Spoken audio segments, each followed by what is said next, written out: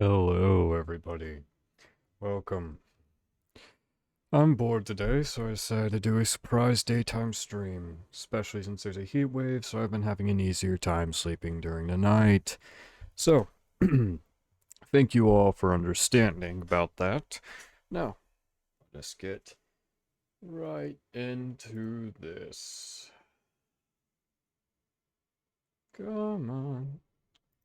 Waiting for everything to pop up. Okay. Now, I want to apologize if I seem like I'm in a bad mood, everybody. I won't lie, I am slightly in a bad mood. So, thank you for all understanding that. Someone went outside the house, so my doorbell's acknowledging that. Fun. Okay. Sorry about this, everybody. Just dealing with the phone.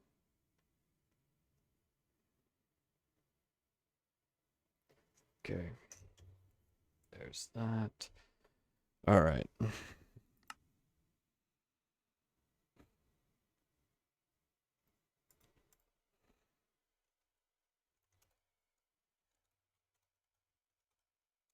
Angry stream.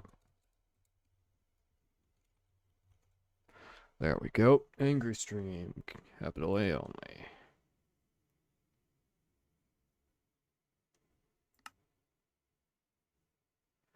Okay. World. Single player stream world. Now, I do have the server, but I don't feel like turning that on, especially since that's the game night server, so I don't feel like doing anything on there without friends. And there's no friends today. I could probably ask people if they're free or available, but I'm not going to because I'm in a pissed off mood and I don't want to be yelling at people because I'm pissed off. Alright.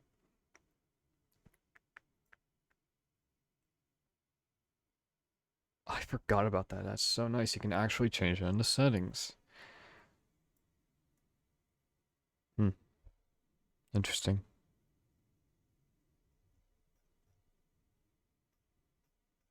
Sorry, I'm just like looking at this stuff. Okay. Let's see. I honestly don't care what I get at this point. I just want to play some Minecraft because I'm bored and upset.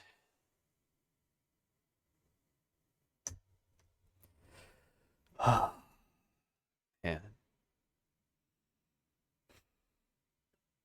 Okay, let's load and launch this world. Yay! Alrighty. Hoping that, just like honestly hoping that this can distract me from being bored and upset. Who knows? It'll work or it won't. I don't care.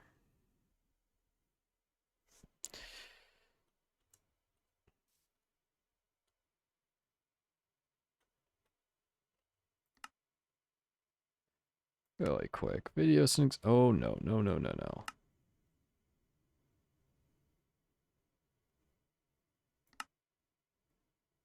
Let's just do 10.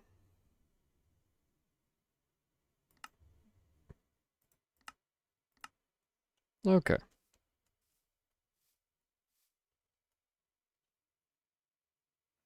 Now, we are playing 1.19.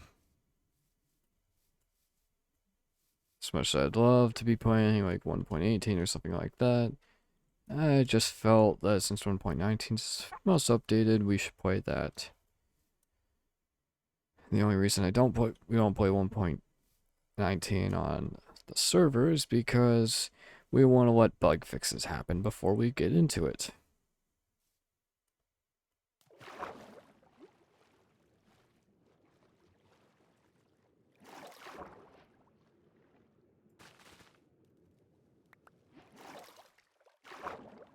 Sorry about the lag, everybody. You know how it is. Especially when you're doing this on the same thing, you know. Oh, whatever. You all get the point. I'm gonna try speaking properly. I just feel so crappy. Should also mention besides,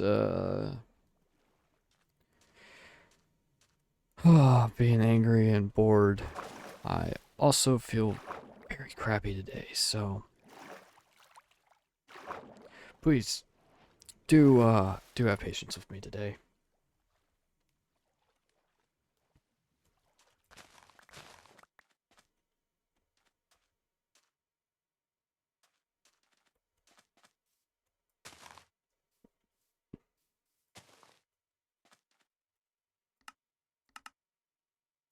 Okay, let me see. What might I have to do?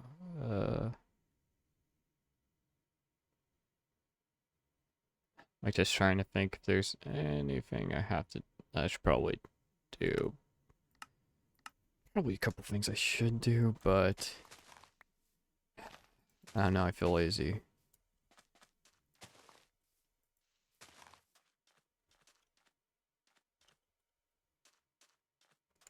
Plus I stopped sprinting. Make it a bit easier on the computer.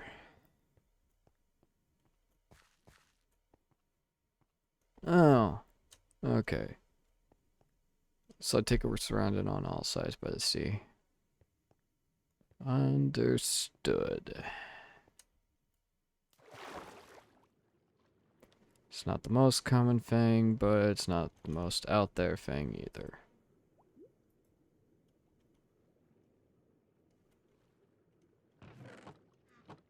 Yep, I kind of knew there was lag because fish were not moving as they should.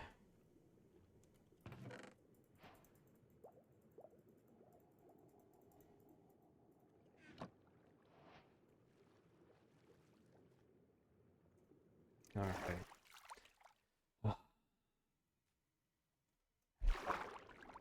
Again, thank you everybody for having patience with me today. I know this is probably not the most entertaining, but it is the way things is. Now we take a heart, oh well.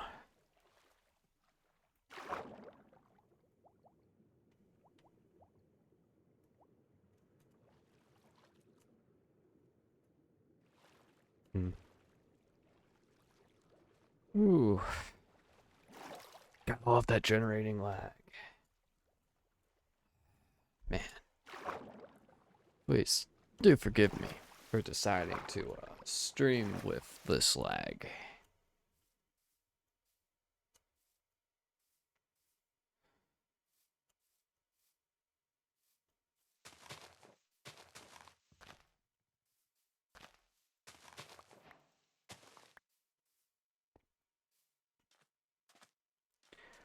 Okay. So it is good to know that we're pretty much on a island in the sea. Don't get me wrong, this can be pretty interesting. I don't care for it, but it could be pretty fucking interesting.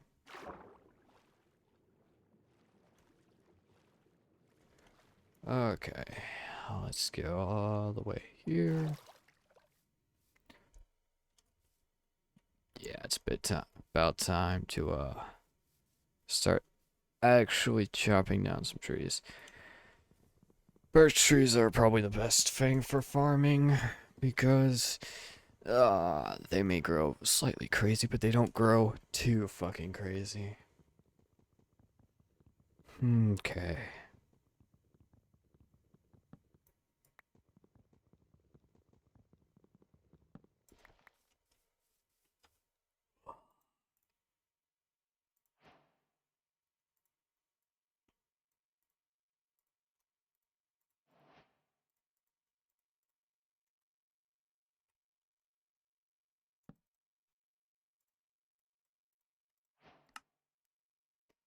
Alright, let's make an axe just to make this shit quicker to harvest. Because why not?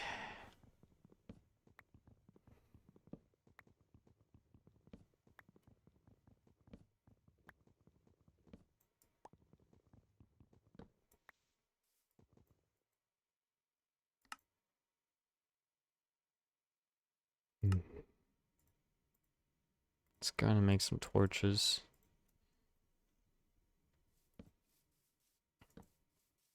And this is definitely one of the negatives about playing 1.19.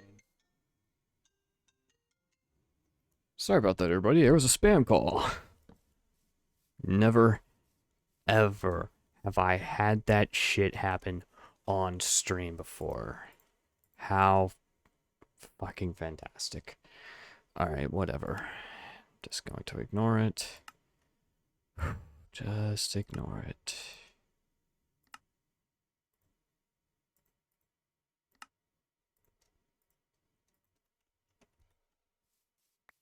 Yes.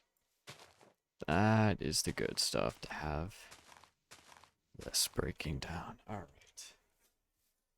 We're going to be playing underground most of the time, everybody, because I just feel like doing underground today.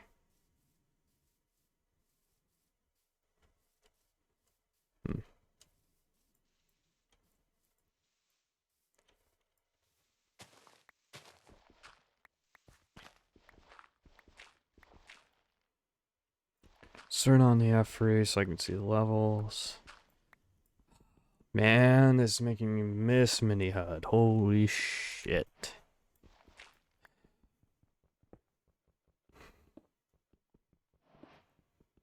Man, I'm missing Mini HUD. Alright, sorry about this, people. I just can't seem to get comfortable today in my chair. Oh well. Don't know and don't give a shit. Good to know. Has to be stone. And yes, I seriously don't give a shit that I broke it.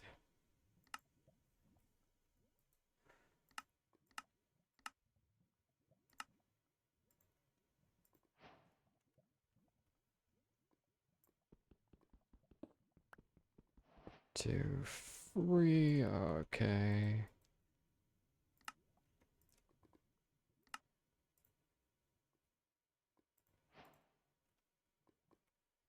Alrighty.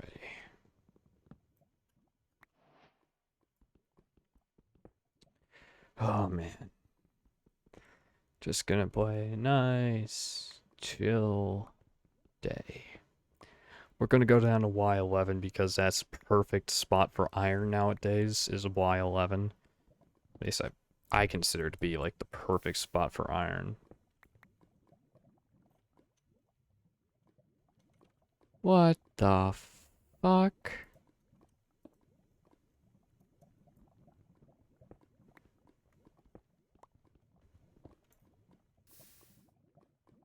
Um, huh?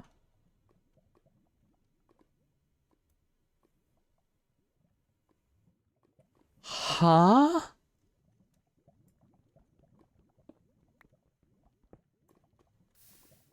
It's a lava wake. What the absolute fuck?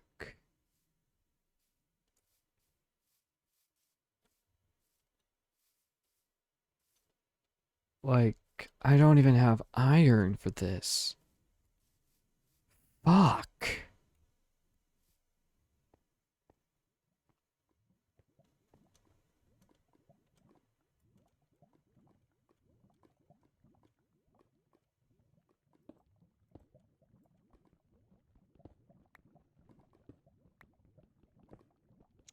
Okay. That's dark as hell for you guys, isn't it? Oh, man. Sorry, I'm realizing how dark it is for you guys. Shit. Alright, let me just go ahead and, make some torches for you guys. Sorry about that. It's not thinking, and fuck, because I had played 7 Days to Die recently, like, keep trying to go for 7 Days to Die controls.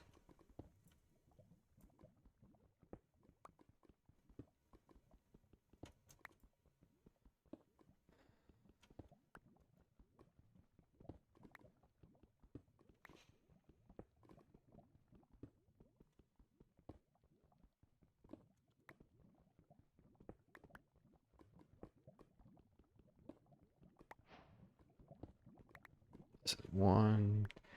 We'll throw It's torch here. Yes, I decided to use up all of the wood. Or at least all of that wooden pick, because why the fuck not? But I've never encountered like digging down to the 50s and then hitting a fucking lava pool. What the fuck? Like that was weird. Okay, let's just get down to like Y11 so I can start hitting the point of being able to actually like generate proper ores. Because Y11's like the best area. Now it is still like, well, about back in day, like pre 1.18, it was like the best level for mining diamonds. Or like yeah, about 1.18, yeah. Pre 1.18, it was best level for diamonds. Nowadays, 1.18 is like the best level for iron and stuff like that. I do have to agree with XR on one of the times when we were streaming, when he was bitching about how it had changed. Or he wasn't really bitching about it. He was just pointing out that it used to be that back in the day you used to be able to find everything on the same level, no worries. You didn't have to like make strip mines at different levels, like different Y levels, just to find resources. I will agree with him on that. It used to be very easy to find, to like dig down to Y11 and start, you're on diamond level and all this and that. It used to be pretty fucking simple. Nowadays, it's a lot more difficult, yes, but it's also a lot more rewarding. Feels a bit more realistic, feels a bit more rewarding, it just feels a bit more fun. Okay, oh man. Okay. But yeah, if you guys want to play along, the seed I used for this is literally this angry stream because I was upset today when I started to stream. So that is the seed for this world if you guys want to play along. Feel free to. And I'll come back and reference it every now and again, and I'll throw out, all this stuff because, I kind of have to, just to help growth. If you're enjoying the stream, stuff like that, hey, please remember to follow. Every follow helps, blah, blah, blah. There we go. Did my shilling. And yes, blah, blah, blah literally is a part of the shilling for me today. Because I feel like crap. So, try not to be too upset with me, people, okay? I just don't feel the greatest today. It's like one of those things, like, I hope you can all understand. I just feel like shit. And if it's something that's like, you find too annoying, me, bitching or whining about stuff, feel free to tune off. I'm not going to take it as an insult. I'll just take it as you guys have other things to do today. And listen to me whine, so, okay.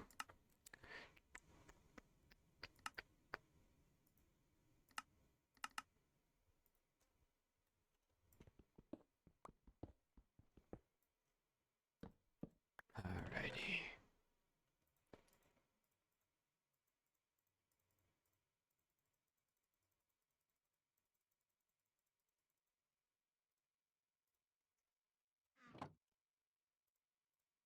Alright, let's go ahead and make some torches. Throw a torch down there, because why the fuck not? Go back up, because we had hit that coal vein, so we'll go back up and mine this thing now that we're at Y11.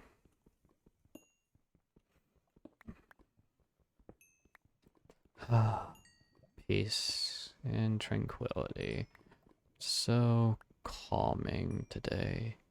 We wish to be calm today, not upset and angry. Yes, Minecraft. So very calming for me right now.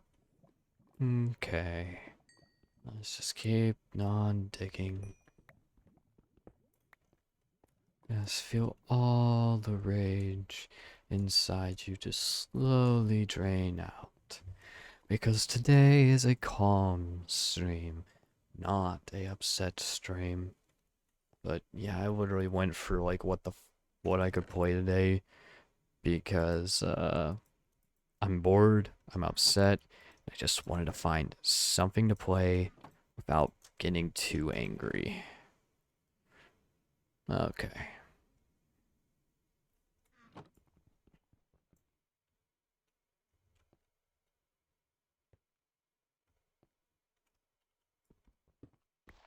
Now let's go ahead and do a little bit of mining down here just because one, we want to start getting a bit of resources out.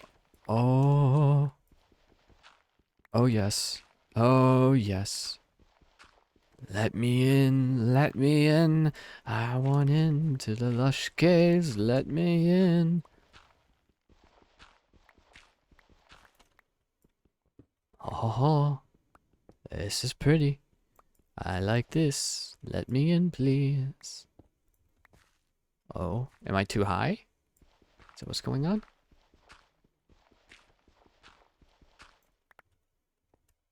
Hmm. Interesting. Very, very interesting. We're in a lush cave. I like this. I like this a lot. Because getting the moss from a lush cave would be super fucking nice. Ugh. Alright. You know what? Fine.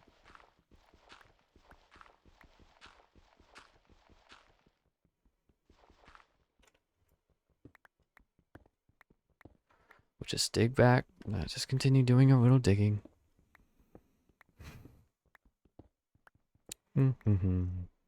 Okay. Now that we're at that spot.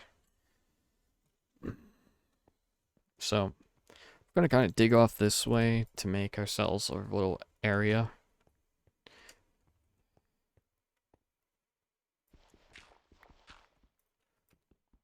I do love how much clay I'm getting. That is kind of nice. So, I know it's looking like this has to be above. But where? That's the scary thing. I don't know where this is.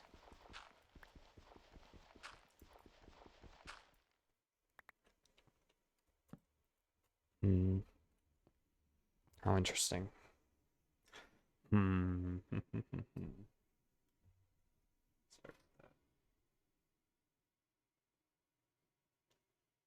Sorry, I was having I'll take a look at my phone for something really quick. Alright, Alright, so I'll have to open his land just to be able to do the spectator cam. But I'm not going to cheat like that. Oh well. Let's just keep digging. Okay? 'Cause why not? Just dig a little bit, see what I can encounter.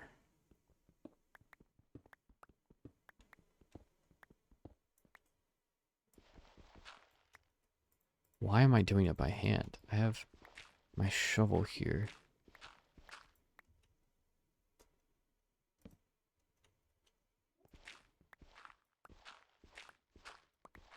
Ugh, that sucks so bad. I really want to find this lush cave. I'm thinking it has to be like above or below us. So let me kind of like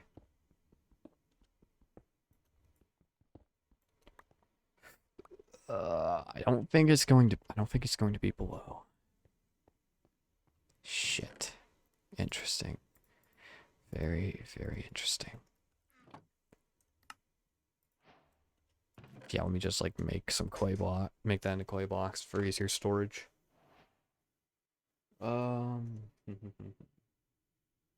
Wow. Okay, we've lost viewers. That's fun. Ah, man. Okay. So, we have lots of paper, but no real use for it. Strength of suspicious too, why not? Weakness. See, well, fuck you.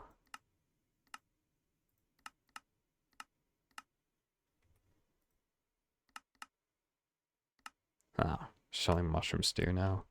Fun. Alright,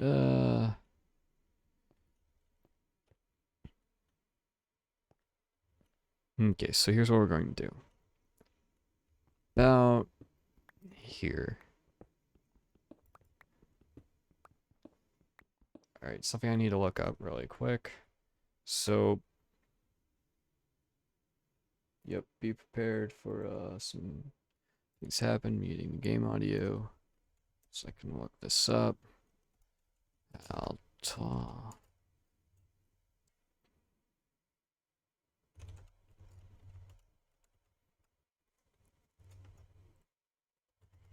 Trees grow, Minecraft. Okay. 5 to 7 blocks tall. Okay.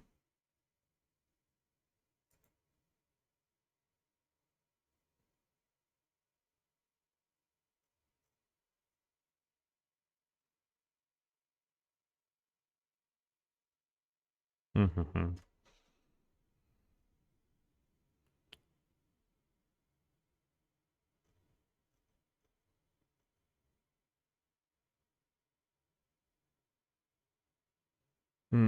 Okay. Interesting.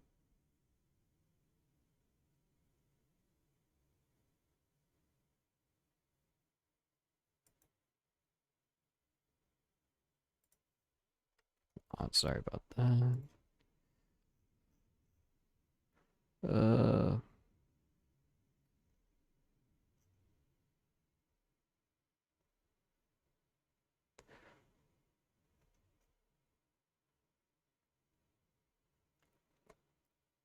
okay, it's planting. Here we go. This is what I need to know for this. Alright. Only normal birch trees can be grown for saplings. All birch trees. Yeah. Birch trees require 3x3 column. If I start to sprace. At least 6 blocks above the sapling to grow. 7 including the sapling itself. Birch trees require 5x5 layers of construction for the top 3 layers of its final height.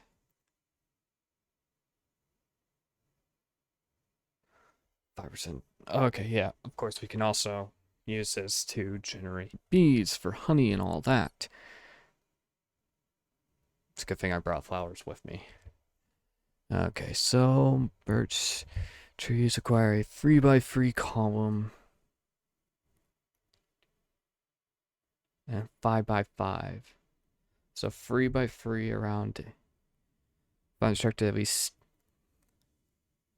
base, at least 6 blocks, 7 blocks, including sapling. Okay.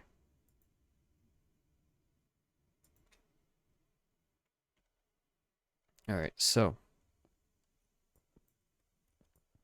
let's say if I was to grab a piece of dirt. So piece of dirt plus sapling. So 1, 2, 3, 4, 5, 6, 7. So I just have to literally dig like that. They need 3, 1, 2, 3.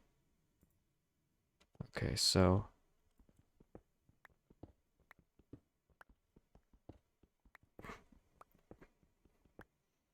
we're going to be having fun with this.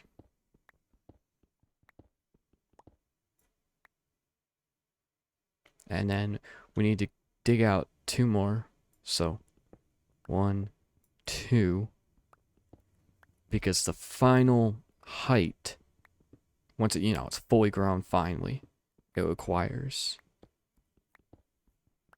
2 more at its widest. 1, 2, 3, 4, 5. So 1, 2, 3, 4, 5. Here's the thing. We can theoretically throw down another one here and be just fine. This is very fucking stupid. What I'm doing right here is very, very fucking stupid. And no real math is going into this, but we're going to try it. Because why not?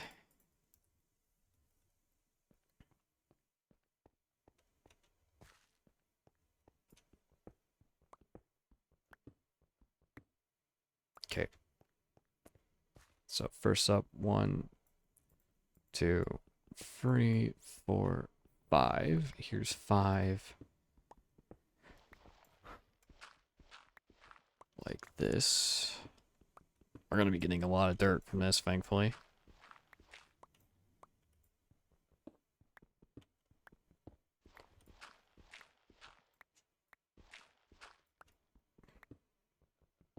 Okay.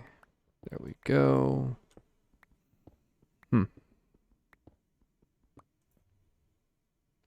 And we're going to have to dig this out. 1, 2, 3. So 2, 3. This, I never realized how big of an area that's required, but it's, the sad thing is, it's a lot easier to grow birch than it is oak underground. And this is one of the reasons why I went for the birch, because birch, I don't have to worry about trying to get every last one of those, you know, limbs that sometimes grow out from oak, from the giant oaks. Don't get me wrong, you can kind of force it to grow very small, but I don't know, I just feel like this is best.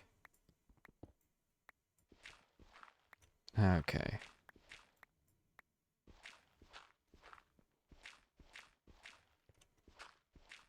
Alrighty. Man, this is taking fucking forever. I apologize to anybody who is bored by this. Trust me, even I would be bored by this. But we are doing important work because we want to grow trees underground, you know, birch trees underground, because I don't feel like, I feel like being a dwarf today, so this is how we be dwarf.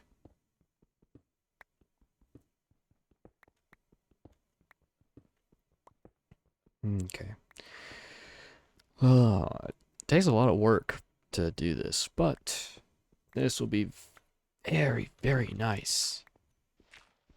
Which is a nice thing. It will be very nice.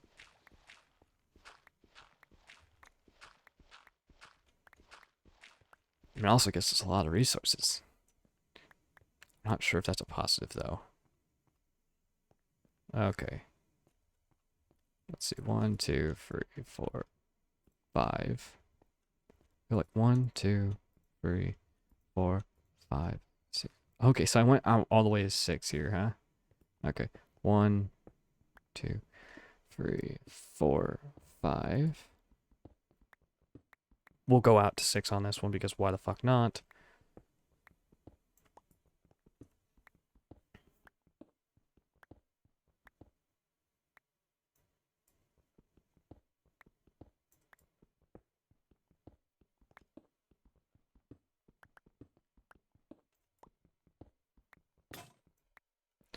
Alrighty. Let's make another pick. Man. This takes so much work. It's taking so much work and effort. But it'll be worth it in the end. Be oh so worth it in the end. Really quickly, just like do this. 1, 2, 3, 4. And this will be 5. 5.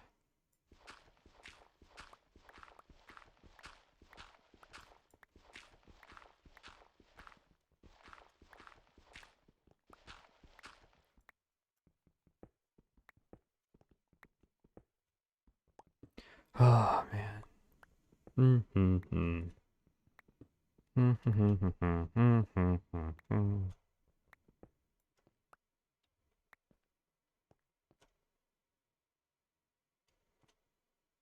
One, two, three, four. You're kidding me.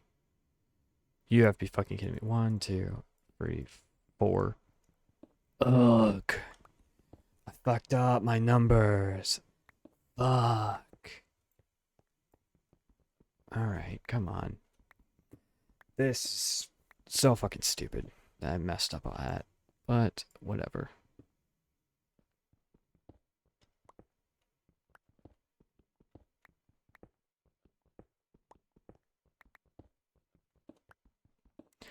Okay. Da da da da da da da da da da. Da da da dum da da da da da da da dum. Okay, here we go. Let's go ahead and get this done. Say 1, 2, 3, 4, 5. Let's go 1, 2, 3, 4, 5. Okay. Well, look at that. Ooh. Oh, that's actually at a good height. I'm not going to have to fuck with that porch. Okay, good.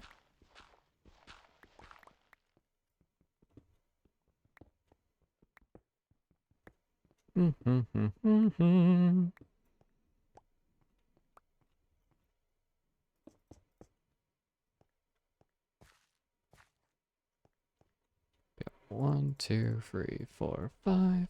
One, sorry, 1, 2, 3, 4, 5. Good. Now, we're going out 6 on this wall.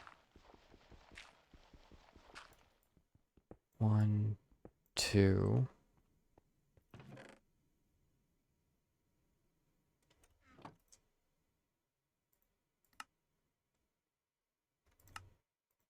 Just do this. Makes for easier storage. Okay. We're using up. Oh boy, we're using up. This really, really fucking quick. Alright. Oh, this is getting worrisome. Alrighty.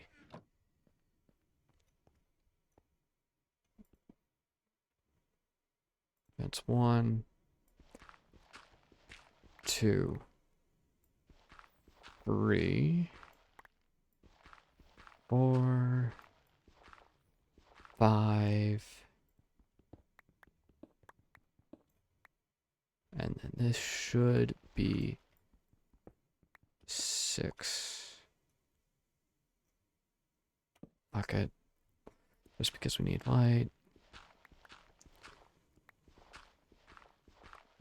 Alright.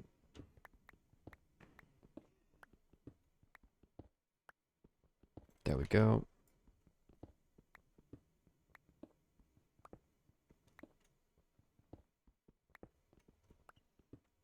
This part really doesn't matter for us to get dug out, but why the fuck not? Okay. Or, well, why the fuck not? Because we can at least help to grow some trees via it, so.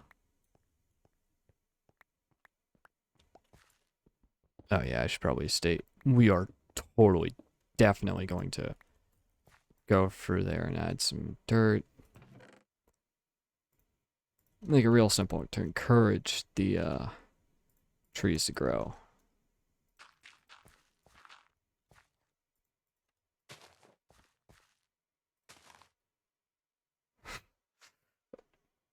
Okay, let's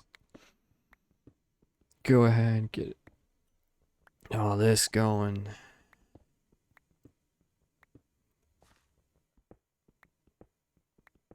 Hmm. Oh man, gotta love, gotta love complicated stuff like this. That is really fucking stupid, and we really shouldn't be doing it, but we're doing it because fucking sheer boredom, and we want to do it because I'm bored and I want a project to work on. Man, I'm so fucking sorry for everybody who is not entertained by this. I am so sorry. Like I said, feel free to leave if you're not entertained by this. I'm not gonna force you to stay to watch something that doesn't entertain you.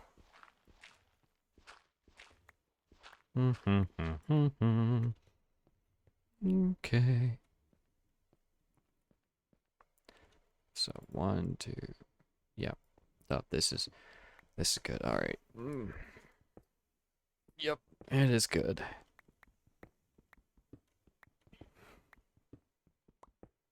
Let me just go ahead and start getting all this through.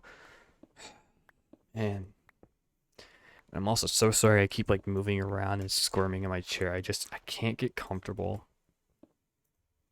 Like I'm sure all of you have experienced that where you just no matter how much you try, you just can't get comfortable. Uh I will say this has been very effective from calming me down and from my anger and all that. So, this has been very, very effective for doing what I wanted it to do. Okay. Ugh. Ooh, damn. Felt like my neck needed a crack, and I was right.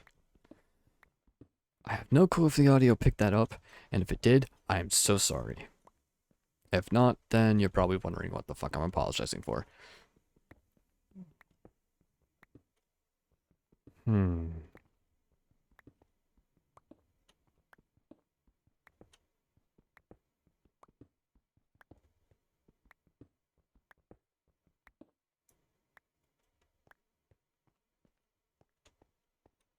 Okay.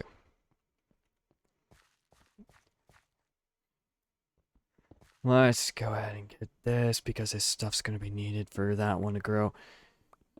Oh god, why the fuck am I actually bothering to throw that one there?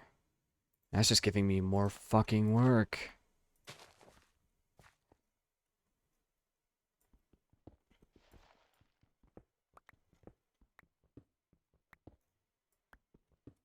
Here's what I'm going to do. Clear the first two levels. Like, I'm going to clear away all stone that I can. First two levels. Then, I'll go ahead and start doing everything after. Woo!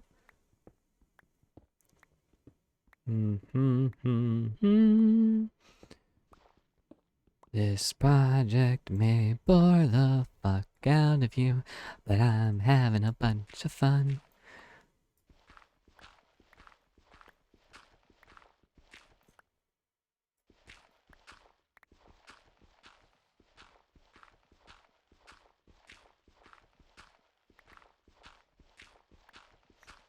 Okay. Da-da-da-dum. Da-da-da-dum. Da-da-da-dum. Da-da-da-dum. Just realized I started doing the Halo theme because out of sheer fucking boredom. Fun. That's really fun. Alrighty. Okay, okay, okay. Get all of it, get all of it. Alright. Just gotta do 2 blocks here. Fuck. Man. Oh, the rules for this stuff to grow is so complicated.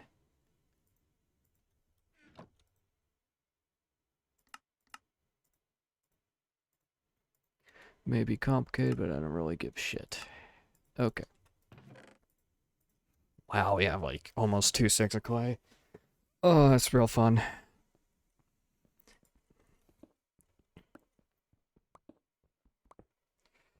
Oh.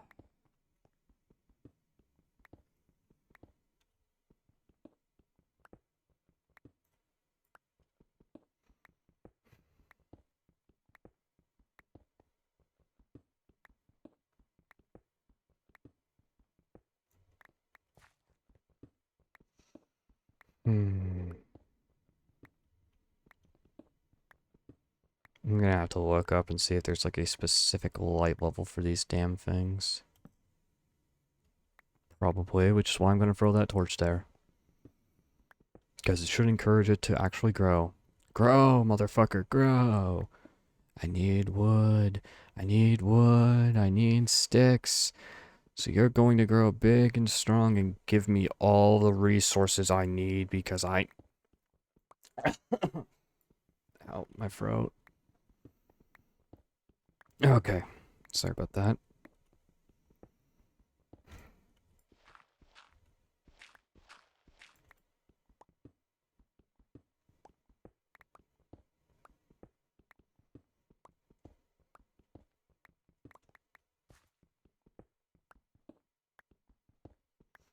Alrighty. Everything should be just about good for these two. Or at least it definitely should be good for this bitch.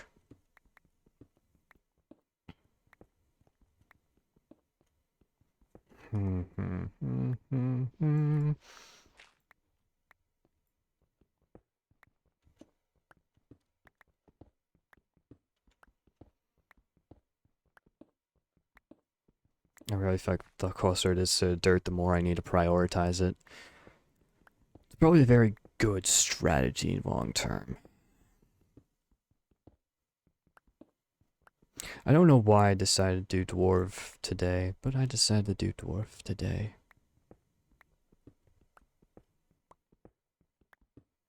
Like, I seriously don't know why I decided I was going to be an underground dwarf today in Minecraft, but I decided that for my single player streams, I'm going to be a underground dwarf. Fair enough, mind, fair enough.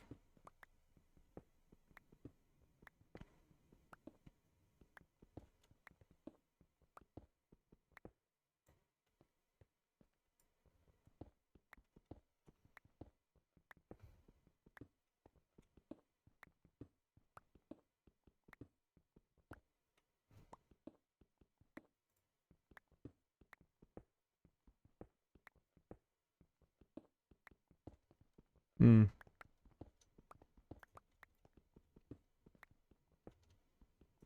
Very, very interesting how close we are to getting this done. Of course, it doesn't help it's all like prioritized around a single fucking birch tree, but whatever.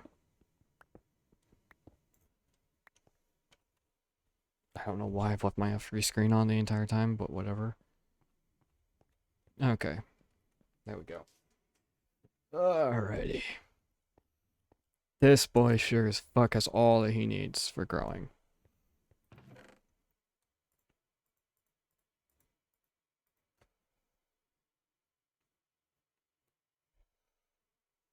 Now what?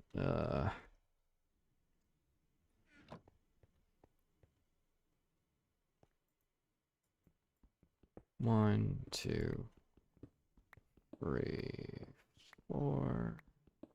It's gonna be a 5. 1, 2, 3, 4.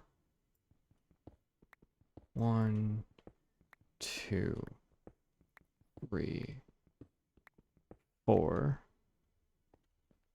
1, 2, 3, 4. Yep.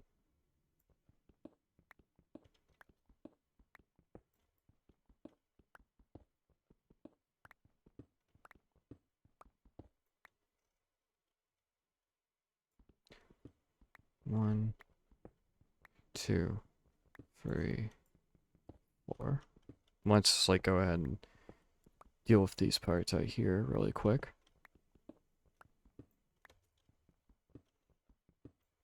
So 1, 2, 3, 4.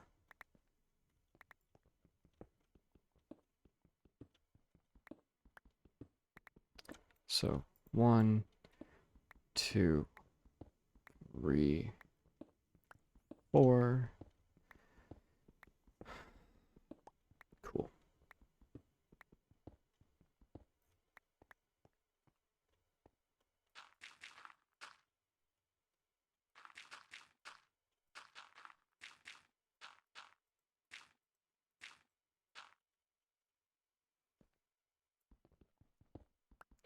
Okay, da-da-da.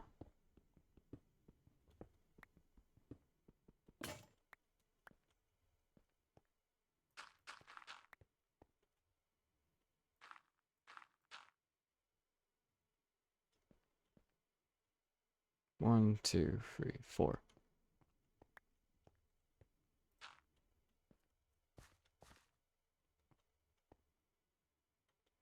So,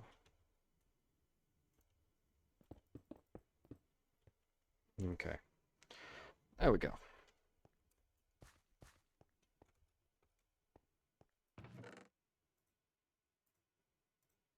And now I've used up all the wood I have for sticks. Oh no. Oh, that's not good. Okay.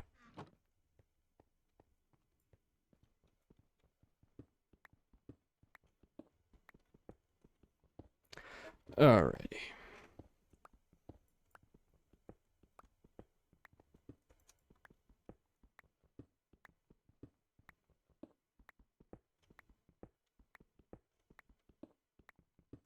One, two, three, four. Okay. Ba, ba, ba.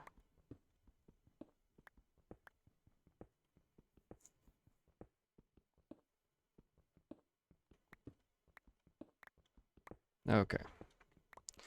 Here we go.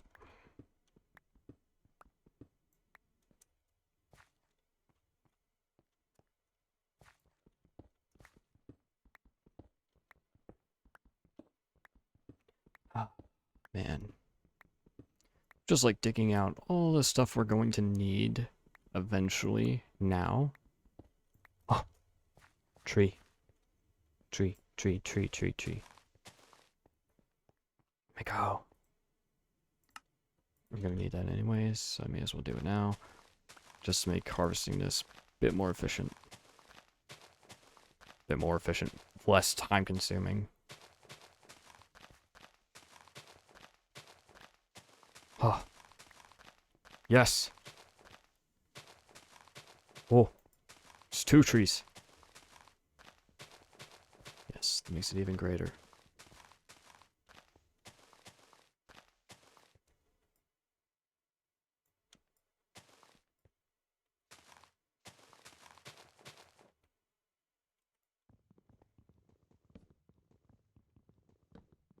Hmm.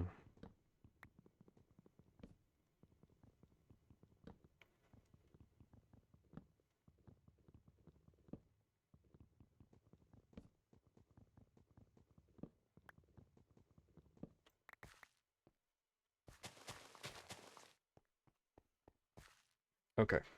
That's good. It's growing. It's growing well. That's good. That is a good thing. Yes, I seriously am doing this now.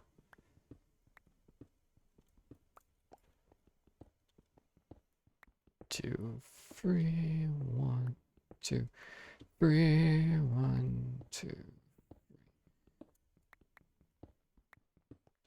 Ooh, iron. I saw it. Saw iron. Nice. Okay. This wood.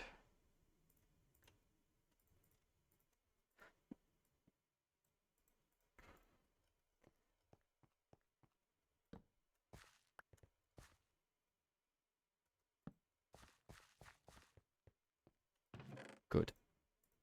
Ah, very good. Haha.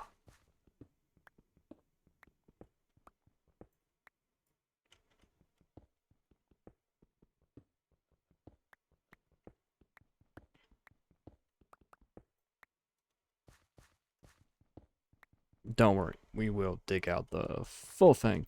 And yes, we are going to maintain the height of the tree farm for our caverns, because why the fuck not?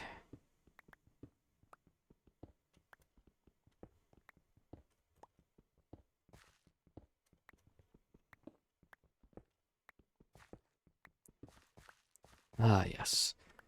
Oh, great and glorious it is. It's very modest beginnings and dwellings, but it is our modest beginning dwellings. And how very nice it is. Yeah, I said we're gonna stick around like Y11. It's like I could go down to like Y minus 58, which is like diamond level, but nah. Don't feel like it.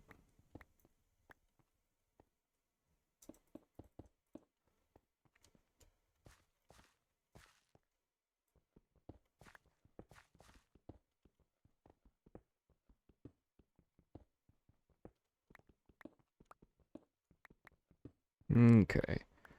Let's just grow this out like this. And yes, for the whole width, we're gonna do some cobblestone. Because it's cheap. It changes the look from ordinary stone. And like I said, it's cheap. Yes, it does not look the greatest, but we're just gonna outline the farm just this once with it. We'll probably replace this later.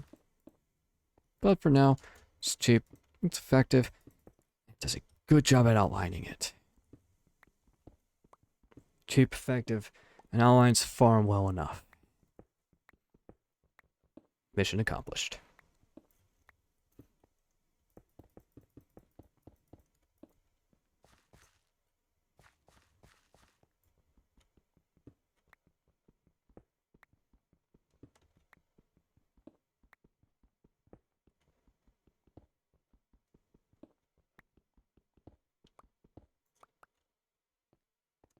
There we go. Alright, 14. We should have. Yes. Yes, we do. Okay.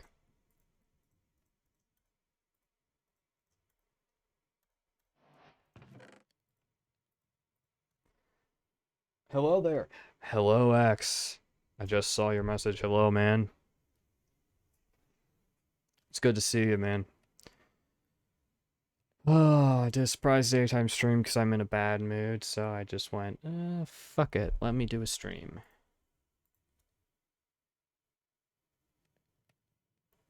Okay.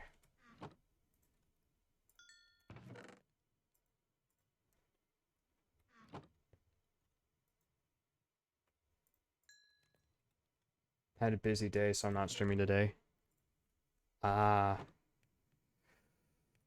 Would you like to jump into a call so that we may talk with each other? Because I feel like talking to a friend and I really don't want to deal with the delay of chat. Sure. Okay. Give me a second. Gotta open up Discord. Oh yes, I forgot Discord likes opening on that screen.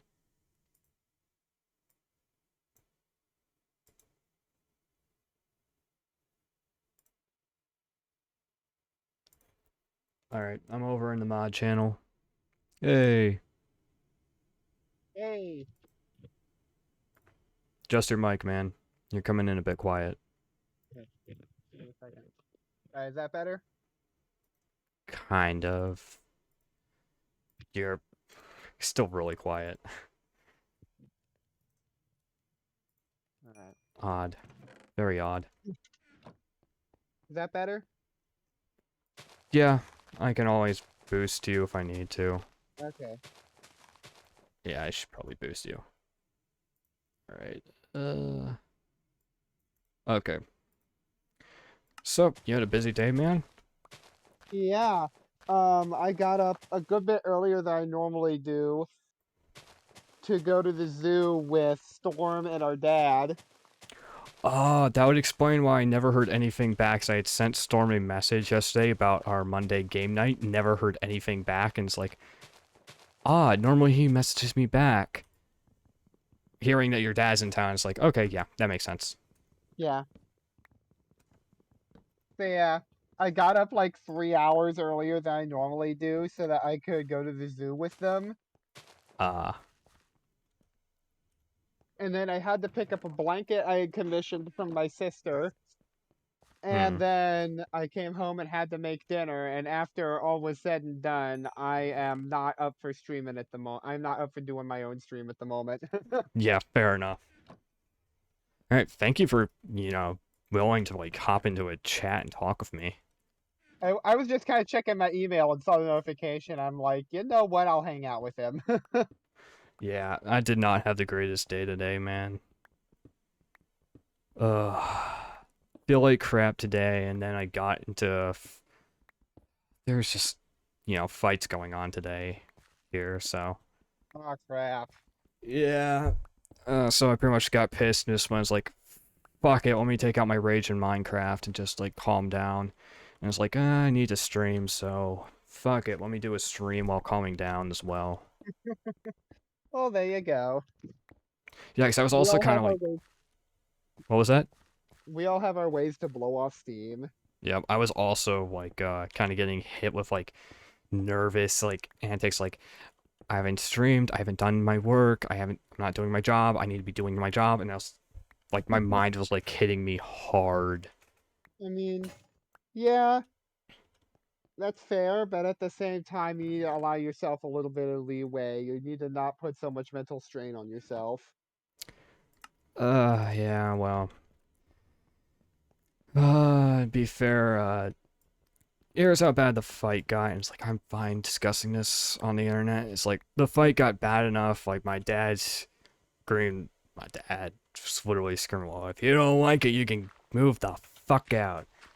Yeah, how am I gonna do that? I don't have money. I don't have a, I can't work a physical job. I don't have any income. How the fuck am I supposed to move out?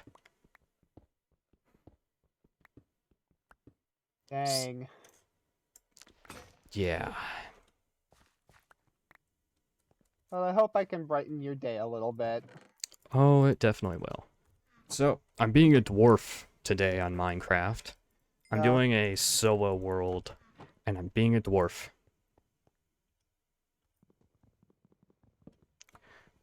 Oh man, I actually had to like look up what the height requirements and like all that are for birch to grow. well, there you go.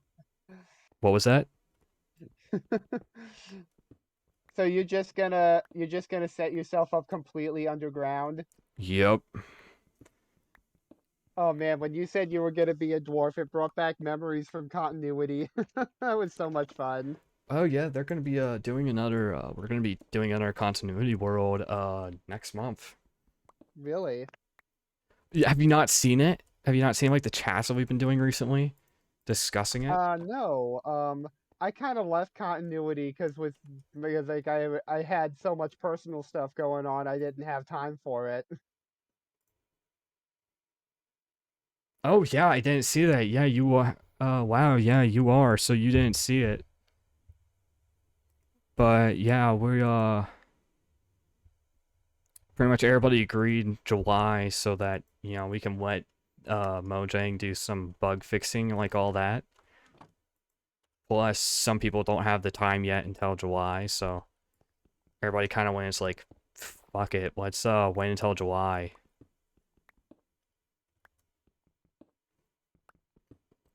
Alrighty. Well, I hope that goes well.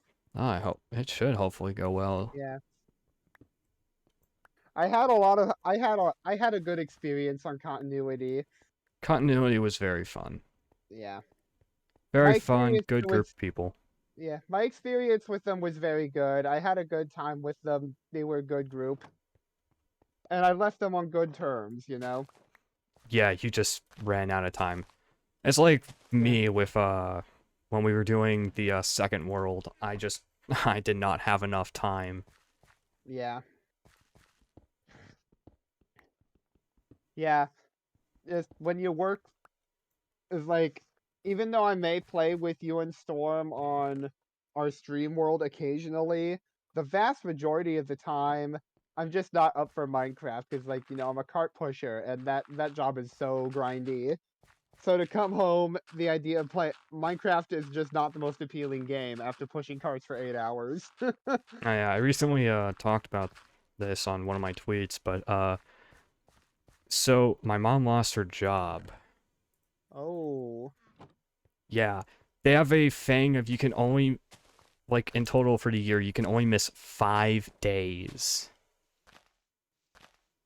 that Like seems a little yeah, ridiculous. well they kind of evaporate days after 6 months, but it's still like one of those like that is bullshit type situations. Like Especially considering we just came off of a global pandemic. Sweetwater does not care. And yeah, I have no problem naming the company. Yeah, it was fucking Sweetwater. If you guys know Sweetwater Sound, yeah, this is like their policy for those who work in the packing, shipping and packing. And it is like bullshit. I I've like bitched about their HR. Their HR sucks. Like you can pass on to HR, "Hey, I quit." And they don't pass it on to the bosses, so you actually get. So I actually show the one time I worked for Sweetwater, I show as being fired from Sweetwater, even though I had sent emails to HR that I was quitting. Ah, crap. Ye- Yeah, one of our guy, one of the, we had a one of my buddies quit at my job recently, and we actually found out that they marked him down as fired, even though he had quit of his own accord. Jeez. And like That's. that's the thing, they did that to a bunch of different people, and it pissed me off. We also have a manager who's being a total. We also have a couple of managers who are being total hypocrites and Yep. or playing favorites or both. Yeah. Well, I haven't mentioned the fact that Sweetwater is also has a big nepotism problem. Like, they literally will pretty much go like, "Oh yeah, you're related to someone who works here. Yeah, we'll get you a job. We like having families working here together. And if you know a manager, like you have to know someone to get into the company. Like Soy Butter is a big major company, and when I was hired, there were I think we were told like there was only like 2,500 employees for such a big company. That seems a little small for as big a deal as they are. Yeah, exactly. It's really fucking small for being such a major company to the point where there's a lot of problems because of it. Because, like, they have people in HR who are straight up do not know how to even do their job. Like, I've bitched about this. Like, they lost paperwork, and, like, we were supposed to be sent paperwork for filling out the night before orientation. We did not get that paperwork. So we had to file it out during orientation. Half of the people went in for orientation that day had to file their paperwork out. And it was all because of one person in HR. That And lost it. yeah, it's like I'm kind of like super biased against this woman, but she just looks so young and just like looking at her is like, you are so young and you don't look like you should be in HR. Like, I swear, I don't think she had any experience. I think that was the first time she was ever hired for any sort of HR position. Like, even one of the guys made a comment that she looked like she was straight out of high school. Yeah. I But don't yeah. want to be too specific. I don't want to be too specific about my job on the internet. What I will say is that like I'm straight up super pissed because like half the store where I work, there's like the back end people are actually making $2 an hour more than I am after they made the wage increases. Oh. Okay, people. So like it's like people on one side of the store are making the $14 an hour that's advertised on like all the now hiring signs, but Mm-hmm. then people in the other half are making 16 an hour. And I've gotten this Oh. confirmed from like pretty much everybody I've talked to on that other side of the store. Yeah, that's So I went bullshit. in so I went into HR and I'm like, look, I know there's wage inequality here. You're going to say there's not, but I know there is. And if this isn't equalized, I'm gonna do what I can to get something done about it. And they're like, no, you're making the same as everybody else.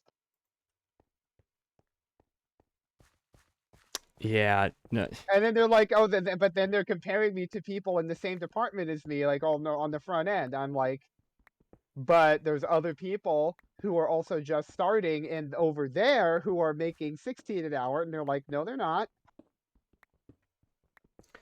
yeah. They just Here's straight up lied to me about it, yeah. Well, here's something I so bitch. that I would shut up.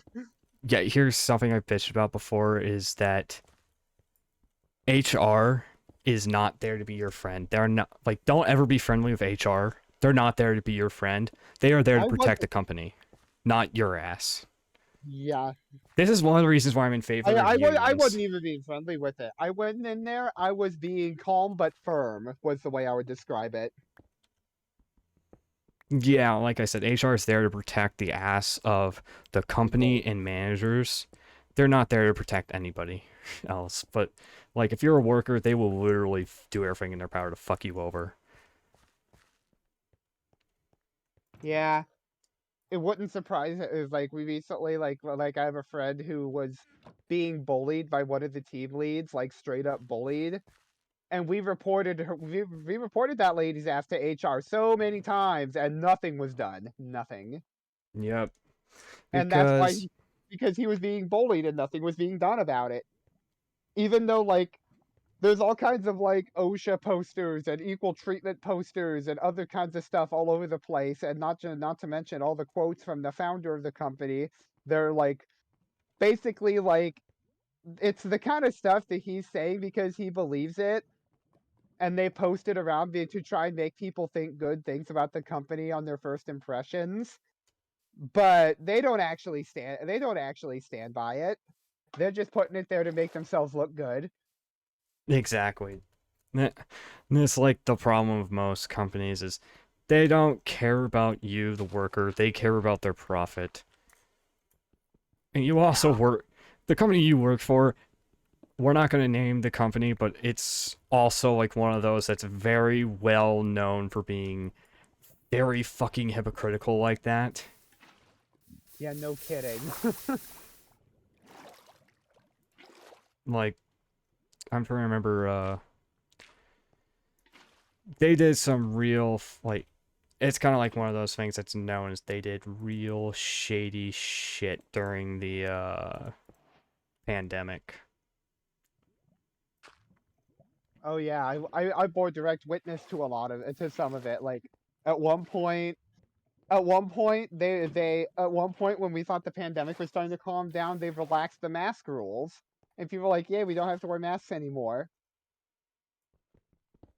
But then about a week later, the next variant happened, and they reinstated the mask rules, and then like half the people on front end quit because they were annoyed because they were irritated with it.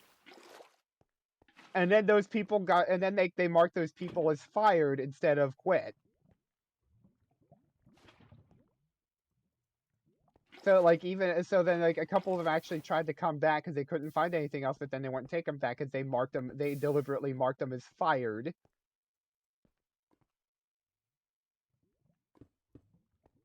Yeah. Shady shit. And that's the worst part is that company is Oh yeah, fucking known for here's that. the best part. Like oh yeah, like I'm pissed with I'm mega pissed with them right now, right? So a bunch of people on front end put in for vacation requests at various points. Uh-huh. And like we're understaffed right now, like badly understaffed. Not like normal where we need like 3 or 4 more people. Like we need literally a half a department's worth of people for front end to be fully staffed. Aside from like the specific job I do, it's really badly understaffed. And so like a bunch of people in front end put in for vacation requests. The front end coach denies them and then tells them that like I'm sorry I can't let you take a vacation because then we won't have coverage. Guess what this manager then does? Takes a She vacation. proceeds she proceeds to take her own vacation, leaving them without coverage. Not And like surprised. I have my older brother coming back from. I have my older brother coming back into town from out of state for a couple of days in the beginning of July. Uh-huh. Excuse me. So I put in, and like I found out about this like end of May ish. So I put in the request, what should have been early enough for them to just give it to me and be done with it. Nope. But because this manager was on vacation at the time after denying everybody else's vacation requests, They she won't didn't give you come back until vacation. just a couple of days ago, and she denied it because lack of coverage. Even though I wrote family obligations on the thing, like I put family obligations as the reason for the request. And they didn't give a shit. Nope. Because at this company, the company's your family, not your not your actual blood relative family. Yeah. Yeah, there's a lot of like companies that do that sort of shit. It's I really actually fucking was watching a scummy. video on YouTube not too long ago. They're like, here's 10 red flags you should keep an eye out for when looking Yeah, for if a a company job. calls people And family, one of them and one of the like the top 3 was, if they say we're like your second family, don't go there. yep. And what's really funny is like more than half the things are stuff they did there. Yeah, Like it was ridiculous how much of it was so accurate for where I am right now, and I'm looking to try, like, as soon as I can get my bike fixed, I'm looking to get a job, trying to find a job somewhere else because I'm just done with this place. I'm done with it. I'm I'm actually happy to say I'm so happy that you're finally done putting up the bullshit that you were putting up with there Yeah. because it has been fucking ridiculous the bullshit you've had to deal with there. Like there have been some pretty fucking outright criminal shit that have been done to you there. Oh, man. While with me directly, the nastiness that hadn't happened for a long time, I've seen so much happen to other people aside from like the whole denying my family obligations because company is more important than family Yep. somehow. Aside from that, nothing was directly done to me specifically. It's all been like it's just all been stuff I've seen happen to other friends. I know about the smoke bit shit. Is that still Yeah, happening? it took me 4 years to get that dealt with, and there's still like 2 guys that I don't know their names. So like I've been trying to get with managers, been like, hey, there's still 2 other guys who are ignoring the order that was put out about it, and they tell me to shut the fuck up when I tell them about it. Like I'm like, hey, management put out an order about this, and then they tell me to shut the fuck up and get back to work. I'm like, I can't work if I can't breathe, guys. And then they tell me to leave them alone. Yeah. So that is so like there's still like 2 specific people. They're not there every day of the week or anything. It's like 1 or 2 days a week, but it's still really annoying. But I actually like went straight to the top, like not the store manager, but like the assistant store manager. Hmm. And she actually, and the assistant store manager actually was like super understanding and sent out an order to all of the like the night shift team leads, like this is to be enforced. But like it took me 4 years to deal with that shit, and that's ridiculous. It's like the moment I brought that up as an issue, it should have been done. Yeah, and the only reason they're actually now getting around and dealing with it is because they know that you have legal grounds to fucking sue them. Like, you could honestly sue them for that shit. And they Oh know yeah. you could. Oh, you know what? Oh, you know what else? Not just me. I actually like before I actually went to her, I filed a complaint with the county department of health. Ooh. You try to So bring in the like, big guns on that shit. yeah, I was ready to get a lot of people in big trouble over that because like if I'm getting sick, the fact that I'm getting sick isn't being dealt with, then I have grounds. Like, it's just so ridiculous that it took me 4 years to get that crap dealt with. It is. It is ridiculous. But that company is also known for being pretty fucking scummy, so it also doesn't help that from what I've seen, that store is also the one that's kind of well known throughout the city as being like the do not go to because it shows so shit. Because Hmm. apparently most of the people who work there are not good people, and you also have the fact that most people who shop there are not good people either. Yeah. I've actually found a way, like, you gotta keep yourself upbeat or else you'll go crazy, Uh huh. right? So like I've discovered that like if I look at customer reactions in a different light, I can laugh at it and then just like not go crazy over it. I So don't know like how you've example, retained your sanity. only barely. Good answer. So like customers come in, they they either take trash out of one cart and drop it in another, or they just drop whatever trash they had in a cart. And like I'm getting so pissed over this, I'm like actually just starting to say things to people about it, just call them out, be like, "Hey, ma'am, we have a trash can. Please, if you're gonna throw trash out, please put it in the trash can, not in the cart. The carts are not trash cans." And like I'm being super polite but firm about it. Like, please use the trash cans for that, not the carts. And then they get so mad because you called them out for their laziness. They're like, "That's not my job. That's your job." No, it's My not. response My response to Ugh. that is actually my job is to go out there and bring the carts in so that you have carts to shop with. If I spent my time cleaning trash out of carts after lazy people like you, I wouldn't have time to bring them in. I've said that to customers on a number of different occasions. Every Bro. time they threaten to report me, never have I actually heard anything about it. Yeah, it's honestly, I feel like you've kind of hit your limit of bullshit and just like, fuck it. If I get fired, I get fired type situation. I feel like you've kind of hit that point.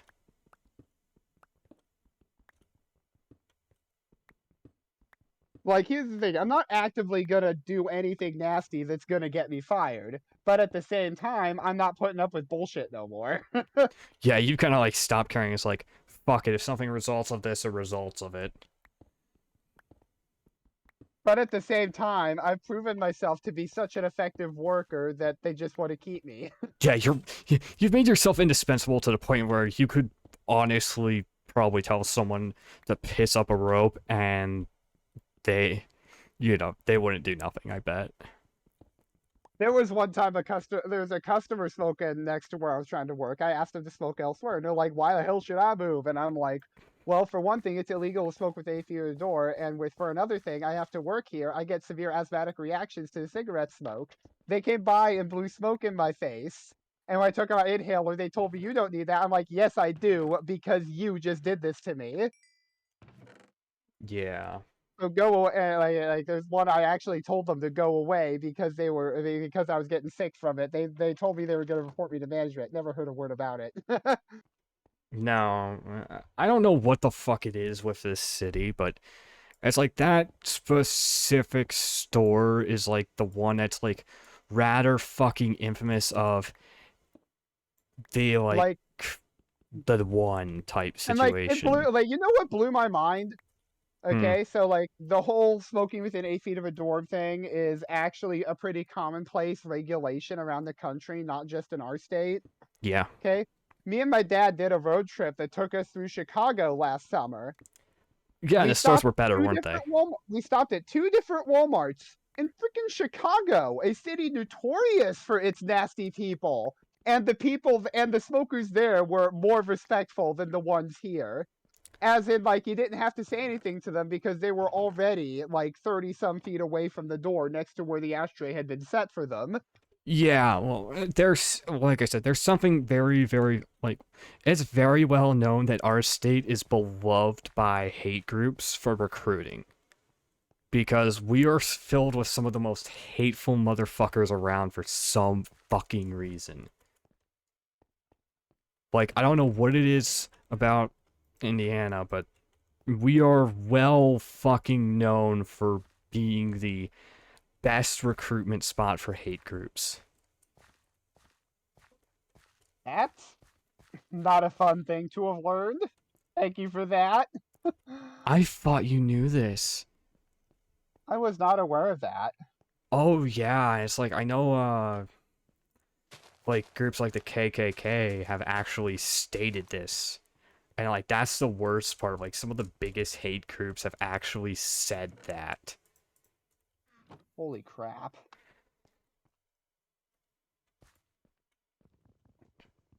Holy moly. Yep. Okay. Oh man. I'm doing pretty decent at getting started for this.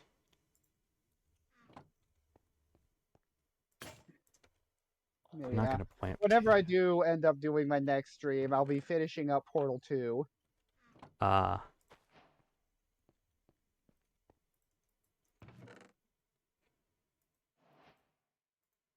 I'm sure you look forward to finishing off Portal 2 now, don't you? Yeah. Portal 2 is a fun game, but you kind of need two different things in order to appreciate it. One, an appreciation for well-designed puzzles, and two, an appreciation for dark and or cynical humor. Or humor that's just straight up messed up in every way. Yep. Like there's a scene in the game, and like this is actually part of the dialogue file where GLaDOS will tell you something to the effect of, you know what, I've read people with guilty consciences are more Oh easily yeah, the startled train by loud thing. noises. Yeah, and it blasts like a diesel horn. Yeah. And then she pretends to not know where it came from, like, uh-huh.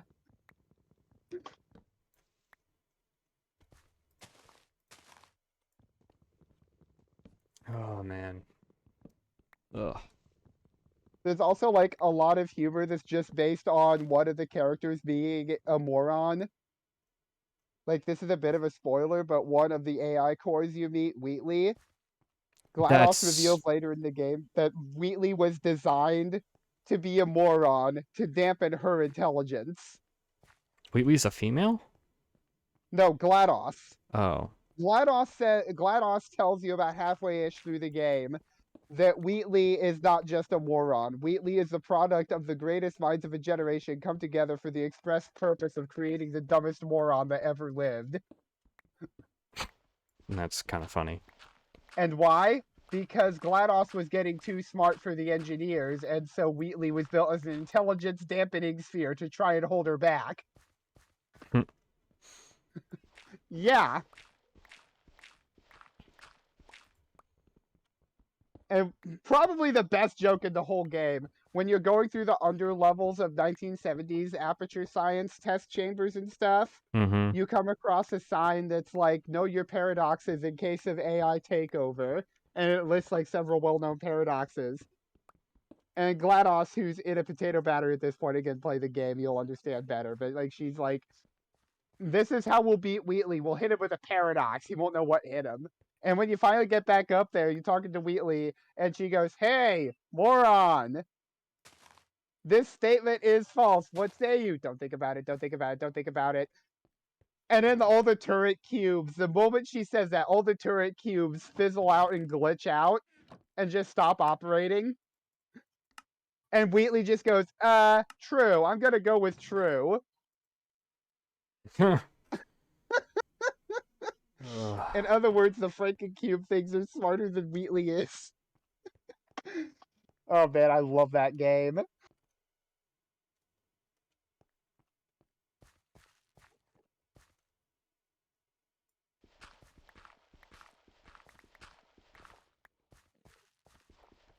But what game are you planning on streaming when you finish with Mass Effect 2? The next Mass Effect game, Mass Effect 3. Ah. You should be asking what I'm planning on streaming after the Mass Effect series. Okay, what's your next plan after the Mass Effect series? The Dragon Age series, which is another Dragon BioWare Age. series. Okay, I'll have to see how much of that I can catch because I've actually heard a lot of good things about that series too. I'll try to catch you for Dragon Age. Cool. Oh man, but jeez, there's just like so much I have to. Some of my the Tomb Raider Twitch VODs have already expired, so and I did not remember to save those, so I was like, well, that's great. And the first Mass Effect series also uh has expired, so I was like, oh well, not gonna bother saving Mass Effect or Tomb Raider. Oh well. Dang. Does that mean you lost your clip? Does that mean you lost your bad XR clip that you wanted to use for a soundboard? Yep. Oh well. Dang it. That's gotta be one of the best moments though. Yeah, that was a really good moment. Croft kebab.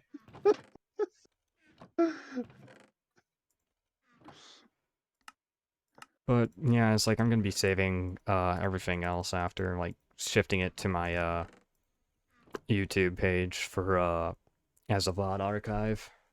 Okay. But yeah, after I finish Portal 2, I think I'm actually gonna play Medieval 2 Total War for a while on stream. I just finished all the other factions, so I'm gonna play as well. I don't consider this in bad taste because they only named the faction Russia as a recognizability thing for modern people. Mm-hmm. Because in 1080 AD there was no nation or kingdom called Russia. The faction as portrayed in the game is what is basically a inaccurate portrayal of what was called the Kievan Rus. I was about to say that it's like, you talking about the Kievan Rus? Yeah, about the Rus. It's Yeah, like, yeah, okay. yeah. When you start up as the faction that they call Russia, you have Novgorod, which was controlled by the Rus at the time, but you have no other settlements other than that. But your royal family is the royal family of the Rus, including an age-accurate Grand Duke. Hmm. So yeah, your faction leader, as you start, is the Grand Duke of the Kievan Rus at the start date. Interesting. There's actually a whole series called Total War Profile done by another YouTuber. I rewatched the series recently because I remember watching it at one point. Mm-hmm.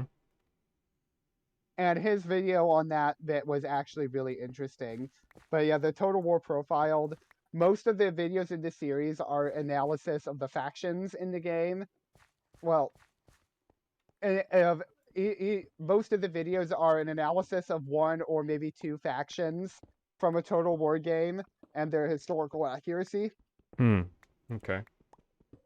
going through their starting territory, their military roster, and their family members at the start of the game. Because like most of the ones that happen later in the game are just kind of randomly generated because gameplay. Because to go that deep into it would make the game take way too much in terms of resources. So like they just start you off with a few ones that are accurate or semi-accurate.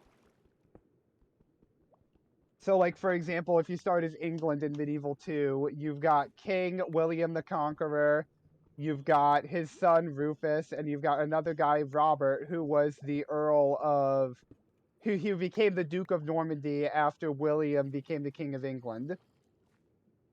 Hmm. And like all those characters are historically accurate, and most of their ages at the time are as well. But after that, like most of your family members are just going to be like things that are there too, so that you have family members later in the game. Hmm. Interesting.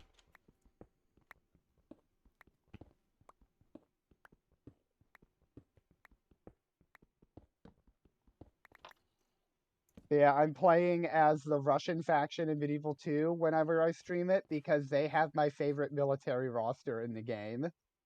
Fair enough. Because the way I see it, their roster is like the Turks but better, where they have like one of my favorite units that they have, the Devor, are basically just they're like horse archers, but in a pinch could double as heavy cavalry. They're kind of nuts. Hmm. Very interesting. Like in my opinion, they're probably one of the most broken units in the game. because like the normal counter to horse archers is light cavalry, but these things will destroy most light cavalry in one-on-one combat. Like it's ridiculous.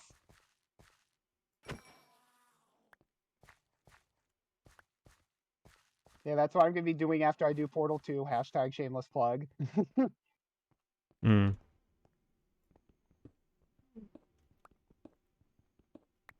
Oh my gosh, I was playing. Oh my gosh, fun story. The other day, I was playing Age of Empires with Storm and another guy that we both that I know you know him. I'm not gonna call his real name, but oh, what does he go as online? Basil? Oh yeah, Basil. Yeah, yeah. I was playing Age of Empires with Storm and Basil, Mm-hmm. and I was playing as the melee. And one of their bonuses is that their battle elephants get cheaper the more you age up. Mm-hmm. So I just recruited a massive herd of them and marched into the enemy base with them. And then the next day at work, I got that song from the Jungle Book stuck in my head. Was it Bare Necessities? No, the one that like the military regiment elephants sing. I don't remember enough about Jungle Book to remember that one. Sorry.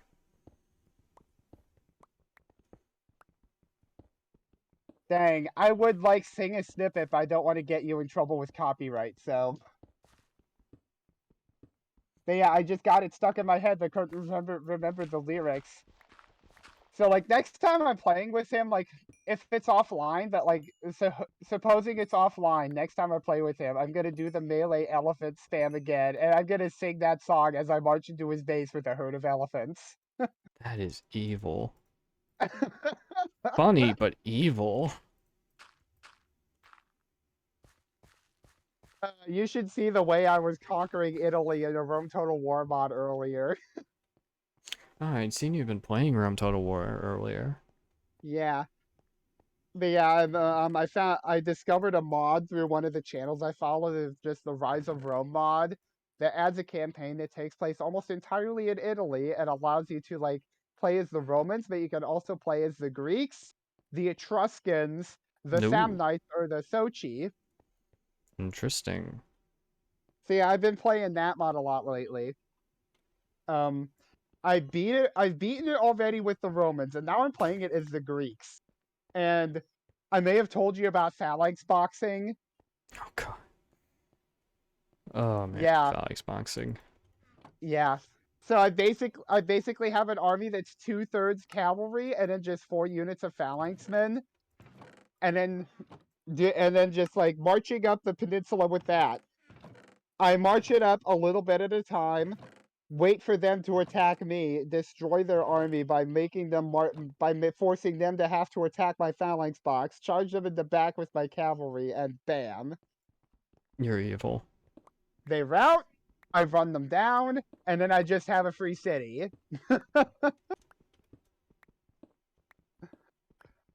It's been slow going, but my casualty rates have been tiny compared to the fact that I've taken all of southern Italy. So,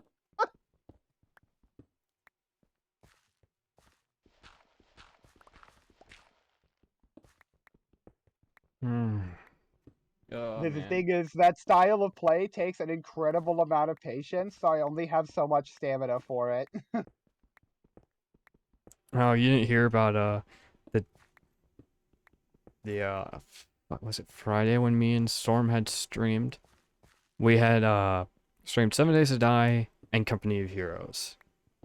Yeah, he told me you guys have been playing 7 Days to Die recently. Yeah, you didn't hear what we called the stream. Two Oh idiots boy. play.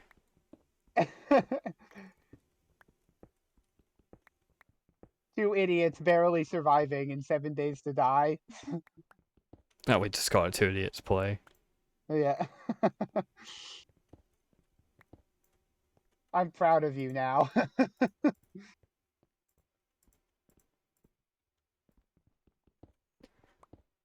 Oh Oh man. yeah. We're actually gonna be rearranging my bedroom soon. We Uh, got a table from my mom's friend, and she's gonna give it to me so that I can run my trains on a table instead of on the floor. well, that would be nice. Yeah. I won't have to worry about the Y6 getting gummed up by whatever nonsense is on the floor that I missed while vacuuming. Because if you remember Hmm. the Y6, the side rods on that thing are so low to the ground that I have to vacuum ultra precise, and I had to vacuum ultra precisely to make sure nothing would gum it up. Hmm.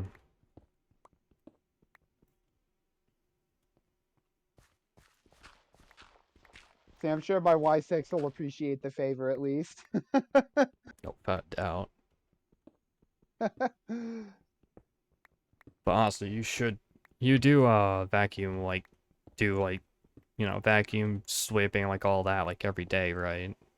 Oh yeah, I did. I really did. It's still a good idea for you to keep doing that. Yeah. Even though it's not going to be as necessary now, I still will. I Good. still will try and keep on top of that schedule.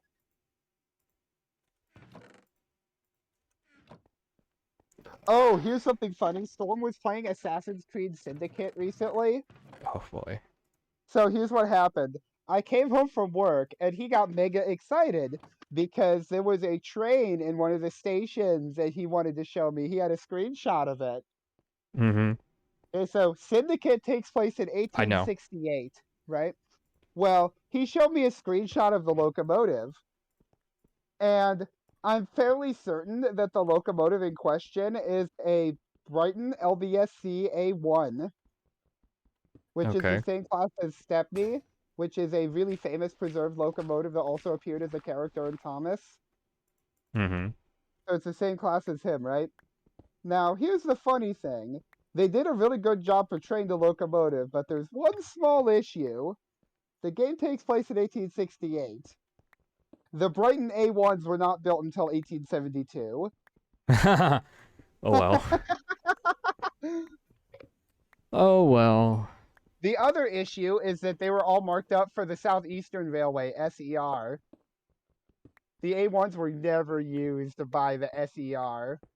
They were built for and used almost exclusively by the London, Brighton, and South Coast, LBSC, up until grouping when they were remarked, up until the 1923 grouping when they were remarked for Southern Rail, and then, of course, after 1948 for British Rail after nationalization.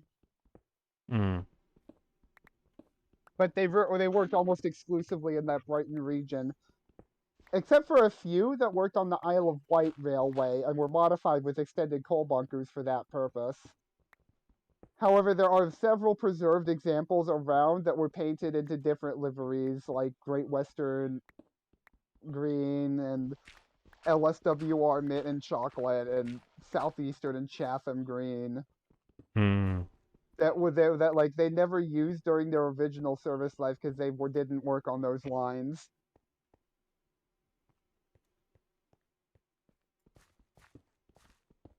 Interesting. Very, very interesting. I rambled again, didn't I? You did, but it wasn't something that was too uninteresting. It's like, okay, that's actually kind of interesting historical facts. So another funny thing about these Brighton A1s, there are two funny things. The crews lovingly nicknamed them Terriers because of the way the smokestacks were shaped. When smoke came out through the stacks, it sounded like a dog barking. Hmm. Okay, and I've actually seen recordings taken cab side from these locomotives because there's like 10 of them and there's like 10 of them preserved, so it's not that hard to find one that's in working order somewhere. But I've seen recordings taken cab side, and yes, the smoke escaping the funnel does sound like a barking dog. They are not joking. Hmm.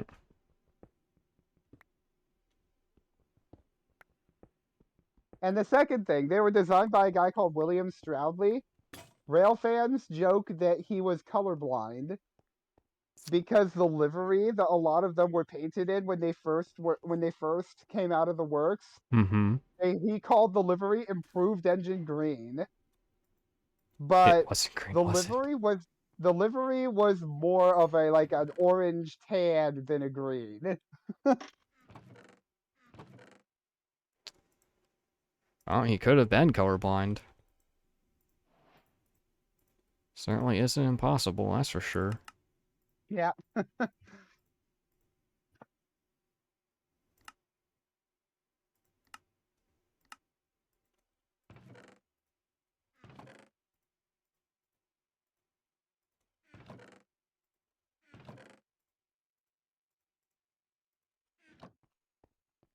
Oh man, I was like doing all this mining, trying to like clear more space out.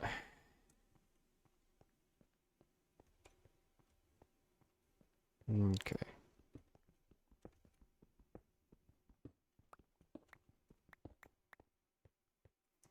Ugh. So what do you think of like all this area I'm clearing out? Well, depends on what you plan on doing with it. You clearly have a purpose in mind for it. Actually, no, I do not. Surprisingly. I You're have just clearing stuff to clear stuff. Yes, I'm clearing stuff to clear stuff because it helps me just it lets me just concentrate and not really think.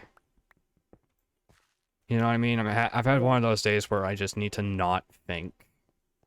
that's fair. But I think I'm gonna like try fit some more farms down here and all that. Yeah. Okay, But I've heard of a really cool design for a shulker farm you could do. maybe. Okay, I'm gonna be honest, I was joking. That's like a mega endgame thing.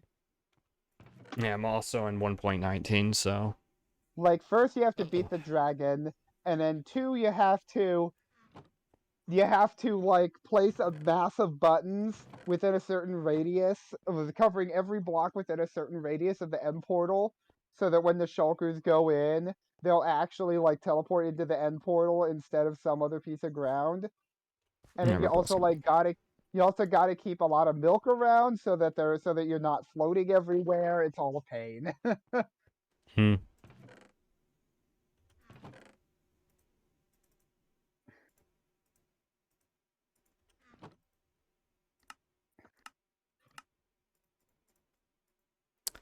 Oh man.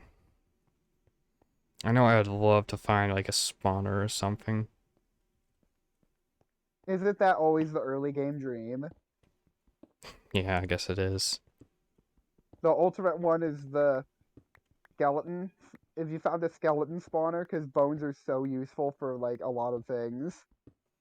Yeah, I'd From also take bone a from zombie bone spawner. meal, from bone meal to dyes to bone blocks, which are really nice building blocks. Yeah. I would definitely take like a zombie spawner because I could then start saving up for cleric trades later on with the Yeah. round flesh. It would also be a if I can't get my farm set up quick enough, I can at least use that to survive off of.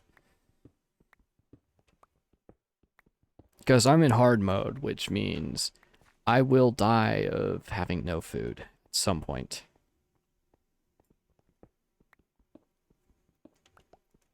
Uh, okay.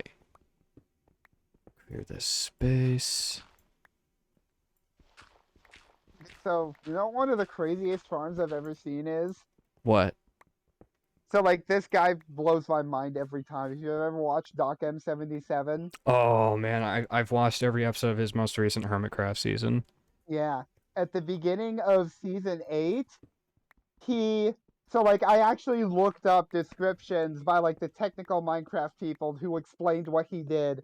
But in his Oh no. episode 1 of season 8, they Mm-hmm. found a chunk, they dug it out to certain dimensions, and then they glitched it using an entity overload book of some sort, so that the next time the server reloaded, that chunk spawned in with like 6 dungeons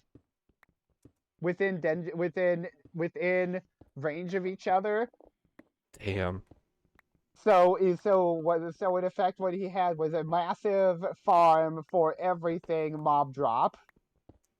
Holy all in within a shit. fairly small area. Have you seen his, like, Tops most are recent about flesh. perimeter? I have. While I don't watch every one of his videos, I do watch. There are several other hermits I watch, and they have all like highlighted him at multiple points. Bro, Doc is, like, one of those guys is, like, just like, holy shit, man. I used to watch him all the time just because I enjoyed having my mind blown on a regular basis. Yeah, the technical community for Minecraft, they make some stuff that's like, damn, you gotta wonder how many man hours went into figuring this shit out. I want to bet a lot of the man hours involved just involved like a lot of people who understood what the code means just reading through the code. Oh yeah, without a doubt. That's like one of those things that I still need to do is I need to dedicate some time to learning Java. Because like Java is like one of those that it really is like not many video games use it. Minecraft is like one of those video games that uses it, but most video games don't use Java. Most video games use something like, you know, C++ or stuff like that. Now you're speaking a foreign language. All right, C++ I is know, one I of the know, I coding know they're like, languages. I know they're like programming languages, but that's all I can say. Yeah, but it's like I need to like get back to learning Java. 'Cause most of the stuff for Java is used for web script. You know, they pretty much use it for websites. Like you talking about the differences between programming languages would be like me talking about the differences between a Stanier valve gear and bullied valve gear. Well, if you can explain yourself well enough, it would be very interesting. All right, I remember what I was going to do. I was going to make some buttons, Yeah. buttons, buttons. Yeah, I actually like the National Railway Museum in York has a YouTube channel where the curator will go out with like various camera crews and take close looks at different engines and talk about the history involved. And of course, you know, that's exactly my kind of content right there. And they put up a really, really good video about the coronation recently. Hmm. And one of the interesting things I didn't realize, so the A4s were designed with the streamlining in mind. The streamlining was a core element of the design for the A4s, like the Grizzly A4s, Mm-hmm. to the point where like they designed the streamlining with maintenance in mind, so that like there was a place where you could stand on the side of the locomotive to access various points. Okay. The coronations were designed with a more standard steam locomotive layout. Like in my model train collection, I actually have two coronations, one of which has the streamlined casing on it and the other one doesn't. All right. Right? So the coronations were built to be like standard layout steam locomotives, you know, that look like what you normally think of a steam locomotive as looking like, you know, with the boiler, the smoke box, the running plate, etc., etc., etc. Mm-hmm. Well, as a, the streamlined casing was designed as an afterthought for the sake of publicity, for the sake of appearances. And because the casing was such an afterthought, it was kind of just something they threw on. Now, like, they still left, like, access ports for the various pieces they would need to access, but there's no footplate or anything on the streamlined casing for the coronation. Mm. Like, if you take a look at the A4, there is still, like, a footplate on top of the wheels that you can stand on to do servicing jobs. But with the coronations, it was a pain because there was no footplate. There was a handrail, but you basically would have to get ladders. Mm. And that's why the streamlined casings were removed from them later in life, just for ease of maintenance. Looking at this, trying to think. What can I make here? Hmm. From what I remember, don't the AFK fish farms work for the sake of what? I'm trying to remember. They work I for. think I think they only work in ocean biomes now. Don't. I might be From what I wrong. remember, don't they still work for just getting fish? I don't know. I haven't used one since they were fully just the exploit that they were back before they were patched. Let me take a look. Okay, Fish Farm 1.19 Java.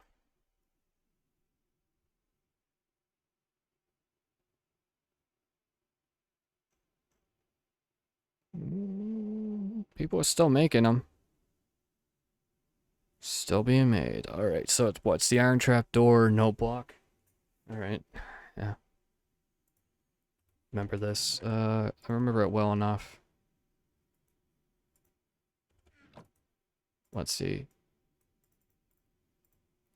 So, Oh my gosh. So I got so excited a couple of nights ago. So uh-huh. one of the model train companies, Athearn. Okay, so some context. There's like a certain fleet of Union Pacific engines I'm looking at collecting. I already have two of them. I have the 9000 class and I have a big boy. Okay. I'll be right back. Just give me a moment.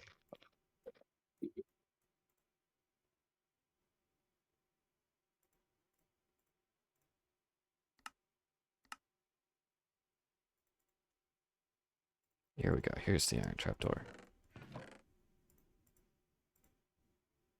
Okay.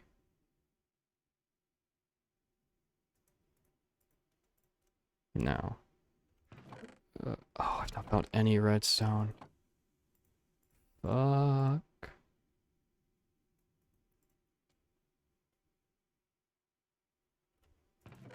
I haven't found any redstone. Fuck.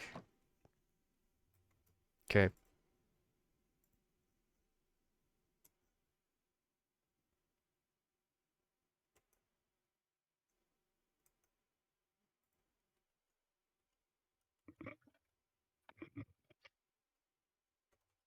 All right, I'm back. Alright. So like I have a big boy, I have a 9000 class.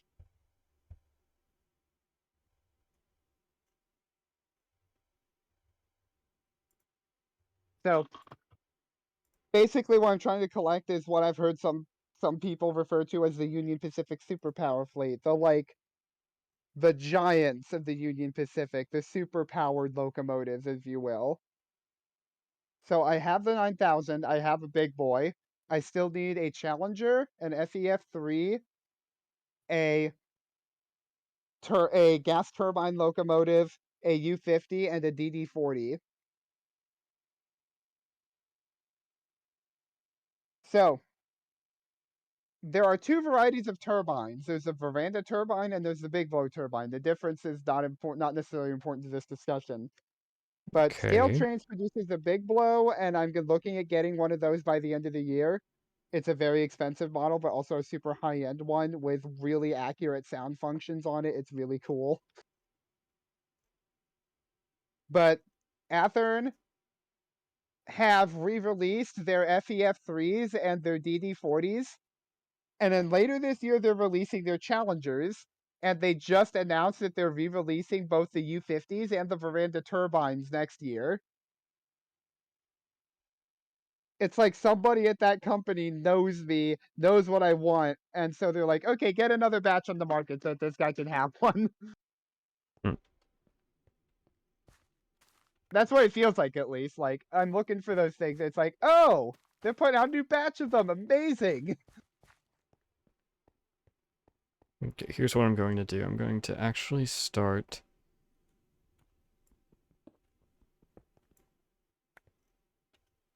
on potentially making. You know what you should do? Make a carbon copy of the base that we have on the other world, just to confuse people. While that would be funny, I'm not that much of an asshole, so no. I'm just kidding. Isn't it like.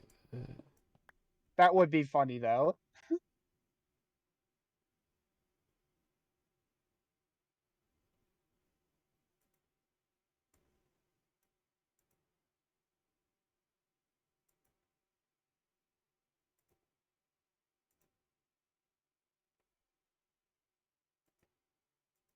Sorry,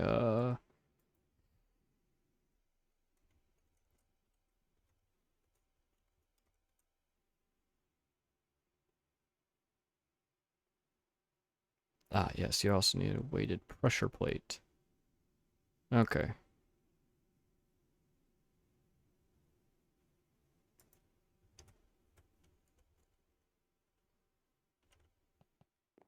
How am I going for is like, you know what, fuck it. Just so I can actually start getting in food, because this has not really produced too much food yet. I just don't have enough seeds. And I don't have any bones to get said seeds.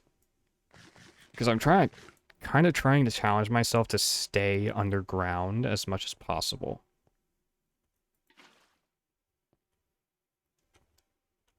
So you're gonna be a mole person. Yes. Okay, I need to make a...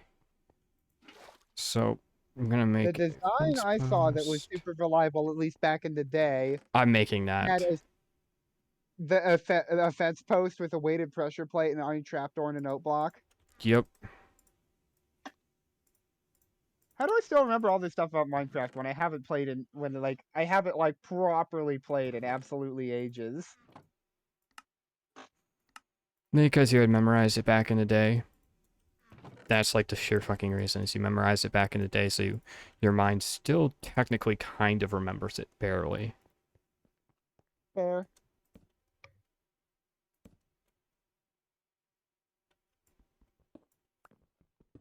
Oh god, I just remembered. I'm underground, which means I have to like kind of do this.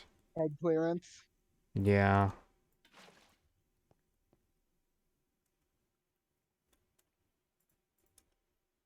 And it's like, that'd be the note block. Tack that there. Yep. Now I need a note block, but I need redstone for that. And redstone doesn't really develop at Y11 no more, so that's where I come in. Start doing this. But yeah, I'm like, Yeah, mining became so much more complicated in the new update. You used to be able to just like go down to like Y10, Y11 or whatever, and then just dig straight and you would find everything you needed. I understand why they did it, but it made it a little bit frustrating. yeah, but it's still one of those that will muddle along. And I love how I'm also like working at Y11 because it's easier to base at Y11, so I don't have to deal with this fucking deep Deep slate. slate. So hard to actually mine deep slate. It's like so fucking annoying too. Yeah, Griad pointed out that they need to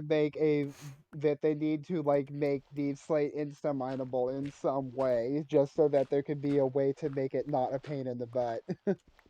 Yeah, most people kind of get turned off by deep slate not being insta-mineable. And I don't blame them. Neither do I. Even though I don't personally mind it, I can understand why a lot of people get annoyed by it. Yeah, it's like, I kind of don't think about it, but it is a fair point. Everything else is insta-mineable, pretty much. You know, it's like, everything else kind of is insta-mineable. Deep slate is not. And it's just so much of a pain in the ass to deal with that sort of shit. I'm pretty much having to go to like Y minus 56, like diamond level, because that's where you're going to find like redstone the best is with diamonds. Now I could technically probably stay kind of higher up and it would probably be better, but meh, kind of want to go down lower for it. Like I'm going to go down, I may as well go down all the way and get diamonds as well.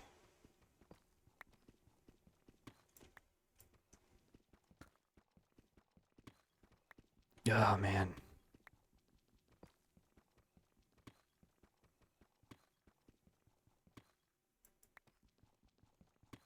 Do you remember like how broken the thing like the fucking AFK fish farms were back in the day? Oh yeah. That's why I always built one when we started Exactly. a new continuity season. I always built one just because that was the easy way to enchant all of your armor. Yeah, exactly. It was like nowadays you want like villagers, but it Villagers are a lot more involved, but they're not as broken. exactly. Well, that's AFK true. Fish Farm is like my AFK Fish Farm was like mine for an hour, kill a couple of spiders, and bam, you're set for life.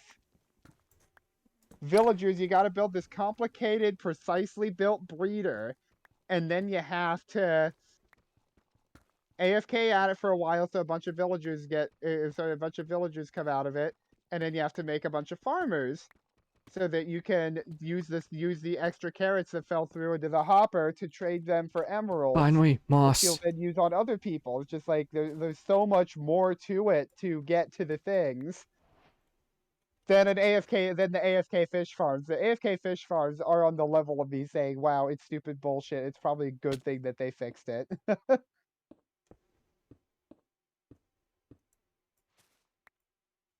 However, at the same time, even though I do really like it's kind of like old Rome Total War versus Rome Total War Remastered. I still play both. Why? Because Rome Total War Remastered fixed a lot of the like issues in terms of like the game engine that the original had, such as like, for example, phalanxes aren't as overtly broken as they used to be in Remastered.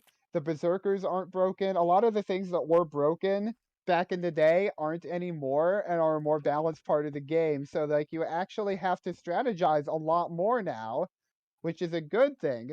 But at the same time, sometimes I just enjoy good old fashioned cavalry stacking and phalanx boxes.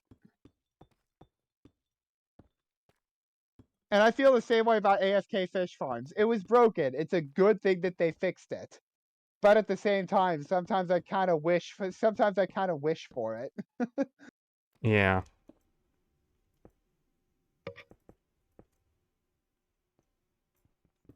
You see what I'm saying? Yeah, I see exactly what you're saying, and it is a fair point. There was a lot of broken bullshit that could result from it. But it was fun bullshit.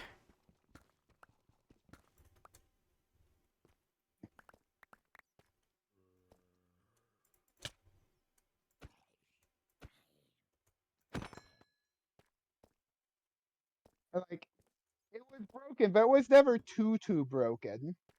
Exactly. May have been broken, but it wasn't the most broken bullshit that this game has ever had. Because like as much as berserkers were broken, they still had counters.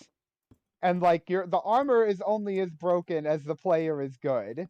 Like if you suck at PvP, your armor is not going to do you that much good beyond giving you a few extra hearts. Exactly. Okay, come on, let's get down to Y minus 56. Come on, come on, come on. Or sorry, 58, because I'm going down to 58.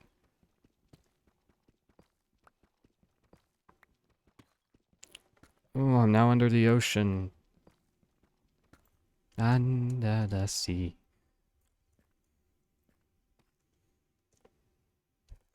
We're going under the sea where One of everything the is issues wet. I have, What's that? I get the impression that like sometimes I over explain things. Ooh. You disagreeing with that? Sometimes, but nothing too bad. If I had a problem with it, I would have said something. Fair, fair. It's like I don't want to bother people, and like if something's bothering somebody, I want them to bring it to my attention because like I don't want to bother people. But at the same time, there's a point where if you have a problem with me, there's a point where like I don't want to bother you, but there's also a point where if you have a problem with me, that's your problem, not mine.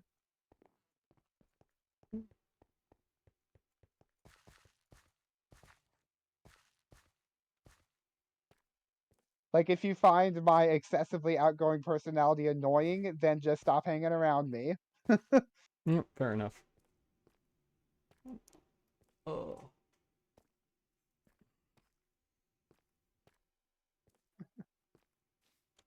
I'm just watching you, and it just like in my head, it's just going bonk, bonk, bonk, bonk as you chop down all the stairs and stuff.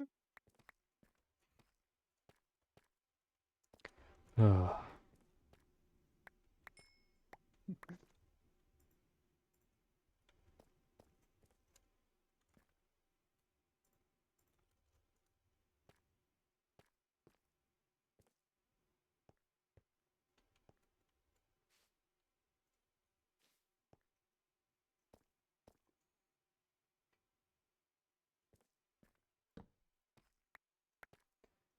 All right.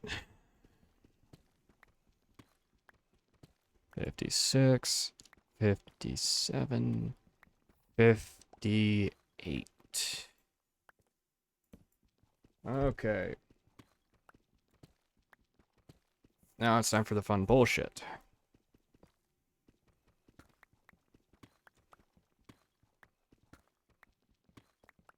I.e., deep slate mining. Yep.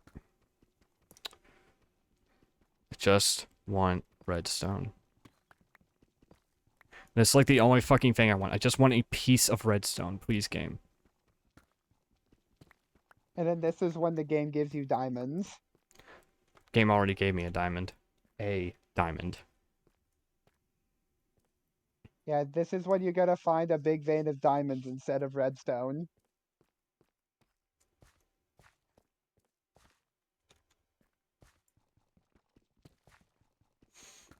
Hmm.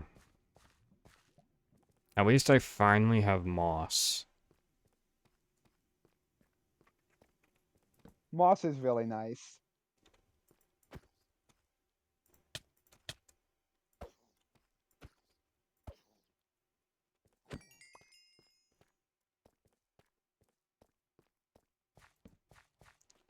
Ugh.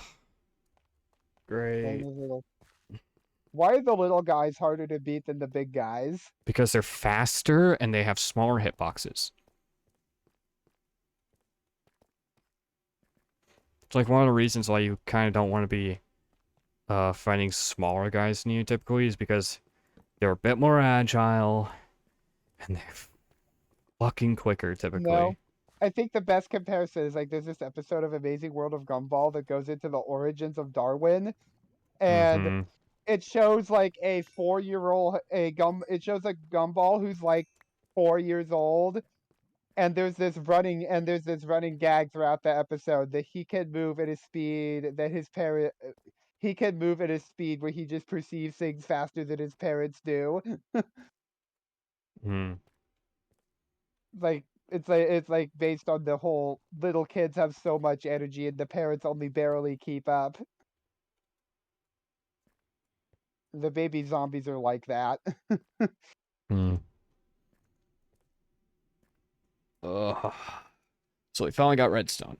So we now have everything that's needed to be able to make a fucking AFK fish farm. Unfortunately, with AFK fish farms nowadays, the only fucking shit you get from them is dun dun dun fish. I mean, at this point, since you're stuck on food, it's worth it. Exactly. It's like, I still uh, recommend you build a little tiny fully lit chamber just to be sure that you're still safe, you know. considering I have everything lit up well enough around me, I don't have to worry about that. And then that's when you wake up the next morning and find out you died and lost everything. I do not plan to actually use this thing AFK, so it should be fine. Yay, an hour. Not sure how much the viewers are gonna enjoy just watching you sit there using an AFK fish farm endlessly. I'll be talking the entire time, so hopefully it will not be too bad.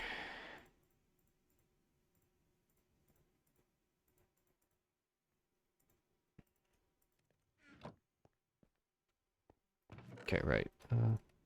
One, three. Oh my gosh, no. Right, I had to make that. So I lost some of it. Cool. Alright, note block. Now I need to get string.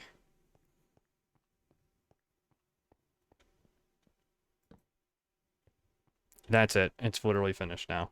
Cool. Alright. Now to get string.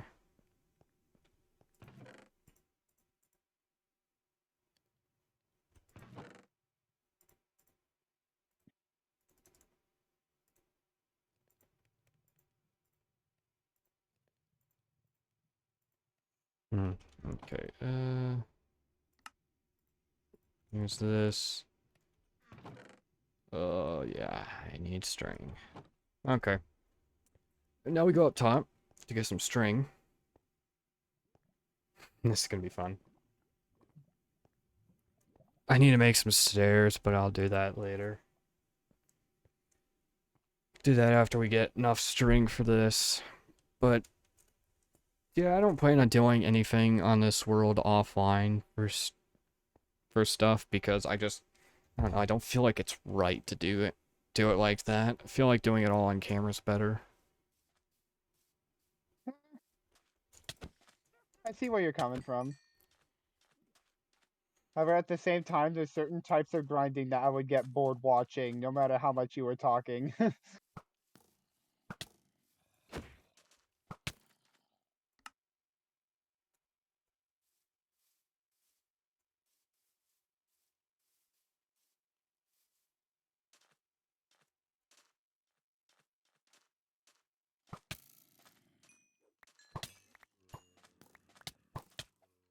witch.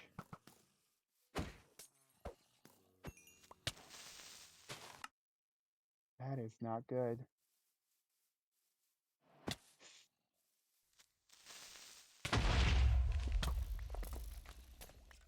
Oof.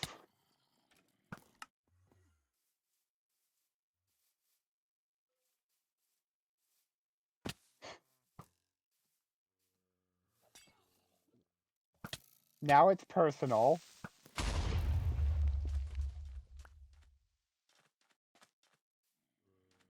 Hmm.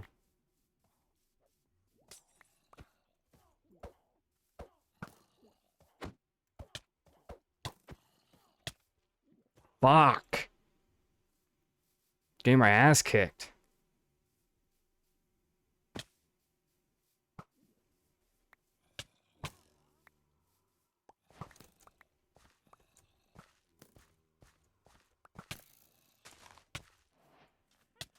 I've still got the stream open in case chat stuff happens.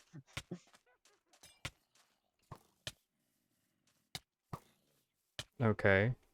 So what's going on? Yeah. So like I'm probably a little further behind on what's happening than you are, because like you're playing it and I've got latency. So Yep.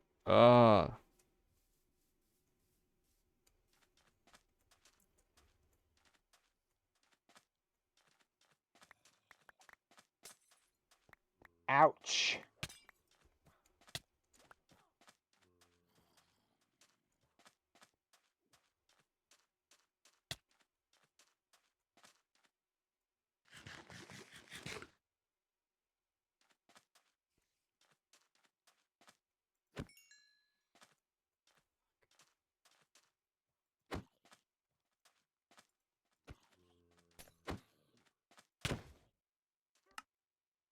There's that stone axe. He's free. Oh, fucking hell. That witch is really what's causing the problem, is the witch. If it wasn't for the witch, I would at least be having an easier fucking time. Yeah. Burn it. Burn it at the stake.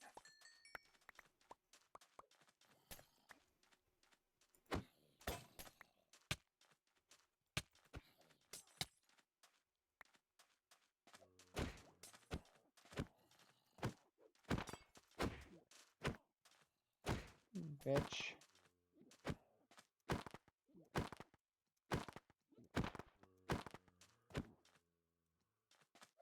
The hoe does not do enough damage. Fuck. Where's my axe? It's not in the water.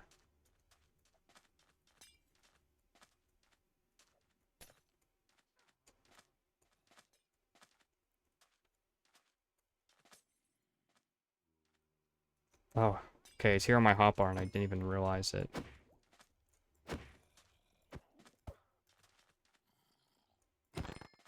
There we go. And That, it dropped take nothing. that, take that, take that! The witch. To quote one Canderous of Ugh, Clan Ordo, die! the witch dropped nothing. Hey. Okay. Free string. That should be enough. Okay, I'm back underground now. Oh, man. That was a pain in the ass. Oh, okay.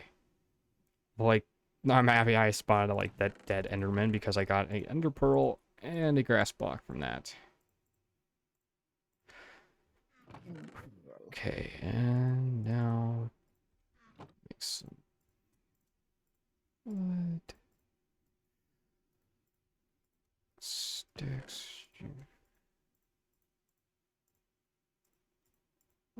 Okay, well.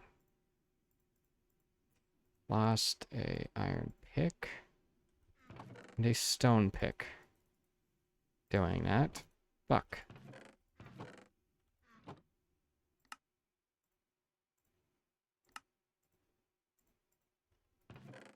Okay, and now to remake.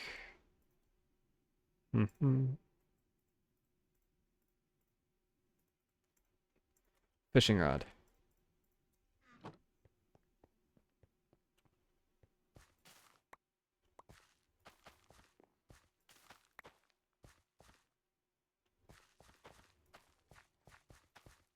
Okay.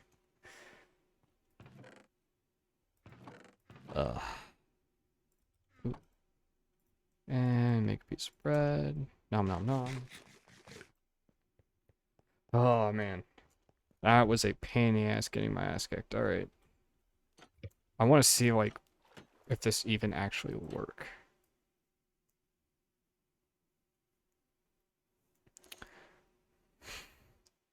We shall see if this like shit even works.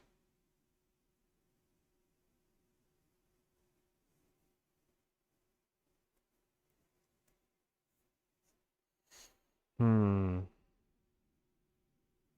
I don't think it's gonna work. It can vary how long it takes. Sometimes it's borderline instantaneous, sometimes it takes like a minute. Fuck you, game. Fuck you. The puffer fish. It worked. It's just. Tougher fish. Well, it does work, so. Well, if you take Cool. the organ out of it, you can eat it. You can't do that in Minecraft, though. Have yourself a fugu. Wish you could do that in Minecraft, Very, though.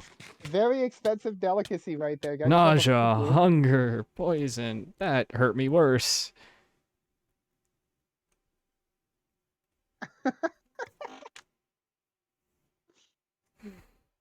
You. Okay, I just fought through like 5 zombies, my own stone axe, and a witch to make this thing. Game. Okay, have a puffer fish. Yeah, pretty much what this thing did to me. I'm sorry, that was. I know that was not necessarily a good time for you, but man, that was funny. It was a relatable kind of funny though, where like I would get pissed off too. So 1, 2, 3, 4. Here's 5. 1, 2, 3. So here's 2,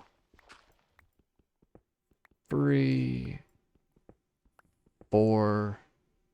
Okay. Here'll be 5 for the surround.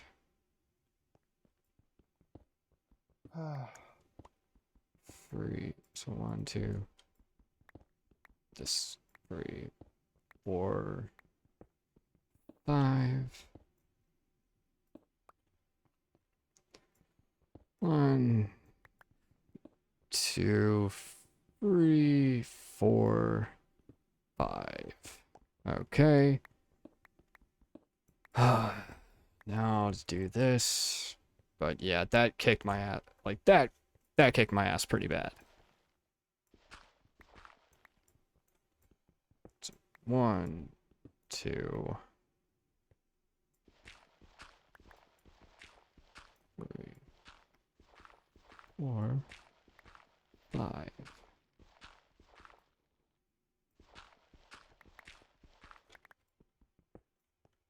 1, 2, 3, 5. Okay.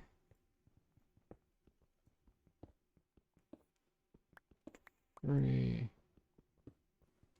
4, and 5 goes here.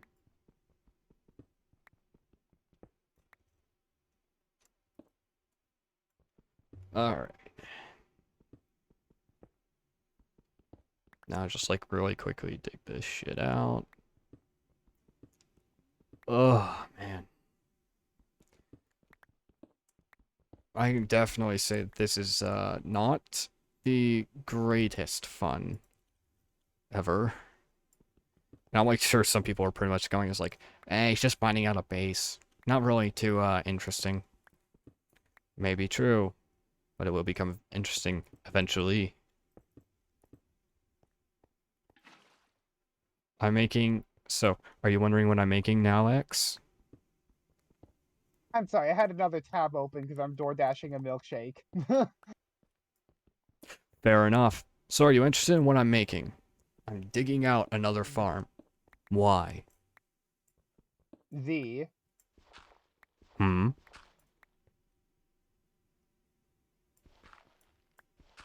Why do you think I'm making another farm?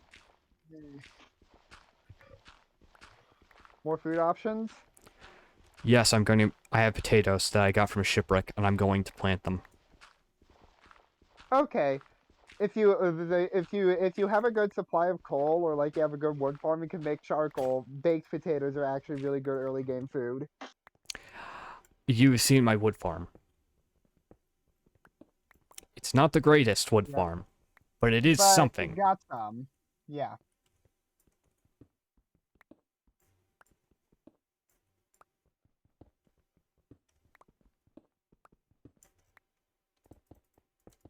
I'm currently just making the cobblestone ring that goes around it. I'm going to probably replace this with something, with some other material at some point. Just cobblestone right now to be able to differentiate it and make it at least have some sort of different look from the normal stone around it. That makes sense? Yeah. Good. You know what else makes sense? Oh no. The Philadelphia Mint. I knew it was coming. I knew it was coming. You could even hear me go, oh no.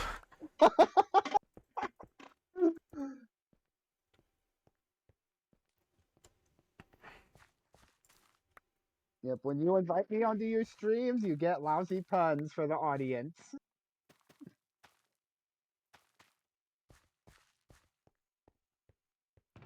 Hmm.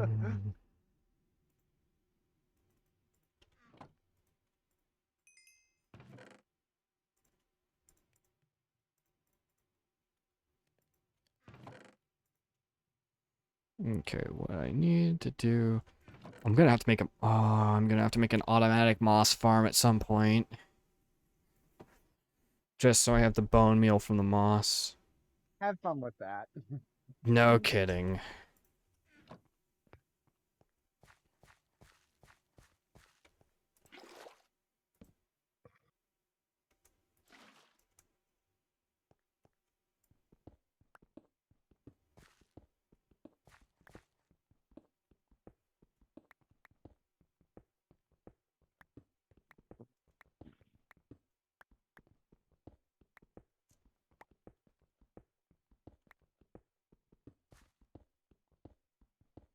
Hmm. Okay, so I'm gonna let you, X, dictate something that I must do. So, Dude, you get to spit out something and I'll do it. Sound fun? So what kind of do I have any restrictions? It has to be something that I can possibly do right now. Okay.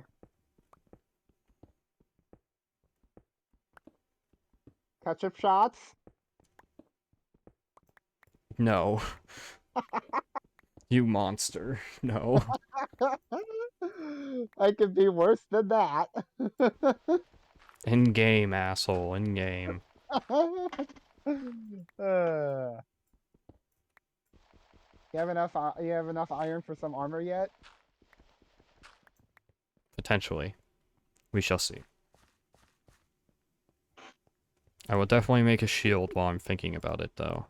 I will never let you live down that whole ketchup shots business. I don't expect you to, either.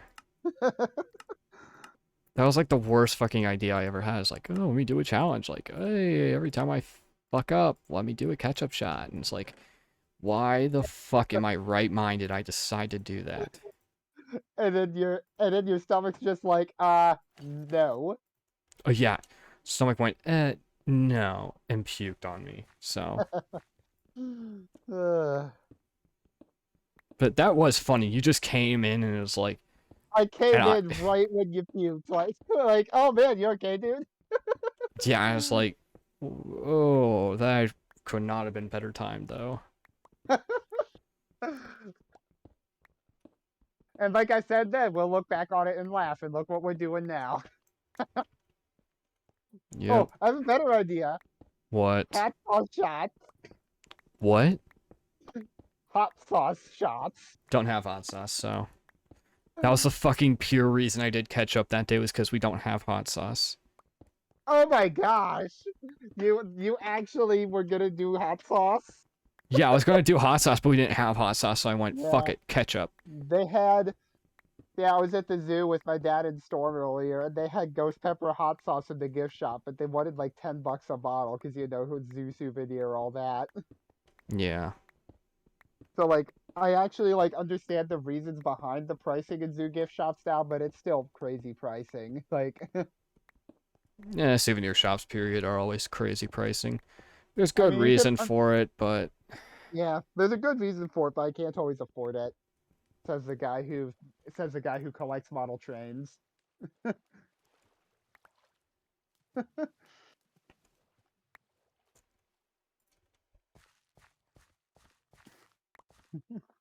I can't always afford it, says the guy who collects model trains.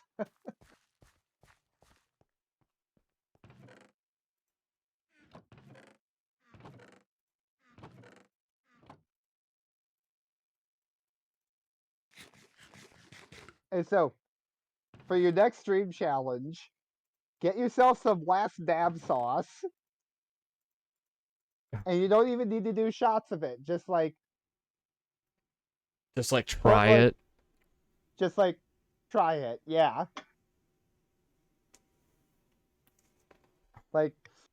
Like you don't even need to do shots, not even like a spoonful. Just put a little tiny drop of it on the end of a spoon and then drop it on Oh your tongue. god. I already feel sick just thinking about that. Oh, that would be so bad. That'd be so Like torturous. like I already like I have my limits for spicy food. Like I've heard people describe the flavor of that last dab sauce as being like volcanic ash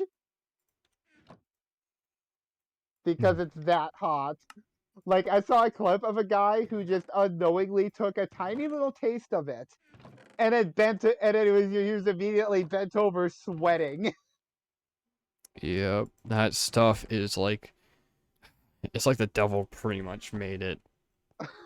like like the older versions of it were made with something called the Carolina Reaper, Oh which is god, like the no.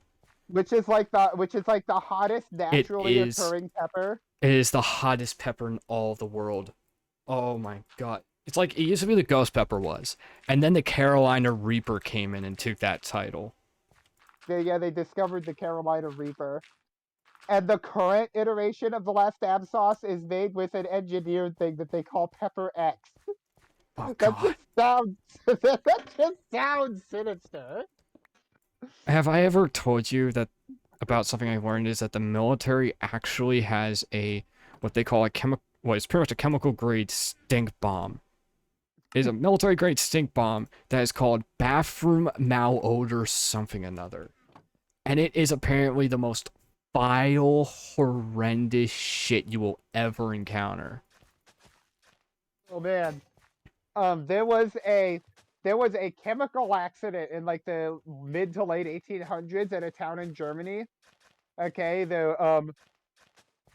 I saw this in a SciShow video and I looked it up afterward. It's entirely true. I forget what the town was, but there's this little town in Germany that their main industry was a soap factory, Oh and god. there was a chemical they used for their fragrance called trithioacetone, meaning the chemical was made up of three thioacetones. But here's the thing: the trithioacetone is a nice fragrance. A single thioacetone is one of the most vile smelling things on the planet.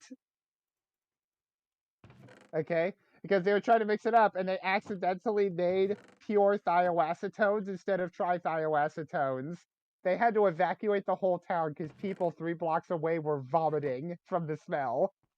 Oh jeez. Yeah.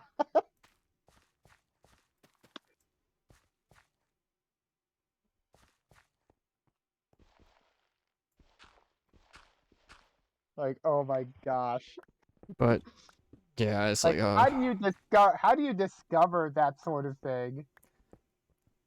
yeah, you have to wonder why our military put so much effort into making what is pretty much a chemical grade stink bomb.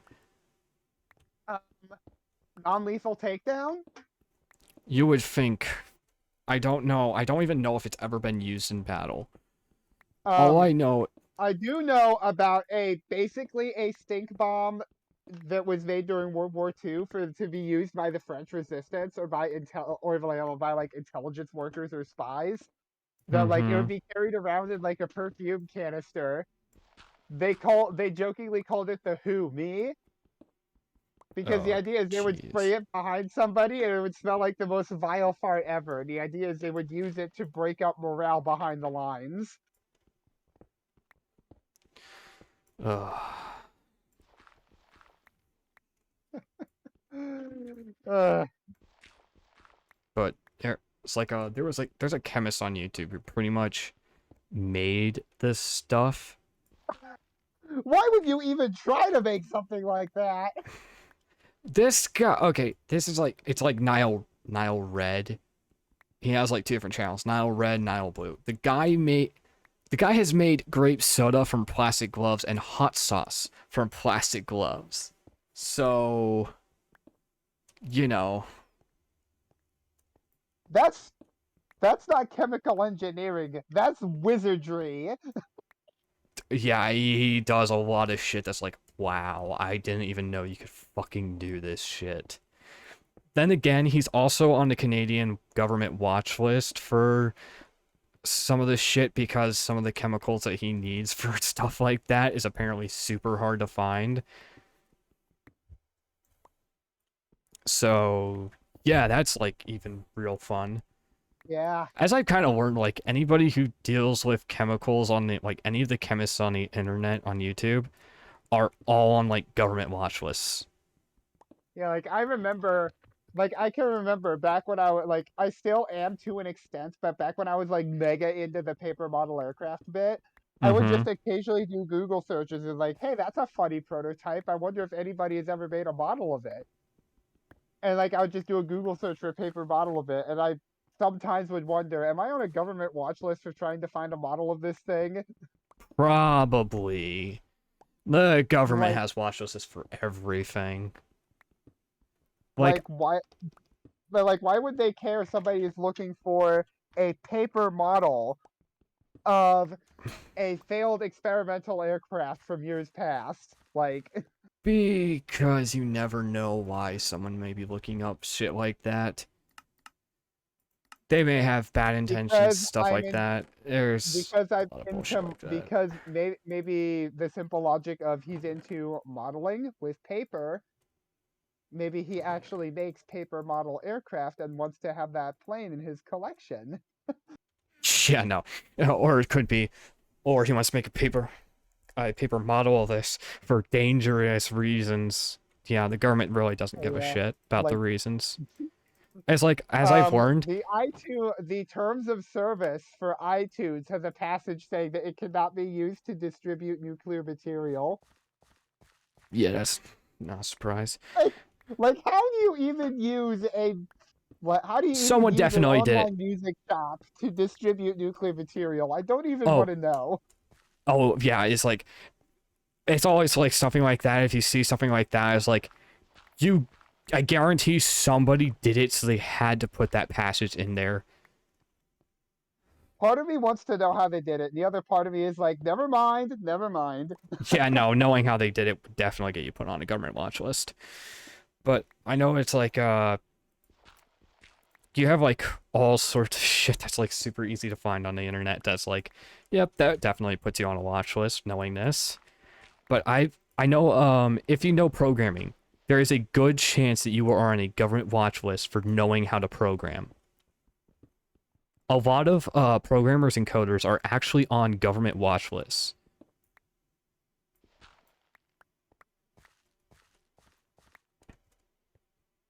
No response?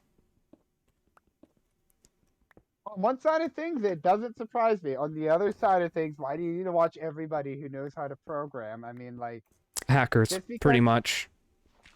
I mean, who's trying to hack government and who's just doing it because they want to mod their video game? I mean, Yeah, you'd be surprised how many people are willing to take off payments from foreign governments to hack their own government, so. yeah, because people are Idiotic. People are idiotic as hell. they're selfish, immature, and disrespectful. But I know it's like, I've never told this story before, but my family, did I ever tell you that my family actually knew J. Edgar Hoover? He's saying that like I know who he is. Head of the FBI. He was the guy who founded the fucking FBI. You've never heard of Hoover, who had like a fucking, like, he was the guy, like, if Hoover was like, oh man, you need to look up J. Edgar Hoover. He had like a little black book of communists and like all sorts of things like that. Like, Hoover was fucking nuts. Like, Hoover actually got into a fight with my grandfather. Like, J. Edgar Hoover actually got into a fight with my grandfather because my grandfather married my grandmother without telling the government, and got into a fight because Hoover was so pissed because he was not able to run a background check on my grandmother before the marriage. That And is absurdly demanding and stupid. my grandfather worked for the military, so.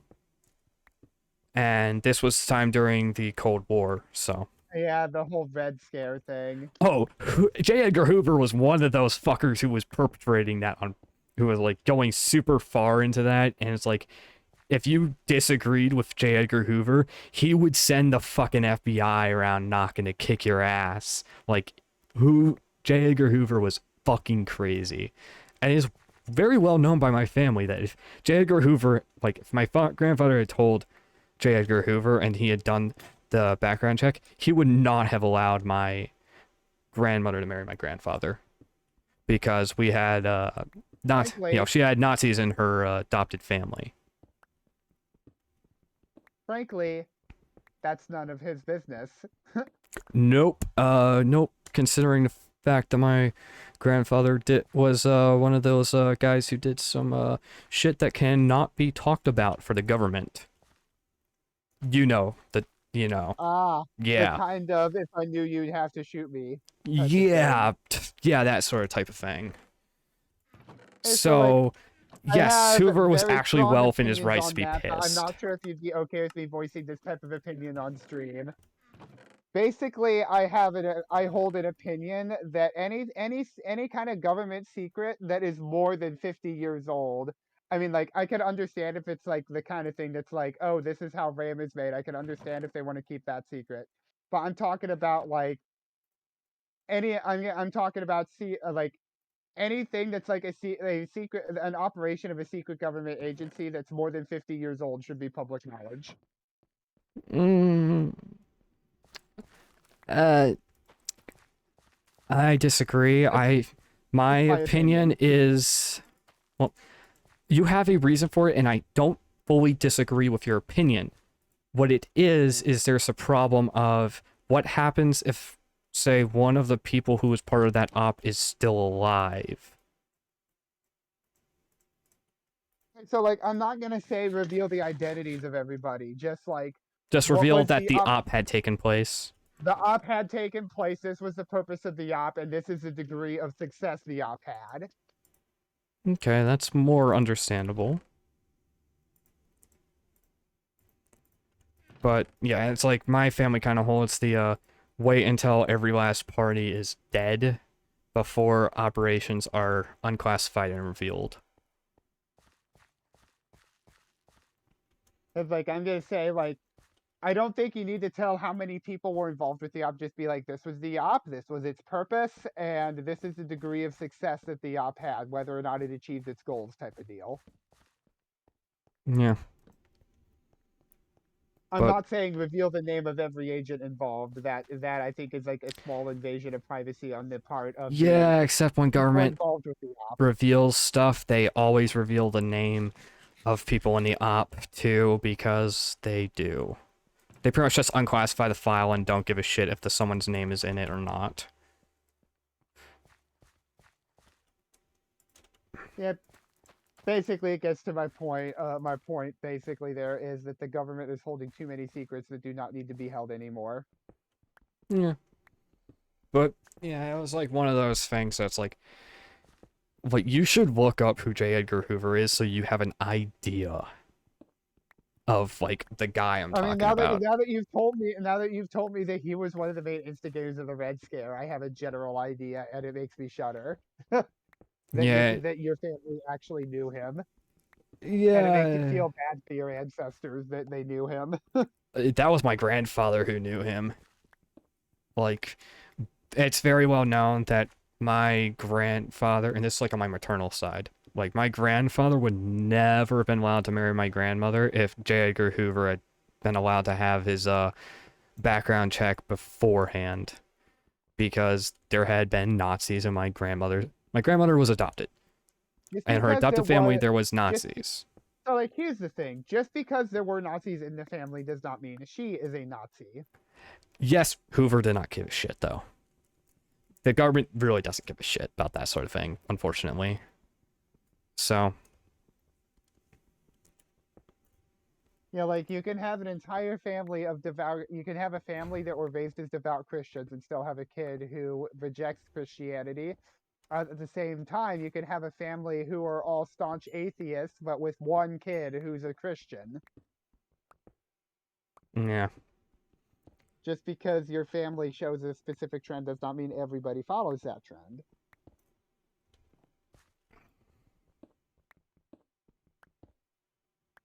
But at the same time, doing research to confirm or deny that is also like a big invasion of privacy. So it's like a giant gray area. It pretty much becomes he knew, like my grandfather is dead, so Yeah. whatever secrets he had, he took to the grave with him. But it's one of those things that government pretty much went is like, well, you got classification for this. You're like, nah. He worked with nuclear stuff, so the government kind of did not want that sort of stuff getting leaked, especially with the Red Scare going on. They did not want military nuclear stuff being leaked, so Yeah. they were really fucking devout about that. Like, Mm, J. Edgar Hoover was a crazy son of a bitch too. okay. I just checked my tracker and my shake is supposed to be here like in the next 3 minutes, so I will be back in a few minutes. Okay. Oh man, just got all this fucking clearing out to do still. Ugh.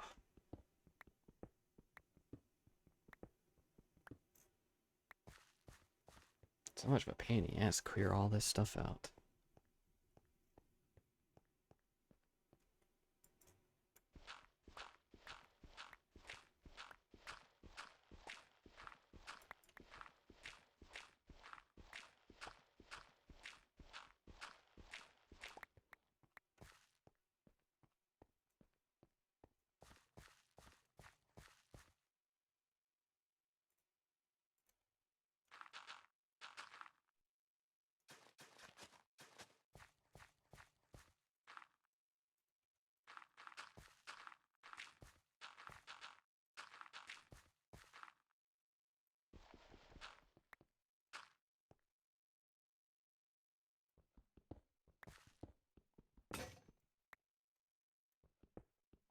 Oh man, come on, come on, come on. Just gotta. I just like have to finish up all this digging. And it's like so. There's so much digging I have to do for this shit. It's like so fucking annoying. Like I don't know why I decided to be a dwarf. Whatever. Whatever. Just get it all done.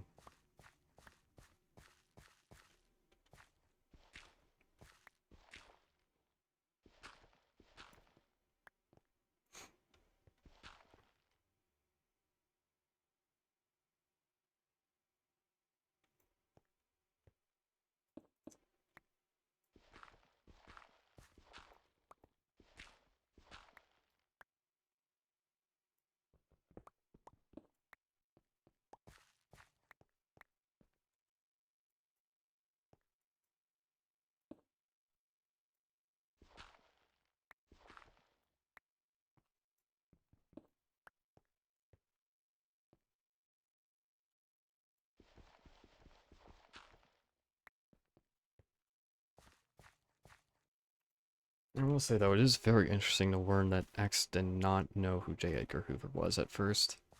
Very interesting.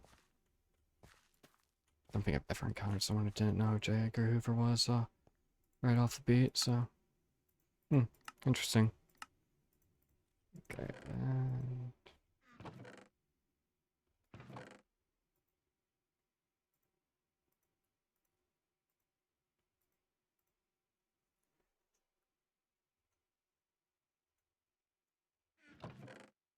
Okay, oh gosh, gotta make a sugarcane and kelp farm.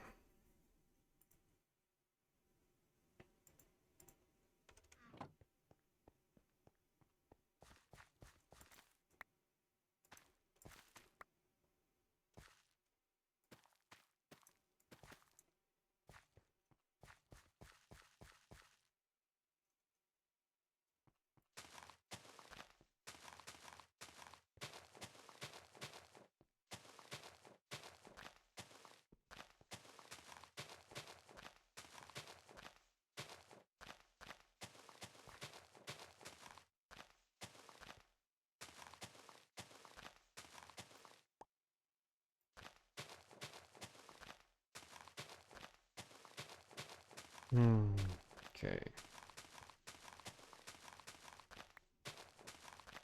Hey, Shake is here. Sweet. Shake in hand. Where'd you get it from? Oh, I just DoorDash from McDonald's because it was the cheapest one. Hey, fair enough. Surprising to get some food from McDonald's too. I literally just had dinner. Oh, I fair just wanted a enough. shake really bad.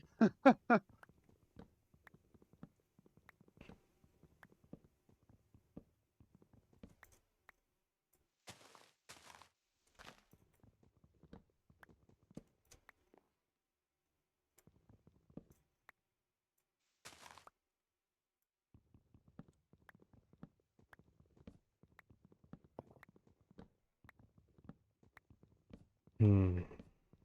Okay. Excuse me.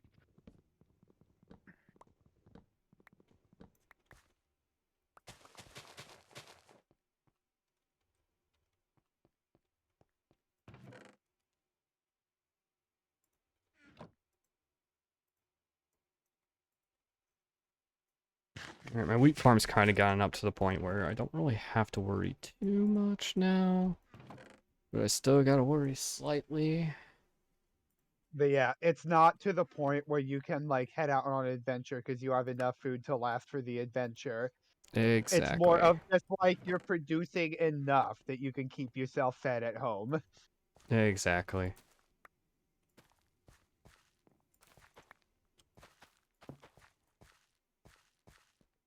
I can understand why you don't want to like go AFK on this one, but like at the same time, I can understand if you just want to like set up your AFK fish farm to AFK overnight and then like get off, close it down once you get up. You know.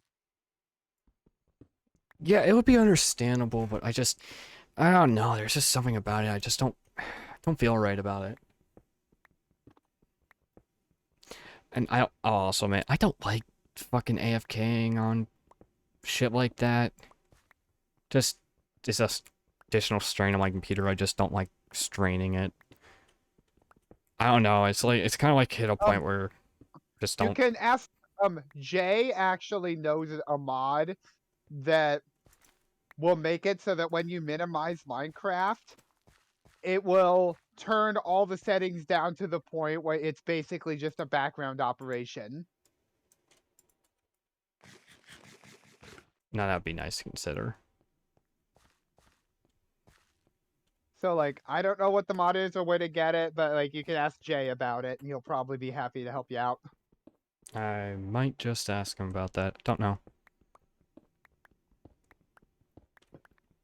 Because that's what he used. So like he would have Minecraft minimized while he AFK'd his Wither Skeleton farm or something, but be using hardly any of his system because of that mod.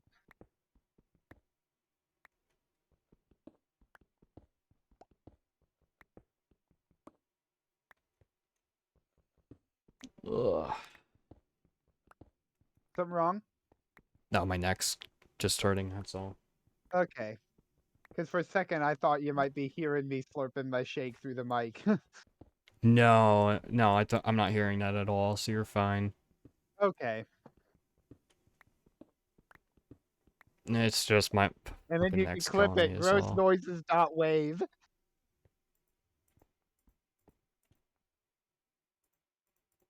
Not that bad. As you know, I have a weird sense of humor. Yeah, you do. Well, you have seen the And vile cookie clip, haven't you? the what? The vile cookie clip that I have. I had cookies like one day that were like I've told you about this. Like they were supposed to be chocolate caramel sea salt cookies. Oh yeah, you told me about that. They were And they had gone bad or something. no, it was just they were not made properly, pretty much. And it was like the most Yeah. vile fucking shit ever. Like it was so bad, my mom pretty much just throw it away.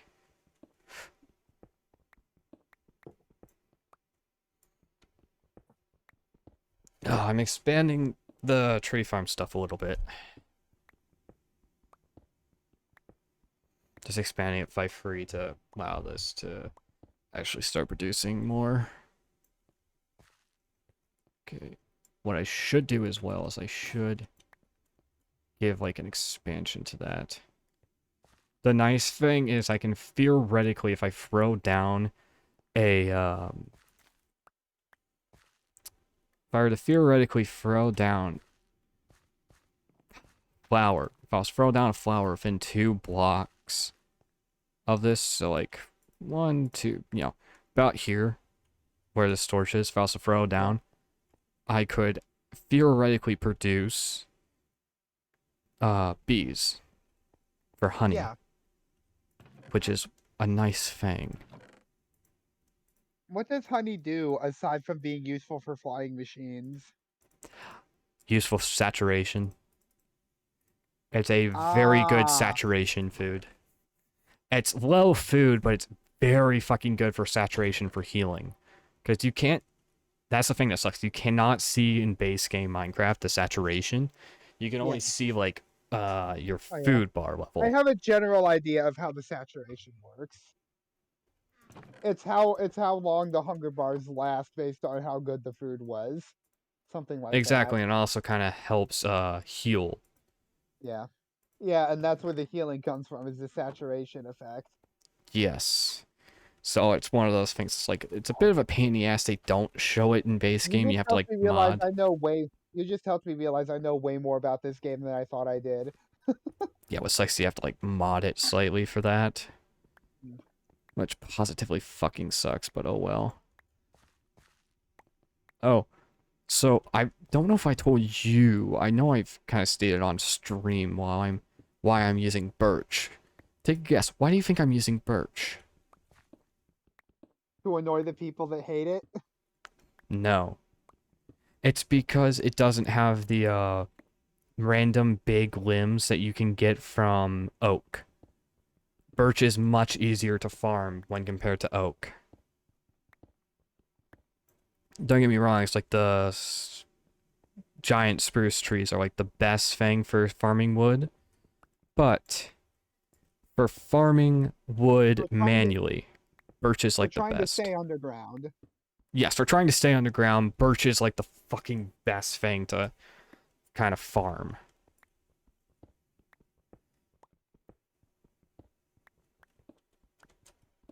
Yeah, at this point, I'm just trying to make it so that more of these So, can what do grow. you think your base is gonna end up looking like? Like, are you gonna try and build like a big dwarven city type of thing, like the thing I built on the first season of That'll be Continuity, interesting to build like a city underground.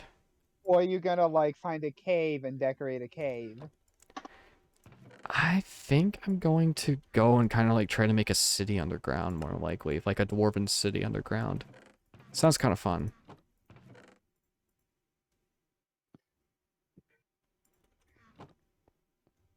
I still remember I dug out the first 3/4 of that thing without a beacon and without efficiency.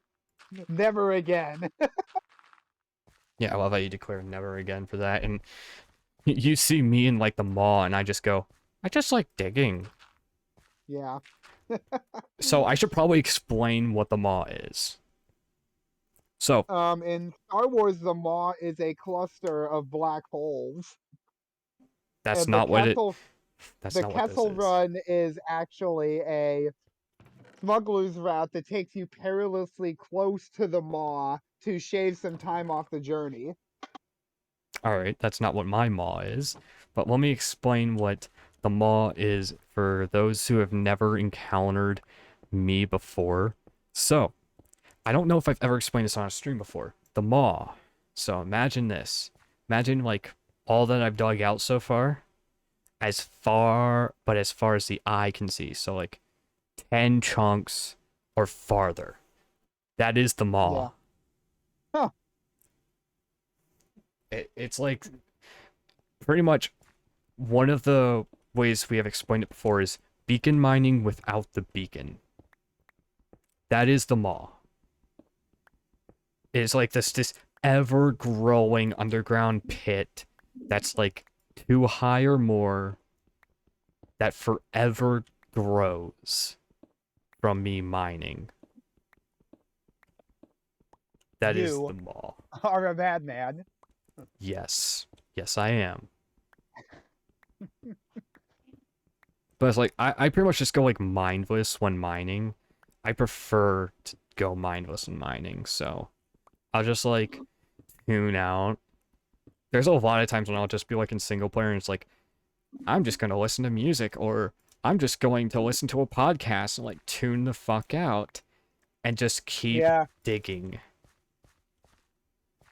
It makes me feel productive when I'm not being productive. Yeah, I can understand that. Like back when I was on continuity, I would sometimes I would get on with no real plan and it'd just be like, I'm gonna mine. And then I would listen like to like 2 or 3 episodes of the Command Zone podcast while I was just mining. Yeah, it's really good.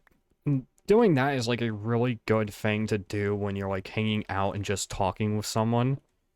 Because that's like a lot of the times when I would get on continuity, I would just like talk with like some of the guys, like Lex and them. I would just like hop on, talk with Yeah. them, and just mine like this and form the mall. Okay, I can kind of hear you slurping now. Yeah, because the thing is almost gone. I'm getting the last bit of whipped cream.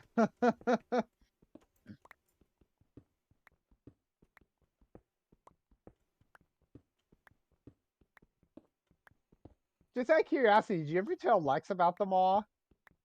I think like people who typically come to my base typically end up seeing the maw. Like people will come to my base like, oh yeah, there's a staircase. That goes somewhere in mine. Go check it out if you want. And like people will sometimes like go and it's like, yeah, sure, fuck it, I'll go check out your mine. What the fuck is this?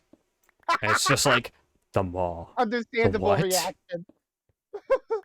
That's an understandable reaction. But yeah, it's like I did real. It was like I remember it was like the first time the mall was spawned because of continuity. Really? Yes, the mall had never been a thing before continuity. And that was just kind of your thing. Yes, and now it's just like my thing, and it's just like the mall is the mall, and it's like, why does it exist? I do not know why it exists. It just does. The mall is what it is. It exists. You will respect the mall. You will respect the mall or get the heck out of my base.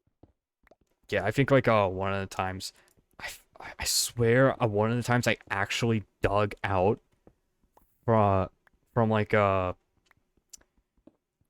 Y11 all the way up to like Y64, and I actually like just had like gaping chunk.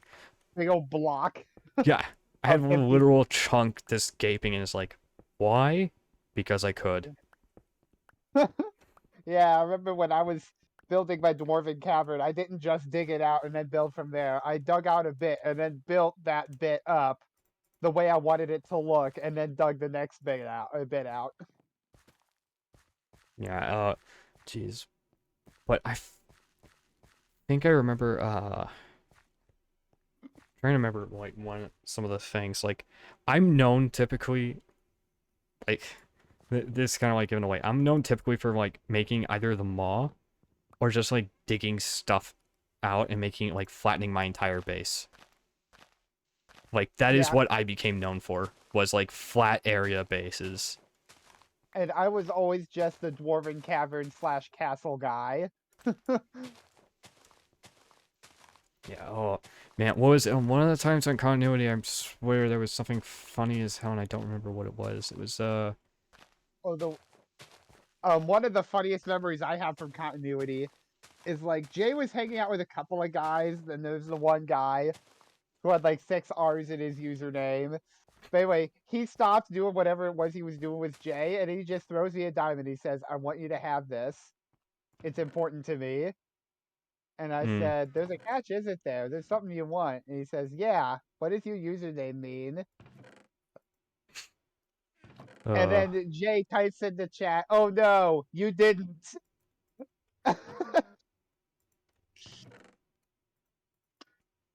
yeah. Because asking my like his like my username XRCoon42, if you asking me what it means, basically means you get a summary of 3 comic arcs. Yes. But oh geez, trying to remember what was like a super funny thing that happened. Like there was so much random chaos and continuity.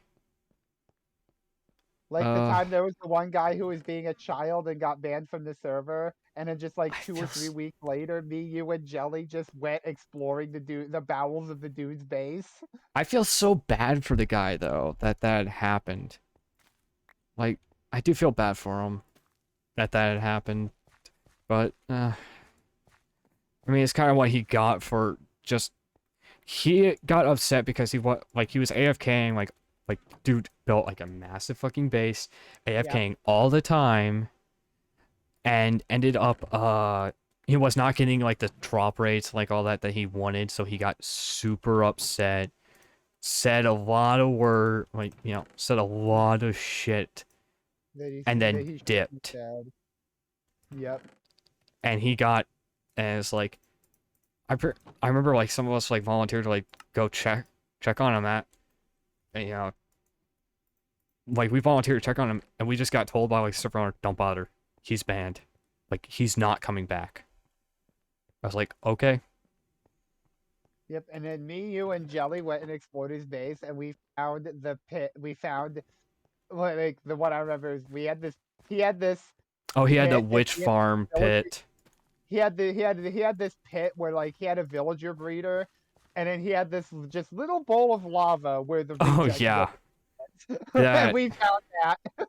yeah, that was And if you interesting. watch, Jelly had a compilation That video was of best moments from that day, and if you watch the video, she comes across. You're like, what? We're all like, what's this? And then she rounds the corner, sees the thing, and then she edits it. Da da da. oh yeah. He's saying what was it, the final solution or whatever? Yep. Yeah. There was a bunch of interesting shit that happened on that server. I Continuity was so much fun. was trying to remember Um, something. there was the time Ryan Stock hired me to decorate his storage room to look vaguely castle-like. And so like I was working on it and he went AFK during it because something came up or whatever. And I couldn't help myself. So I just put him in this cage with a sign on it that says "Do not feed." And then I put a screenshot of it on the Discord and I go, I found an endangered species. yes, he seriously did do that. But yeah, we had a lot of stuff like that. Oh man, there was. I'm trying to remember something like. Remember like how I started building that like really big. Like I tried doing like the floating island things, and I just like Yeah. over fucking estimated myself. I started building floating islands. You bit off more than you could chew. Well, no, what was wrong was I bit off more than I could chew because I started making like the fucking bottoms of those islands amethyst. Like I made them amethyst crystals. So I like fucking bit off way more than I could chew because I couldn't mine that much fucking amethyst.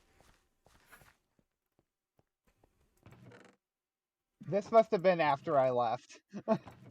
Either that or Amethyst didn't exist left and you were or either that or it was before Amethyst existed in the game and you were like using a combination of other blocks to create the effect. No, this would have been more like maybe we're still on that server. Maybe not, but this is like the most not the most recent.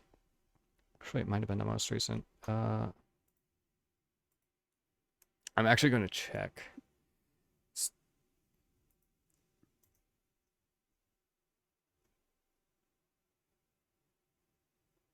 Yes, this was the like most recent one we did.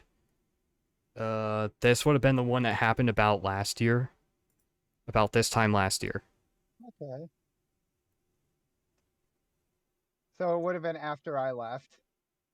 Okay, I did not know that you had left already. Okay. But yeah, we had there was a lot of shit like that. But oh man. There was what was it? There was like something really fucking interesting that happened on that shit.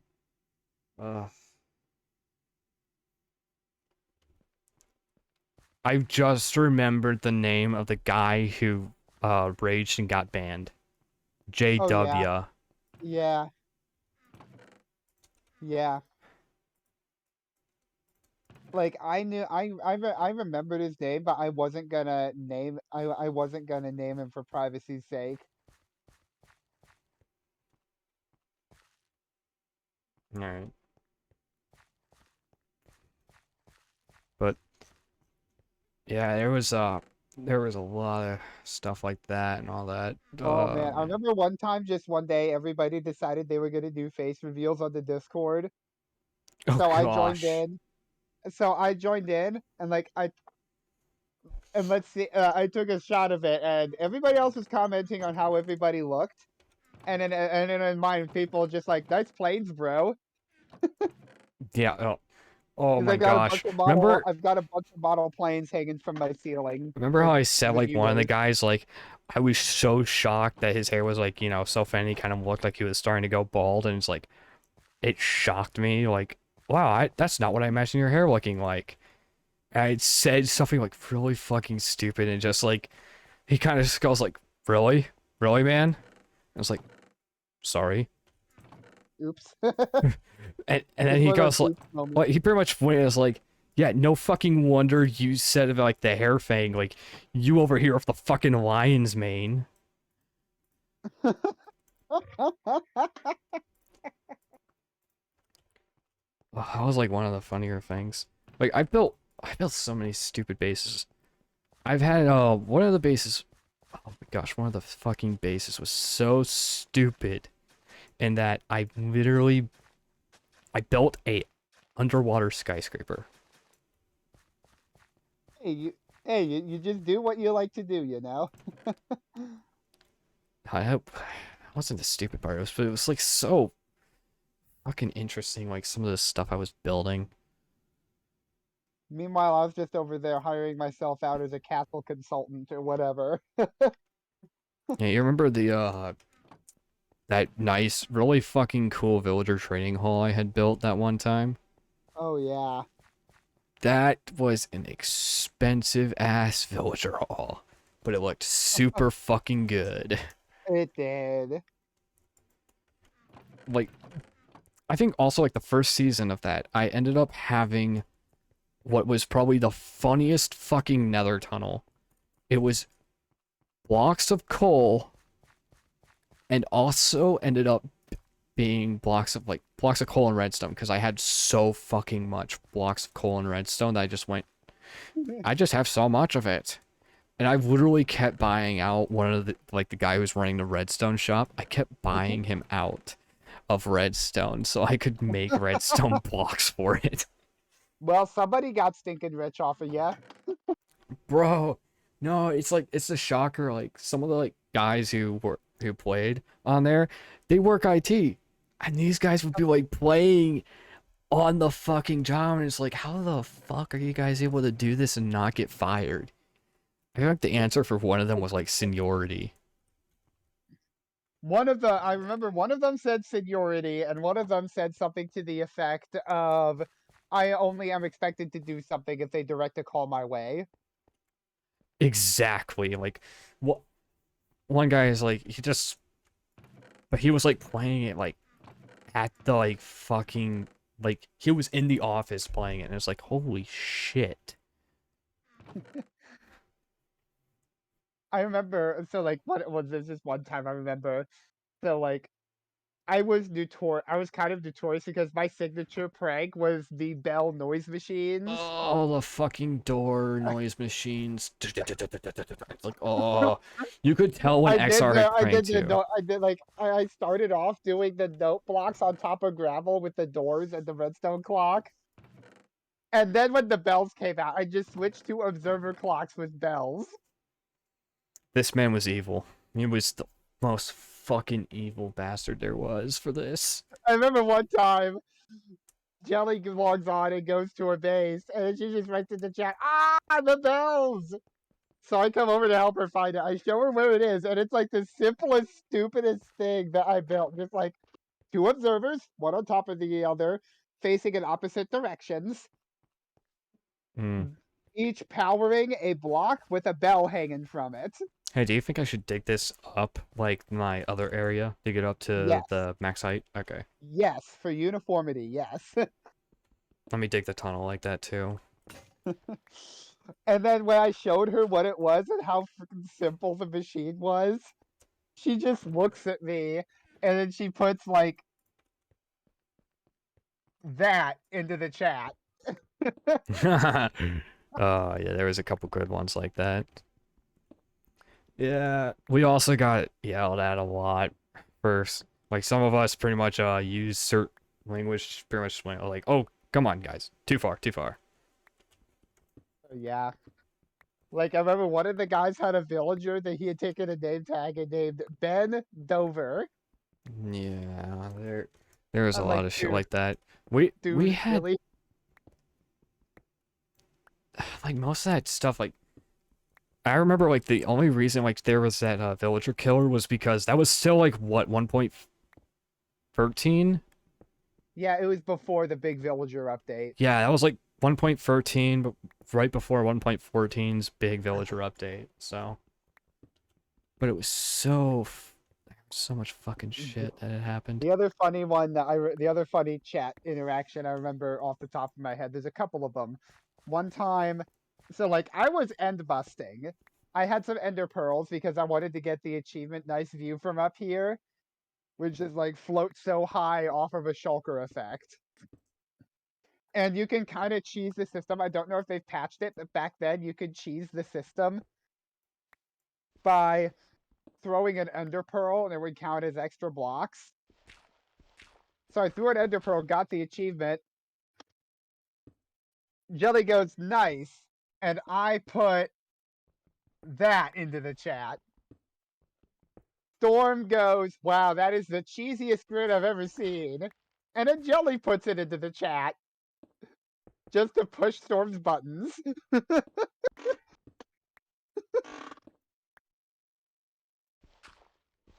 And then there was the one time I somehow managed to type something that looked like you were reading a Shakespeare play. And Oh like my god. Didn't like the some of stuff you guys like listen to like Hamilton or something? And we're just like um throwing in fucking chat a bunch of stuff. I would, well, what it was is I was in the Shakespeare module in my high school literature course at the time. Gosh, I remember. And so, Didn't like, like I was had a there good like idea one? of how to write Shakespeare style English. Okay, So, wasn't there like, one like day, one um, time when you got like? Okay, I know. I think that was like Jelly and Jay were listening to Hamilton together. Or they were listening to like the Hamilton soundtrack from what I remember. And we're just like throwing into chat like, oh yeah, this one's like lit, and like the bomb was like, and eventually like 4 or 5 of us just joined chat and listened to music together. It was so fucking weird. the So one the weird. one I'm talking about is like Jay was using that ooh woo speak. Oh god. Oh god, I remember that. And so, That shit was what so I fucking was, painful. he called himself the Knight of Ooh Woo. Oh, I remember that. That was so fucking painful. And I responded by typing in Shakespearean English. And I Did did it so well that Jelly, who was also in her Shakespeare module at the time, didn't you call her like a Jelly, wench or something like that? I didn't call her a wench. I didn't call her a wench or anything like that, but she did tell me that my stuff read like authentic Shakespeare, so that's something. No, no, I remember somebody called her a wench and she got so fucking pissed. I remember it happened. Like somebody fucking said it. I don't think it was I think it was me. Jay. It was either you did it by accident or Jay did it to piss her off. All I remember is someone That called her sounds a like him. wench. It does sound like him. It very much does sound like him. Doing it accidentally sounds like me, but doing it intentionally to piss her off sounds like Jay. So either scenario is Yeah, it was plausible. either you or Jay who had done it. And it was the funniest fucking shit. Oh man.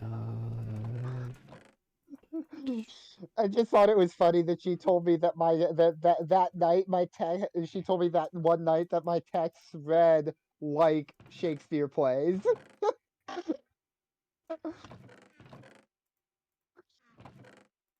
I don't think I could do it anymore though. It's been a while.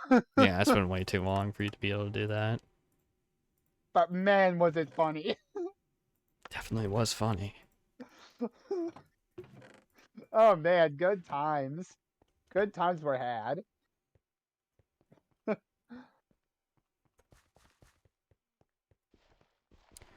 Oh jeez, what was the really like stupid shit that was so funny? There's like so much like that stuff that was like stupid as fuck but was funny as Um, fuck. the other one I remember was really funny is super decent. It's like, oh, I'm not good at decorating, but then you go to his base and it's like this giant desert castle with a scarab printed on the floor in lapis and gold. Oh yeah, you remember like the all the like the sandcastle competition? Do you remember that? I wasn't there for that because I was at work. I do remember Oh. seeing some of the aftermath of it. Yeah, I built like this big like kind of like a desert palace type things. It was more. It was like pretty fucking bare bones, but it was like a desert palace instead. Like like you'd go to the Middle East and you'd kind of like see this kind of There were palace, and it there would not were have a been out bunch of of those place. server events. There were a bunch of those server events. As much as I wanted to participate, I just couldn't because of work. Yeah. That was the case, like, that was like 4 years ago, and like everybody was still kind of young.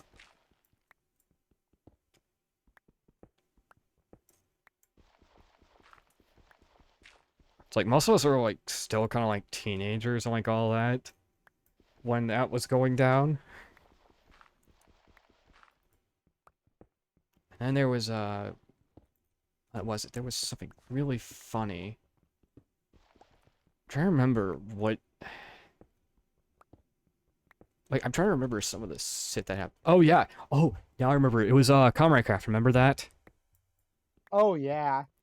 Remember the time when like we were always like listening to Weird Al together, and Oh yeah. I dug down like, oh yeah, we need to dig this out for like the spawner thing. It's like, okay, and I just literally dug it down, and like Lex comes like, what the fuck? How did you dig it all down by yourself? And it's like, Oh I yeah. just We were just did. sitting there. We were just sitting there. Me and Lex were working on villager breeders, and you were just digging. I was digging out for the spawner. And I remember that was the first time I had heard Albuquerque. Dang, that song is so weird, but it's such a masterpiece at the same time.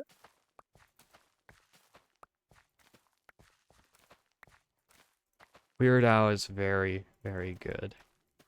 Oh yeah. uh, oh man.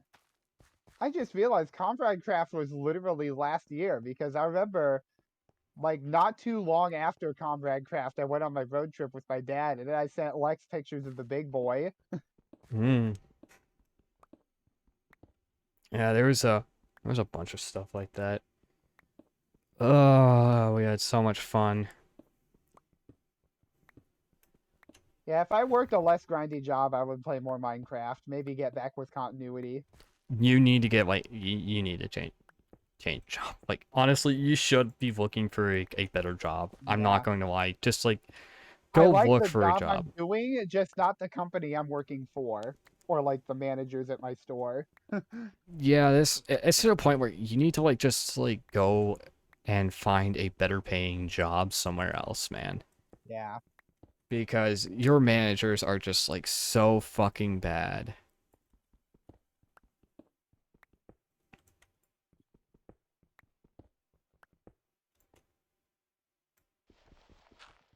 Like I'm being completely honest with you when I say I like the job that I'm doing. I don't like the company or the managers. Yeah, and I have no doubt you're being truthful about that.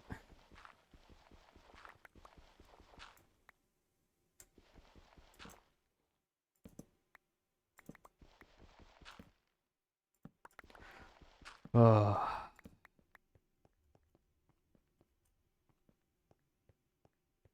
Love it when you time it perfectly so it just sits on top of the torch. It's you gotta hate when you time it just quick enough for It's that like, shit. and then like you take a screenshot of it, post it to like r/cursed Minecraft or something.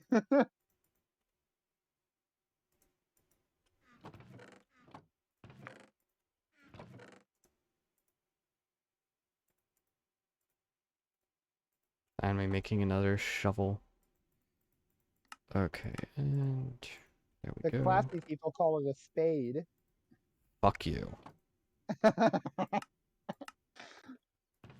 I'm still a smartass. Yes, yes you are. Ugh, man.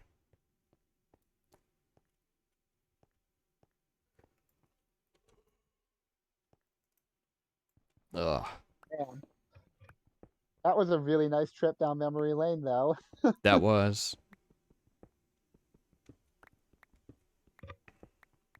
I say once I finish like this room being dug out, I'm going to probably end the stream. Just because like I'm getting kind of like tired. No. Ugh. You don't think you'd be down for another game or something? Uh, Not really, man. I'm sorry. Okay. I've been off since like, geez, I don't even know when. I just, I just would rather go like chill out, watch TV. I've been watching a lot of anime recently. I was able to pick up my subscription to Crunchyroll again, and I've just been Nice. watching lots of anime.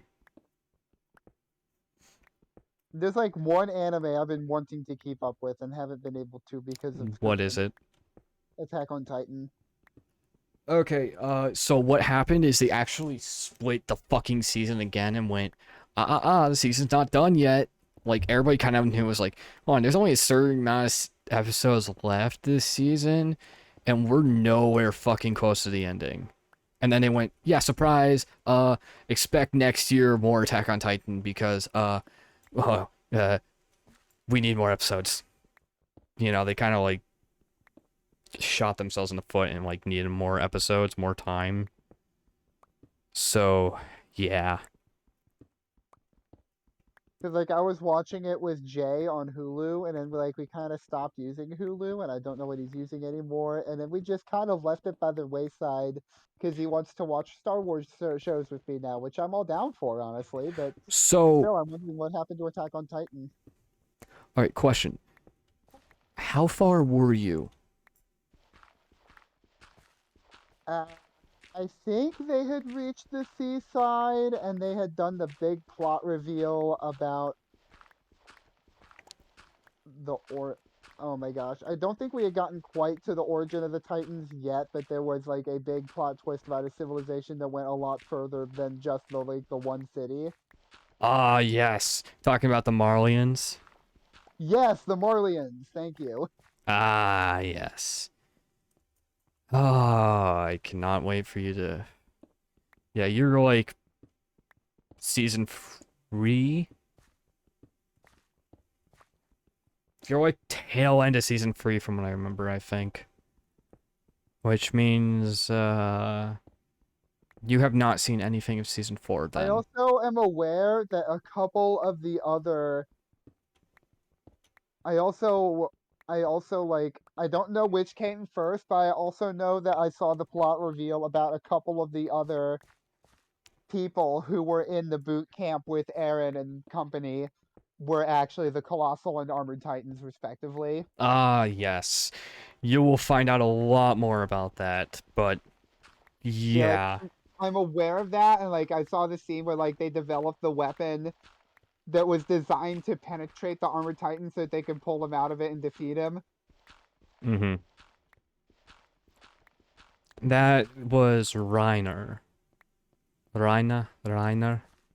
That they say his name a couple different ways. I don't remember the names of half the people because it's been so long. Like when it comes up, I'll recognize them by their character design, and then they'll call their names and be like, "Oh yeah, that's what he's called." Fair enough. But yeah, the Armor Titan guy is Reiner. Yeah. There was a lot of interesting shit like that. But yeah, you'll get to like see the kind of interesting shit. It's real.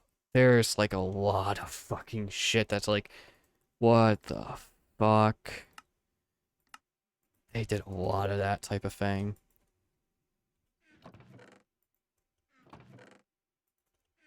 So it will definitely be interesting to see what your reaction to it is.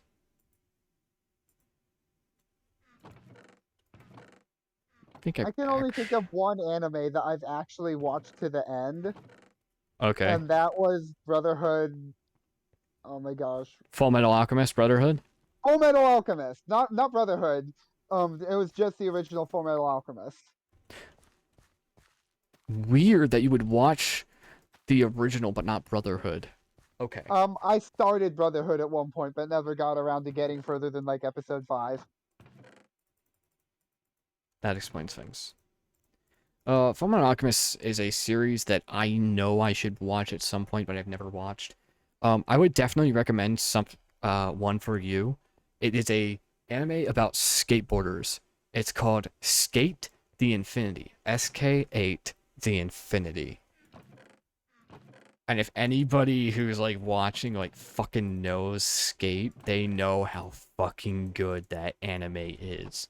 Like at first, like I was weary and kind of like tried to start it and just went like, this isn't exactly as good as I thought it was gonna be, and then dipped off and it's like, okay, I came back and forced myself to continue it and went, okay, it was worth forcing myself to continue this because this is so fucking good. But man, like I completely binged through all the stuff out for Saga of Tanya the Evil. It's so fucking weird and interesting. I'm like trying to think of like animes that you might watch. Cowboy Bebop is another good one that's like a That's fucking one I've been classic. recommended a number of times. And there's this other one, I forget what it's called. I started it with Jay at one point, but again, we just kind of stopped watching it after we stopped using Hulu. But it was about this eccentric guy. It was about this eccentric scientist who was trying to discover the secrets of time travel. And then, like, he had a bunch of failed experiments, but then discovered news articles that with descriptions of things that matched his failed experiments. Hmm. And like he's got this perverted hacker that hangs out with him, and then this little girl that's like a fan over him. Okay. And like Interesting. the whole discover time travel thing is a mission from his favorite author who's living in a post-apocalyptic future that's controlled by a company that knows the secret to time travel and is using it to uphold their regime. Interesting. Very, very interesting. Oh my Never heard god. of this one.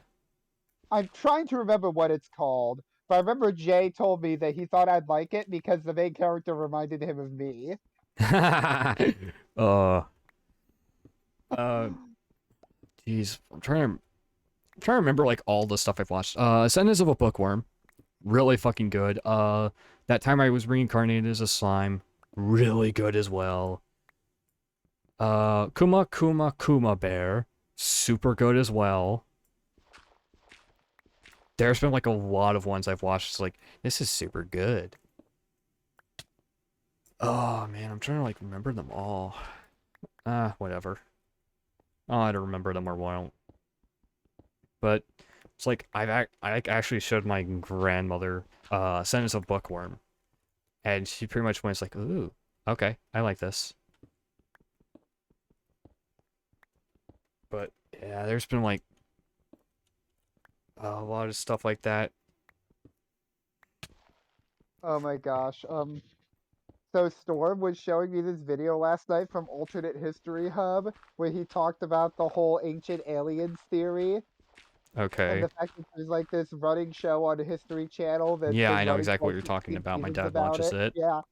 Like I was watching that video and wondering how does this guy manage to talk about this and not burst out laughing? It's all so ridiculous.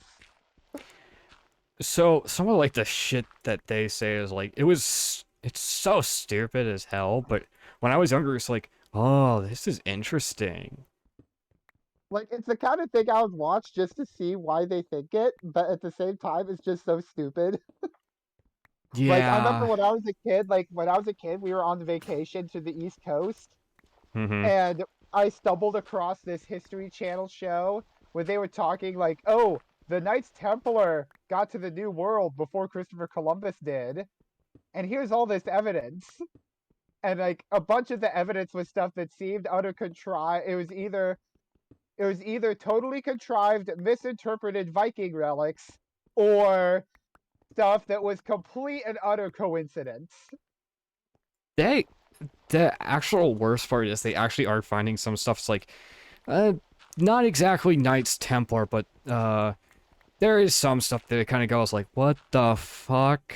Like even I've kind of like seen like some church in Scotland has like tobacco leaves on its that's part of it or something like that, and it's like are tobacco leaves or like maize, and it's like okay, this was built before anybody sailed to America. So what the fuck? But So here's the thing, we actually know the Vikings got to the New World and had a small colony at least for a while. yes, but this was built like 1300s. You know, it's like one of those things that it's not exactly possible for this guy to have, for the builders to have kind of known type situation. So it just makes you kind of go It, like, what the it, fuck? I would just lean toward coincidence at that point, as in they just kind of accidentally made a design that looked like the leaves of this plant. Oh no, no, no, no! It does not even look like the leaves of the plant. I mean, it is like literally the fucking plant. Like I shit you not. It's like if you if you've ever heard like the show Curse of Oak Island, it's a super fucking interesting show. And a lot of it's like, okay, a lot of this is like stupid as hell, but there is like something definitely happened on this island type situation because they have actually like gone through and found like enough artifacts, and they've even found like a fucking buried stone road that they predated like I think they I actually have kind of seen dated some of around the 1300. I have seen some of the stuff about Oak Island, and it does fascinate me. Not gonna lie, the whole Oak Island thing is fascinating. But yeah, they like kind of like dated that damn road on Oak Island to like a certain point, and it's like, how the But fuck? at the same time, it's stuff like that that makes me doubt our current dating methods and how accurate they are. Oh no, no, no, no! This was carbon dating, dude. Like this is The like the question is, sort of shit that could not be wrong type situation. if it's a system that's created by humans, it can be wrong because humans are flawed. Yes, except it gives you. All right. Remember, this stuff gives you like a range of dates.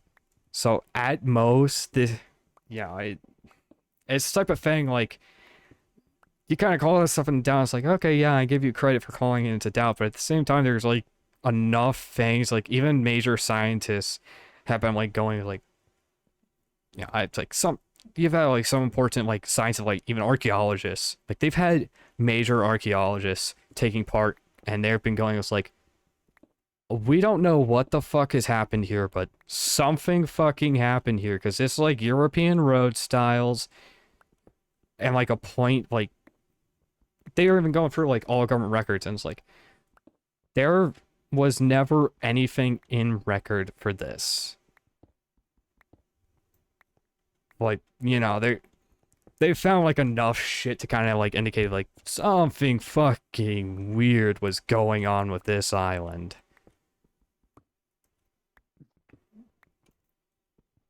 And they actually have like found some traces like enough traces of stuff to like say, okay, there is somewhere buried down on that island some sort of like gold or silver. Like these guys I have to give them credit. They have actually been like doing like utmost, like they get in like the best scientists and best archaeologists, and pretty much been these guys have been really dedicated to the science. So I will give them that.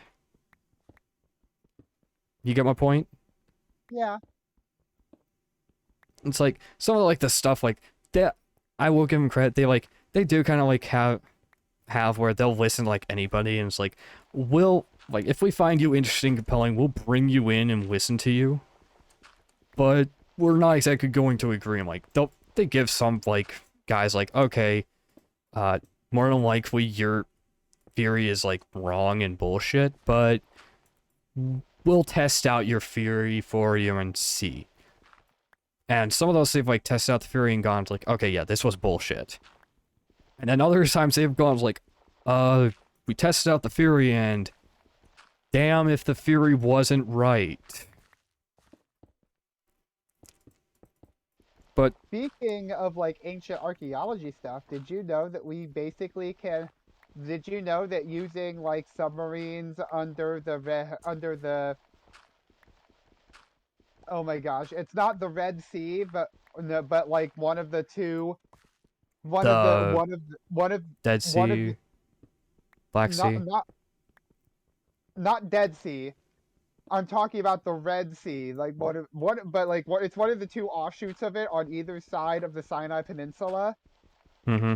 The one on the east side, a bunch of archaeologists explored it with submarines, and they found one segment off of one peninsula off into that sea where not only is the land smooth and flat and curves down gently so that it's super walkable if there's no water, but it's also covered in these coral formations that are obviously coated over old chariots.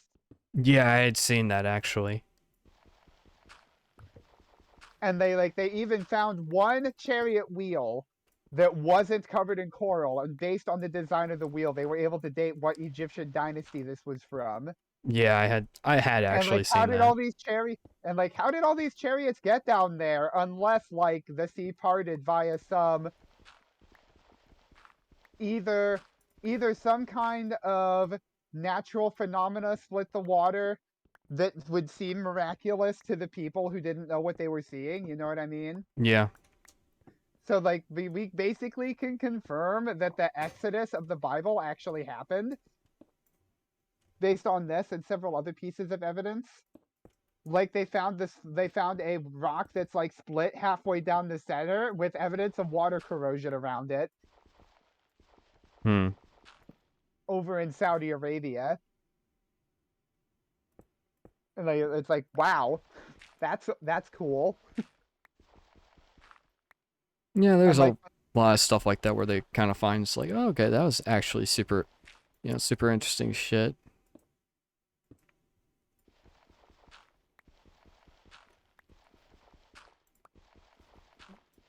there's a guy I watch on YouTube sometimes. He started out as like a War Thunder YouTuber and still does that occasionally. But he Mm-hmm. does a series about failed tanks and why they failed. But he has another series where like he looks at tank related meme templates or like images that circulate the web as meme templates and tries to find the origin of the images. And there are some of them that you would not believe. Not only are they totally real, but you can still find them to this day. Hmm. Like have you heard of the Tonk? No. It's a template that goes around the internet occasionally as like a cursed image of just like two road wheels with a tread and then a turret on top of it. What the fuck? But here's the thing, the Tonk is actually a real thing. It's part of a war memorial in an Italian village. Okay. And the other one, you may have seen the one that looks like there's a tank leaning over the edge of the ship, pointing its gun into the water. That's been used as Mm-hmm. a meme template. That one is from an image of, in like China, I think it was. They took a bunch of old tanks and dropped them down to the bottom of a river so that coral could use them as roots to grow a new coral reef. Interesting. And it was a photo that was just taken exactly the right time to look like that. Like watching that guy's stuff has been interesting. No, I'm sure it has been. Yeah.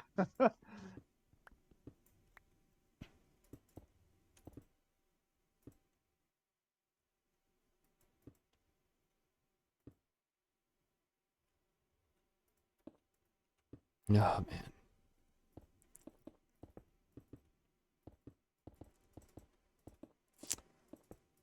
Oh jeez. Come on. Fill in, fill in, fill in. Fuck. Okay, let's get more stone. But yeah, there's like there's some super interesting stuff that, like they'll find. And it is interesting because they found like on Oak Island, like they found Mi'kmaq, which is one of the tribes. They found artifacts from that tribe on that island, and they pretty much went as like, okay. As far as we knew, this tribe never actually stepped foot on the island, or if they did, they never left any, remnants that they had. So they pretty much went as like, okay, yep, this is interesting. They of course, had to call it into the government that they had found, First Nations artifacts. Only for them to actually proceed to then get shut down. Like there like certain areas like pretty much became like, okay, we've been asked by, the tribe not to dig at, around there, and pretty much big areas like the island became undiggable because of worry of disturbing those artifacts, because they have to have, archaeologists from the tribe deal with the artifacts, like deal with the digging around the artifacts, like all that. So it pretty much became like one of those things of, and suddenly major parts of like the island operation were shut down. Yeah. That reminds me of another one. I was back when I was like in the hospital post appendectomy in Cody, Wyoming. There Mm-hmm. was a show I would watch occasionally on Science Channel that was like, "What on Earth is that?" I think was the title of the show, and it was Oh, basically one or if I they know would exactly use, what you're talking about. yeah, where they would have a satellite image of something Yep. that was weird or bizarre, and they'd investigate it. What on earth? Yeah, I know exactly what you're talking about. My dad watches the hell out of that show. It's Well, called there What was on one, Earth. yeah, that's the one. So I did get the title right. Yes. So So there was this one episode. Maybe you've seen this one, but I'm just gonna keep telling the story for the viewers. But they found that if you take a satellite image of this one national park in like southwestern Spain, like it's like halfway between Gibraltar and Portugal. There's this one spot in that one national park where the hills form concentric rings with Hmm. straight valleys or like right at a right angle. Interesting. And when they investigated the area, now because it's a national park, they weren't allowed to dig it up. But when archaeologists investigated the area, they found pieces of pottery just laying all over the surface. Just pieces of broken pottery. Interesting. Now here's what's really fascinating about that. You know the whole story of Atlantis? Yeah. If that here's the thing, if that place is actually where like if there's actually a buried city there, it matches the mythical layout of Atlantis.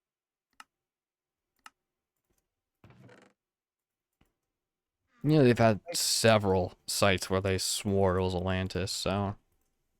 I mean, this one seems like the most convincing one to me. Am I saying it's Atlantis? Look up Eye No. of the Sahara Okay. then. You'll get a fucking interesting laugh out of that one, Eye of the Sahara. The Eye of the Sahara. Hmm. That's another one of the sites where some people have been saying it could potentially be Atlantis because it matches some of the descriptions where apparently around the eye you'll get salt water if you dig a well. But in the exact middle of it, if you were to dig a well, like if you dig a well and they have apparently it has been done, you get fresh water. Huh. So, you've had some people theorizing, well, that could be the mythical Atlantis. I think both these sites, it'd be really cool to get both these sites investigated, but like, I'm not about to advocate that you go digging up a national park for Yeah, the one in exactly. Spain. Exactly. Don't break laws, people. We Yeah. are not advocating for you to break laws. We are just talking about interesting things. Yep. All right, We're that just should cover our talking. asses. Yep. We're just talking. We are just talking about things that we find interesting. Yep, that should be enough to cover our asses. Yeah, I'm not advocating for us to like go dig up a national park or anything, but it would be super cool if like if there's some kind of imaging technology, like if they Yes, could scan that area with like some kind of LiDAR. underground imaging technology. Most stuff you'd use like that is called LiDAR. LiDAR. That's it, because like I remember the Mythbusters used LiDAR in Giant Stadium To find to Hoffa's body, I to remember try and that. find Jimmy Hoffa, yeah. Yeah, they never did. There's two possibilities there. One, he's not there, which is what I lean toward. Or two, he is there, he's just not at any of the three supposed mythical sites. Yeah, honestly, what I truly thought is, like like this is like something my family has actually talked about. Like if Hoffa is in fact, you know, pretty much like Hoffa's dead, and we kind of figure is like his body's probably not at that stadium. His body was probably thrown into an ocean or something. It's like his body Yeah. definitely was in the water. Like my dad actually put it as like, guy got fitted for a concrete overcoat and concrete shoe. He most definitely would not have been at that stadium. So the question is, where did the story come from that he was buried there? Misdirection potentially. There's also the fact that Misdirection. So if I've got you right here, correct me if I'm wrong, but you're suggesting by when you simply say misdirection, you're simply saying that maybe somebody who was involved with the killing started propagating the story quietly to throw people off of the actual trail. potentially there's also the fact that apparently they kept when they were building Giant Stadium, they kept finding bodies. Uh, so the mob kept disposing of bodies in the concrete. So it pretty much became like one of those things like they just after so many bodies just went fuck it, we're already over time. We need to get this thing constructed now. And so they pretty much stopped reporting if they found any bodies and would just like Bodies in the bury them. construction site. When you say that, it reminds me of this one episode of Fullmetal Alchemist that's just kind of it's not a major plot thing. It's just kind of there to be a whimsical break from the seriousness. Mm-hmm. But there's this one episode that like follows the military group. They're building a warehouse, and one of the construction workers finds a bone and it freaks out because they think they found some kind of cursed Indian burial ground. And so they start excavating it, and they've every day that they go to build, they find more bones. And then the colonel himself comes out to like oversee it and see what's going on. They bring him more bones, and just as he's about to say to stop digging, he sees the dog come by with a chicken bone and bury it. uh, but Talk about military time wasted. but yeah, pretty much they would like come back the next day and they would find like a new dead body had been thrown into the concrete type situation. So there was like all sorts of shit going on. So it's like it's potentially possible that someone who was involved with the killing of Hoffa pretty much kind of knew that information, and then when it's like fuck it, he probably lied about it because just throwing them off the fucking trail. Is it weird that sometimes I enjoy listening to conspiracy theories? And like, no, I don't No, mean not like at all. I don't mean like the ancient alien conspiracy theories. That's nonsense. I'm talking about the stuff where people talk about the CIA orchestrating the assassinations of Martin Luther King Jr. or JFK. Oh That gosh, kind you of haven't heard about conspiracy like my theory. family's opinion on the JFK one is like, well, like my family's kind of like 100% convinced like, yeah, they definitely had a hand in that because, d- Um, you know, this one YouTuber Storm follows Wendigoon oh did a yeah, no, he really sent me really the stuff for that. yeah, But he did a really good video covering everything about it. yeah, like this how people say like, oh, there was a second bullet and it hit like the like this Yeah, the was the curb. yeah. My family actually has pictures of that bullet. We actually have pictures of the bullet holes in that curb. The bullet holes Oh, that never should have yeah. fucking existed because there never was more than a single shot, apparently. Yeah. We have And pictures, isn't like family there pictures of that. and like isn't there a thing? Isn't there also like something about how that those bullet holes couldn't have existed from where Lee Harvey Oswald was shooting from? Correct. Lee Harvey If I remember. Oswald could not have shot those bullets for the second one that was in the curb. For the bullet holes that were in the curb, Lee Harvey Oswald could not have shot those bullets. It was fucking So yeah. physically impossible. So so like Lee Harvey Oswald wasn't alone in it, most certainly. Oh The yeah, most question is, was certainly. it a CIA op? There's a Because that's the conspiracy theory, is that it was a CIA op. well, my kind of attitude is Lee Harvey Oswald. He was a former Marine, Yeah. and it's like it's like I could see maybe a former Marine, working with the enemy, but at the same time, like I don't know. From what I know, if he was gonna be a major problem, and like if there was like any sort of worry, like how they later supposedly said he had connections to the Soviets, like how the fuck would that have not been noticed? How the fuck would nobody have ever gone and checked in on him? The Secret Service definitely would have fucking done that. It's like Yeah. there are so many like fucking gaps in that story. And like my mom even goes that was it Robert Kennedy?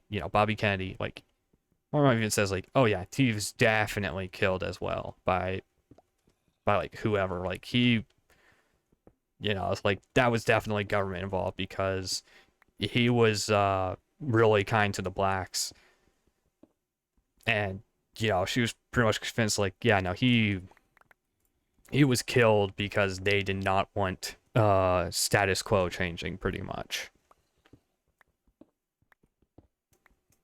There's a lot of that sort of shit. Let's say put a disclaimer here. That's the theory at least. Yes, that's a theory that my mother has. That's what her belief Yeah. is. Disclaimer, we're talking conspiracies. These are just conspiracies. These are theories. These are, there's no proof that any of this is true. There we go.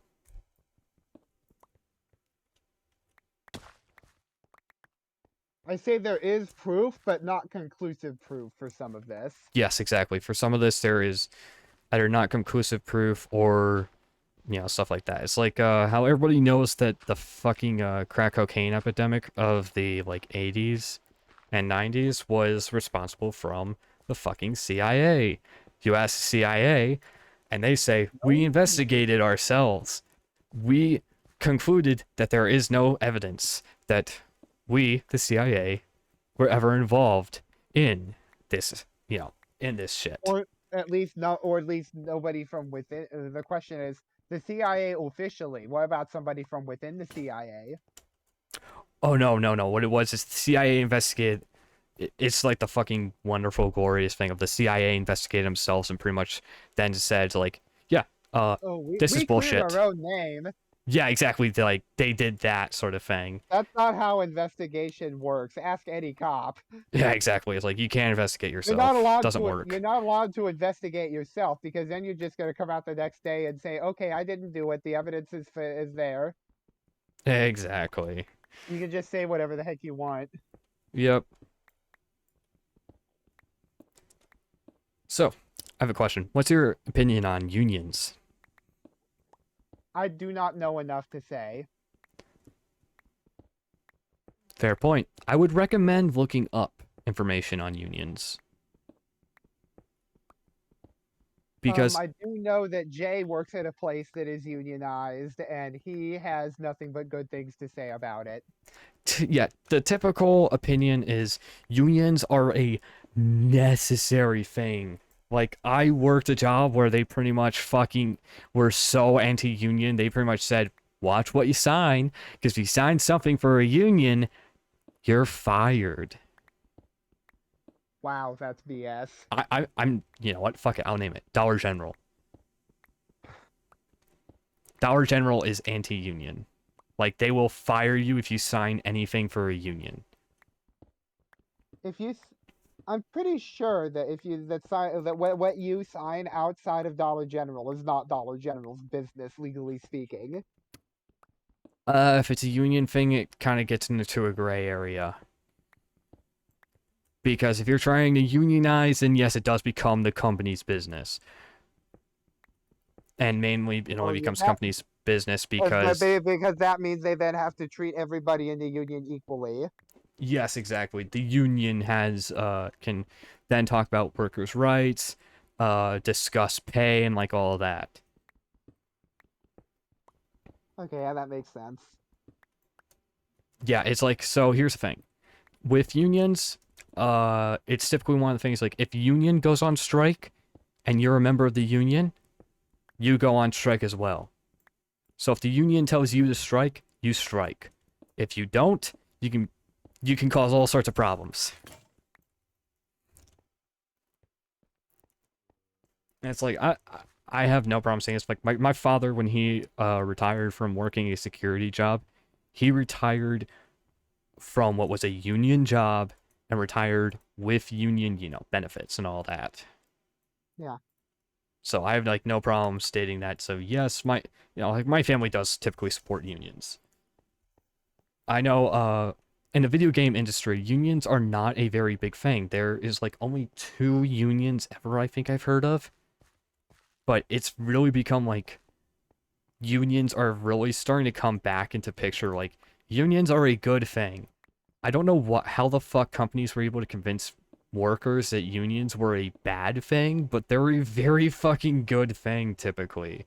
Yeah. Yes, are there unions that are corrupt and are actually worse for you? Yes.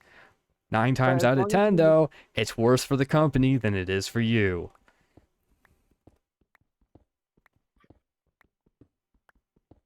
Yeah, I cannot really speak on the subject because I don't have experience or knowledge in it. So, That's a fair that's a fair thing. You recognize that, so you're not speaking on it. That's a fair thing. I'm not even going to argue that point with you. yeah. But it It's is like, one of those things like I would look up if I were you, just so you would have an understanding of yeah. this sort of thing. So you can understand like why some people advocate for unions and why others advocate against. Because Yeah. it is a very interesting thing because what is it? Dropkick Murphys have a song that literally said, I think it's like, which side are you on? Like they literally call out, which side are you on?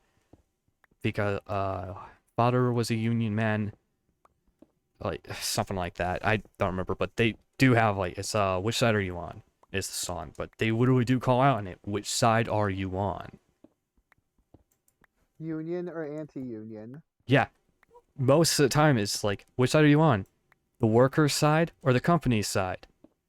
Because if you look in history, companies are very anti-union because the union has typically protected the worker. Yeah. So a lot of companies are very anti-union. Like look at Amazon. Amazon and a lot of big companies have done everything in their fucking efforts to do union busting. Like most companies will literally like do that nowadays. I've noticed like they try on purpose to like go, it's like, you signed something with a union, you're out of a job.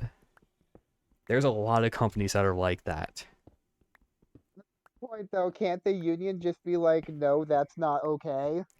Oh, there comes into a thing of how many employees at the company are unionized, what departments are unionized, and the company can force a company-wide vote on whether to accept said union or not. Yes, companies have been known to actually fucking do this. Like, my most recent example for that is Activision Blizzard. They actually fucking did that. They've made a company-wide vote to just disband a union entirely. No, about recognizing said union. The people put, Uh, the Ravensoft QA testers put forth union thing, and they did everything in their efforts to break it. It did not break. It has actually stood, and the entire company voted in recognition of them. But they like did everything they could. Like, oh, you're a non-union QA tester for Ravensoft. Let me just go ahead and increase your pay because you're not a union man. Like they did everything in their fucking efforts to union yeah. bust. It's like if you've ever heard of the Pinkertons, they were very well known for being employed as union busters back in the day. Like they were really fucking harsh with the way they would union bust. Like they had no problem killing people for it. It's like there's like so much like stuff like I see like you see like companies saying, "Oh, we want to make a town," like all that. Have you seen that? Oh, I've heard of stuff like that. Bad idea. I saw a Wendigoon video about Fordlandia. Oh God. That one time Henry Ford tried to build a town in the middle of the Amazon jungle. Yeah. But company towns are a bad idea. Like look at the history of Virginia and West Virginia. They have all Yep. sorts of things like that. I know 16 exactly. Now that you say tons. Virginia, I know exactly what you're talking about. Yeah, like look up the song 16 tons. Peter, don't you call me because I can't go. I owe my soul to the company store. Like that was how the fuck they ran their shit. Like you became so indebted to them that you may as well have sold your soul to the devil. And it was like just there's like so much shit. It's like people don't fucking remember history. We have covered up so Yep. much history that's like if anybody actually knew their fucking history nowadays, they would know how stupid so much of the shit that our companies do are. Not just companies, but governments, world leaders. True. That is true. It's like I am something of like I'm not good. I'm not super good at like internal domestic affairs history, but I'm a military history buff, a kind of world history buff, if you will. And Mm-hmm. so, and like you, I'm sure you already knew that about me, but Yes. saying for the audience's sake that is like there are so many signs and red flags I've seen with certain candidates just because I know my history. Mm-hmm. But yeah, there's just it's like anybody who has studied history knows that company uh towns are the worst fucking thing you can ever have. Because when the company owns everything, it's like, how do I put it? When the company owns where you shop, they own where you work, they own your house, they own everything about your life. And It if you has get never fired, ended you're out well of in history. everything. What's that? And that basically, if they own, so it's like, cause like in a company town is basically you work there, they own where you work, they own where you shop, they own your home, and if you get fired, you're out of all of that. Yep. Oh, and some of those company towns, they would produce their own currency.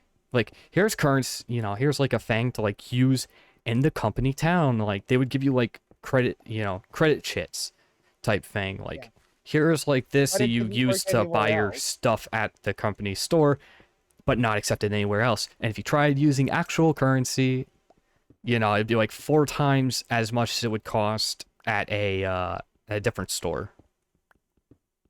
So Yep. they would it was a very insidious thing. And this is It was like, almost like a cult. yeah, well, people forget that like we now use kind of like redneck as like a bit of an insult.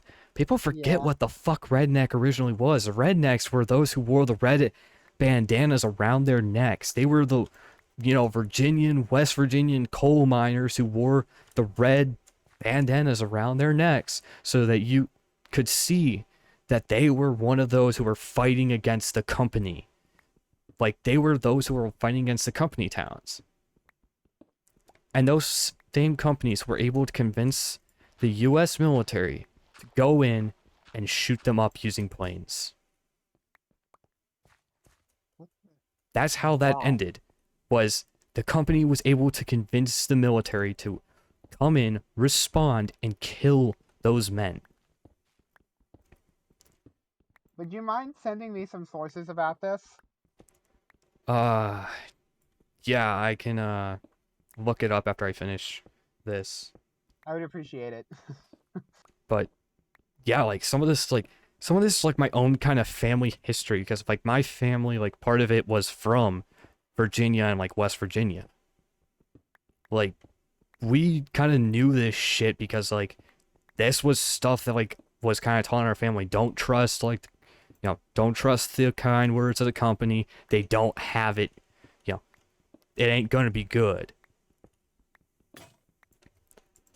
But yeah, it was all sorts of things like that. There's all sorts of like kind of colloquial wisdom that my family kind of picked up and preserved. And I also came from a military family, so we picked up all sorts of other stuff as well from all sorts of cultures. But we've kind of like, traveled the world. Families kind of like my parents when they were young. They traveled the world, they saw the world, and they kind of understood like, here's how the world works. It's not a good and kind world. Yeah. There's what's one of the other things that there's like a lot of like history like that's just not taught.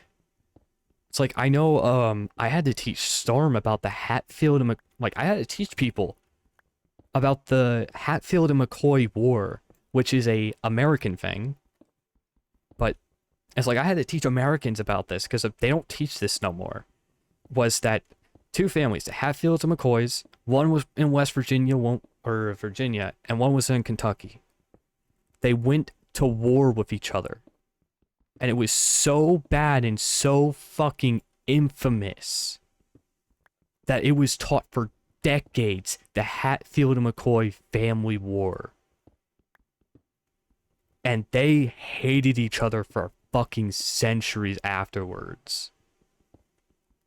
Like, that, like, shit, there was like a Family Feud episode with the Hatfields and McCoys. Like, this was something that was like super well known, super taught back in the day, but just isn't taught nowadays. Is that two families in the U.S. went to war, and just like around the Civil War. But it was so fucking weird. Like, you can actually look up, like, the History Channel actually made a documentary series about the Hatfield McCoy War because it was that kind of like major. Like, I remember it was like so bad, like even the fucking government had to like intercede because the two families were literally butchering each other. Dang. And this is like something I know because this was family history. Like, we are related to like one of those families. I don't fucking remember what family it is. I always forget. But this, like, shit, this was family history. So, like, we were, like, here's the stuff that we're taught because it's family history. But there's, like, so much of that stuff that I have. That's, like, I know it because it was family history or was taught back in the day, but is no longer taught. So my parents, because I was homeschooled, taught me this stuff. That's not taught in schools anymore, You see, but like was that's taught. why you have to be thankful for homeschoolers, and that's why a lot of states are unfriendly to homeschoolers. Exactly, because they get taught a lot of information about, that's not considered uh good information anymore. Is not taught anymore. It's not good because it would turn them against you. Exactly. Well, here's the thing. Schools are made. The very purpose of schools. They're made to make so that you would think a certain way. So you would then go and get a factory job, and you would already be used to how you needed to act for the factory job. Schools have Yep. never adapted past that. Yeah, the story Storm told me about his high school basically confirmed what you just said. They're trying to brainwash you for a certain type of thing. Yeah, let's not even talk about how bad the school systems are in our city. Like, they're not good. While I don't have personal experience with them, I have indirect experience through stuff that Storm and others have told me. Yeah, there's a lot of bad shit. But yeah, I'm gonna finish these potatoes and then I'll end this stream. Actually, I'll go ahead and end the stream about now. But yeah, Yeah. that's kind of our little rants over. Uh Yeah. yeah. Even though I don't know about some of the stuff you were just talking about, but at the same time, like I'm not doubting you either. Yeah, I will send you some of the links so that you can check it out. All right. Yeah, that'd be appreciated. Yep, Thank you for Thank you for having me, Jin. Yep, I have had fun. This was a good stream. Thank you for joining me, X. Thank you for having me. All right, I will see everybody next stream. Have a good day, a good night, a good whatever, and I shall see you in the next stream. Goodbye, everybody. Have a nice night.